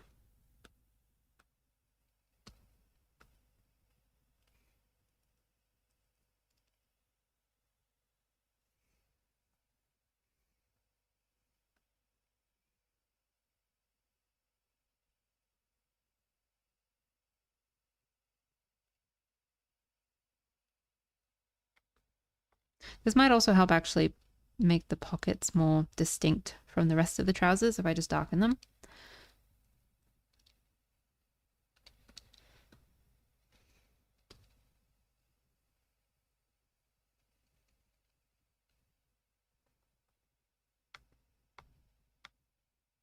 Yeah, that's nice.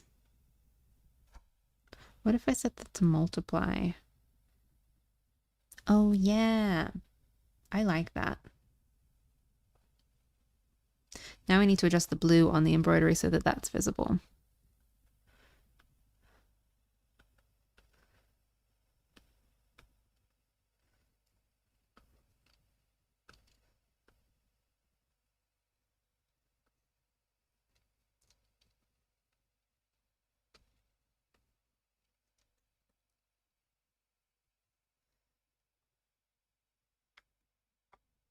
Yeah, cool.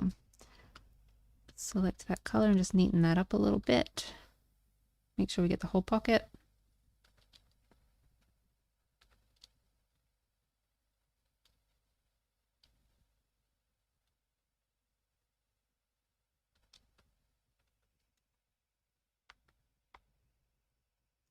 Pretty.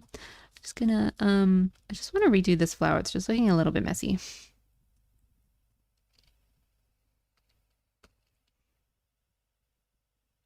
Oop.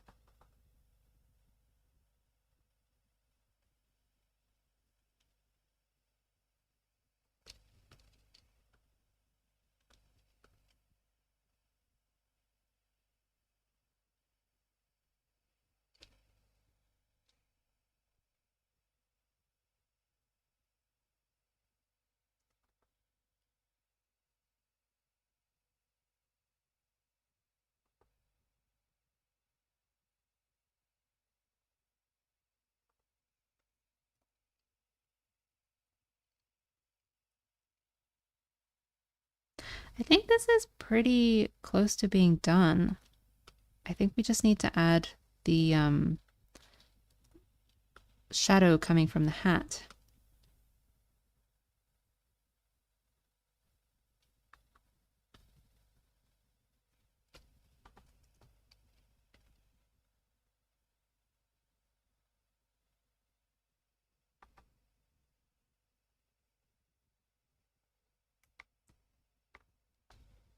Cool.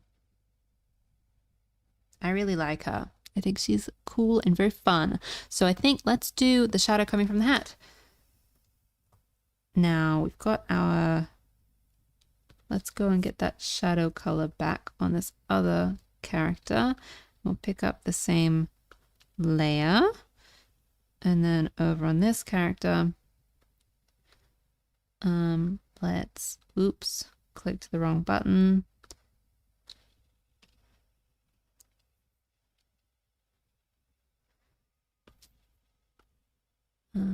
Let me just figure out some layers for a second.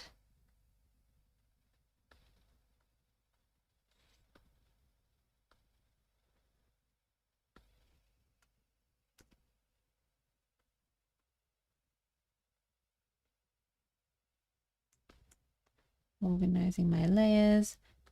And putting this one here. Okay, labeling a layer. Set that to multiply and let's make it like, I don't know, 30. See how that goes for now. 30% opacity. Now let's do shading. It's going to be the big underside of this hat.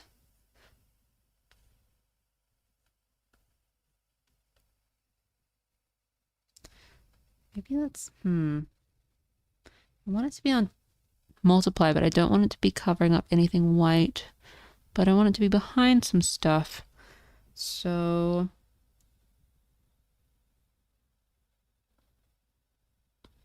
I know what to do. It's just a little bit of off-screen layer management. Okay, that's better.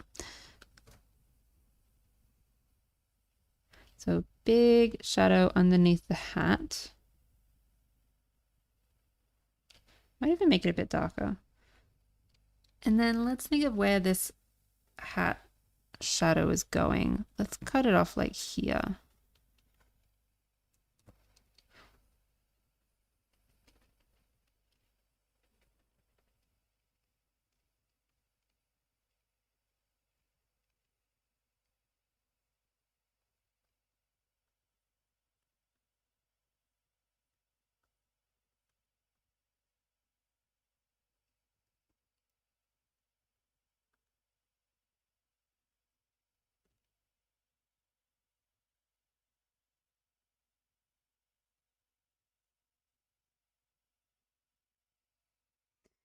I'm just going to fix up this string up here. I've remembered some of the shape of the hat, and the strings are now in the wrong spot. So let me just fix that up real quick.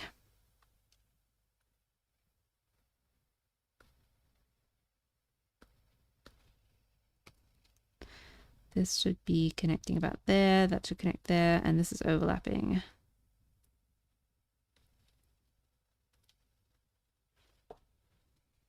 And undo that.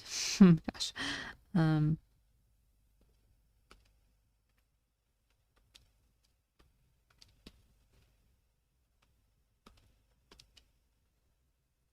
Maybe we'll do it like, I want this shadow to be visible as it cuts across.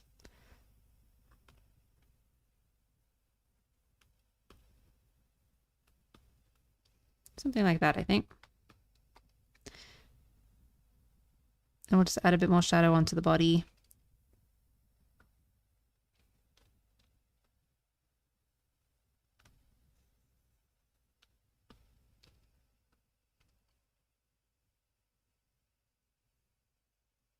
Simple, big, flat shading.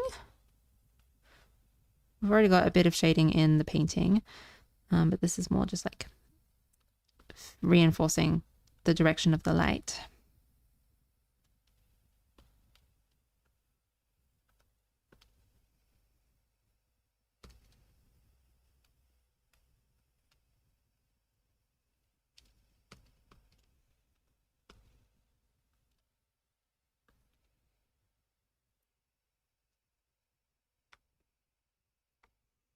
Now, what if we put it at like 60%? 60% opacity. There might be too much shadow.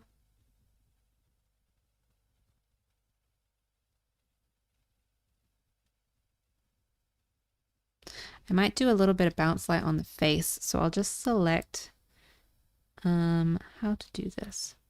Let's make sure I've filled in everywhere. I think I missed some of the hair here.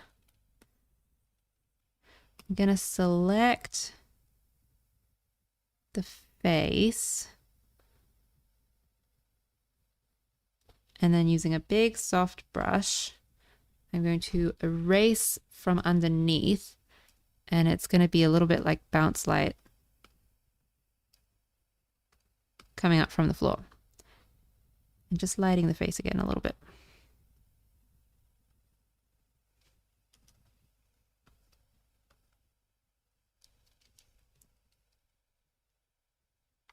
Oh yeah, that's pretty. That's way better. I'm going to add one more layer of shading. I just want to have a layer of shade over the eyes so that they're not quite so flat.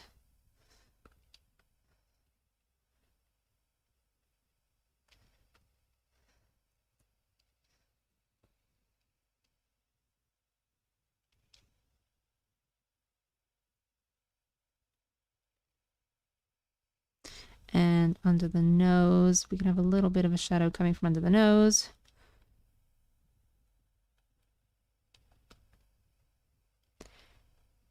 Ear, maybe? No. Maybe if I... Just thinking about how to reinforce the planes of the face. Might do like, yeah, maybe the ear, just a little bit there. And then I'll turn that down. And let's see. Yeah, I like that. I think I like that.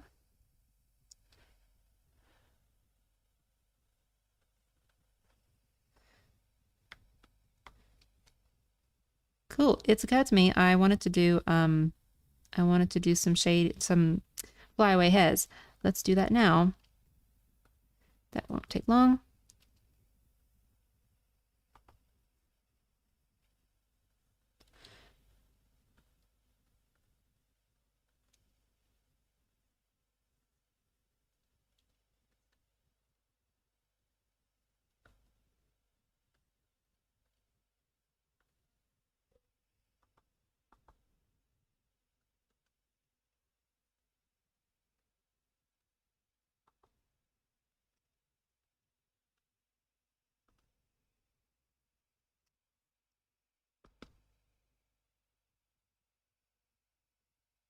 Cool. I think she's pretty much done. So yeah, I might do like the odd little tweak here or there before she's fully finished. Um, but I think she's pretty much done. Just kind of want to add a little bit of extra shading where the hat meets the head, just to help those be separate.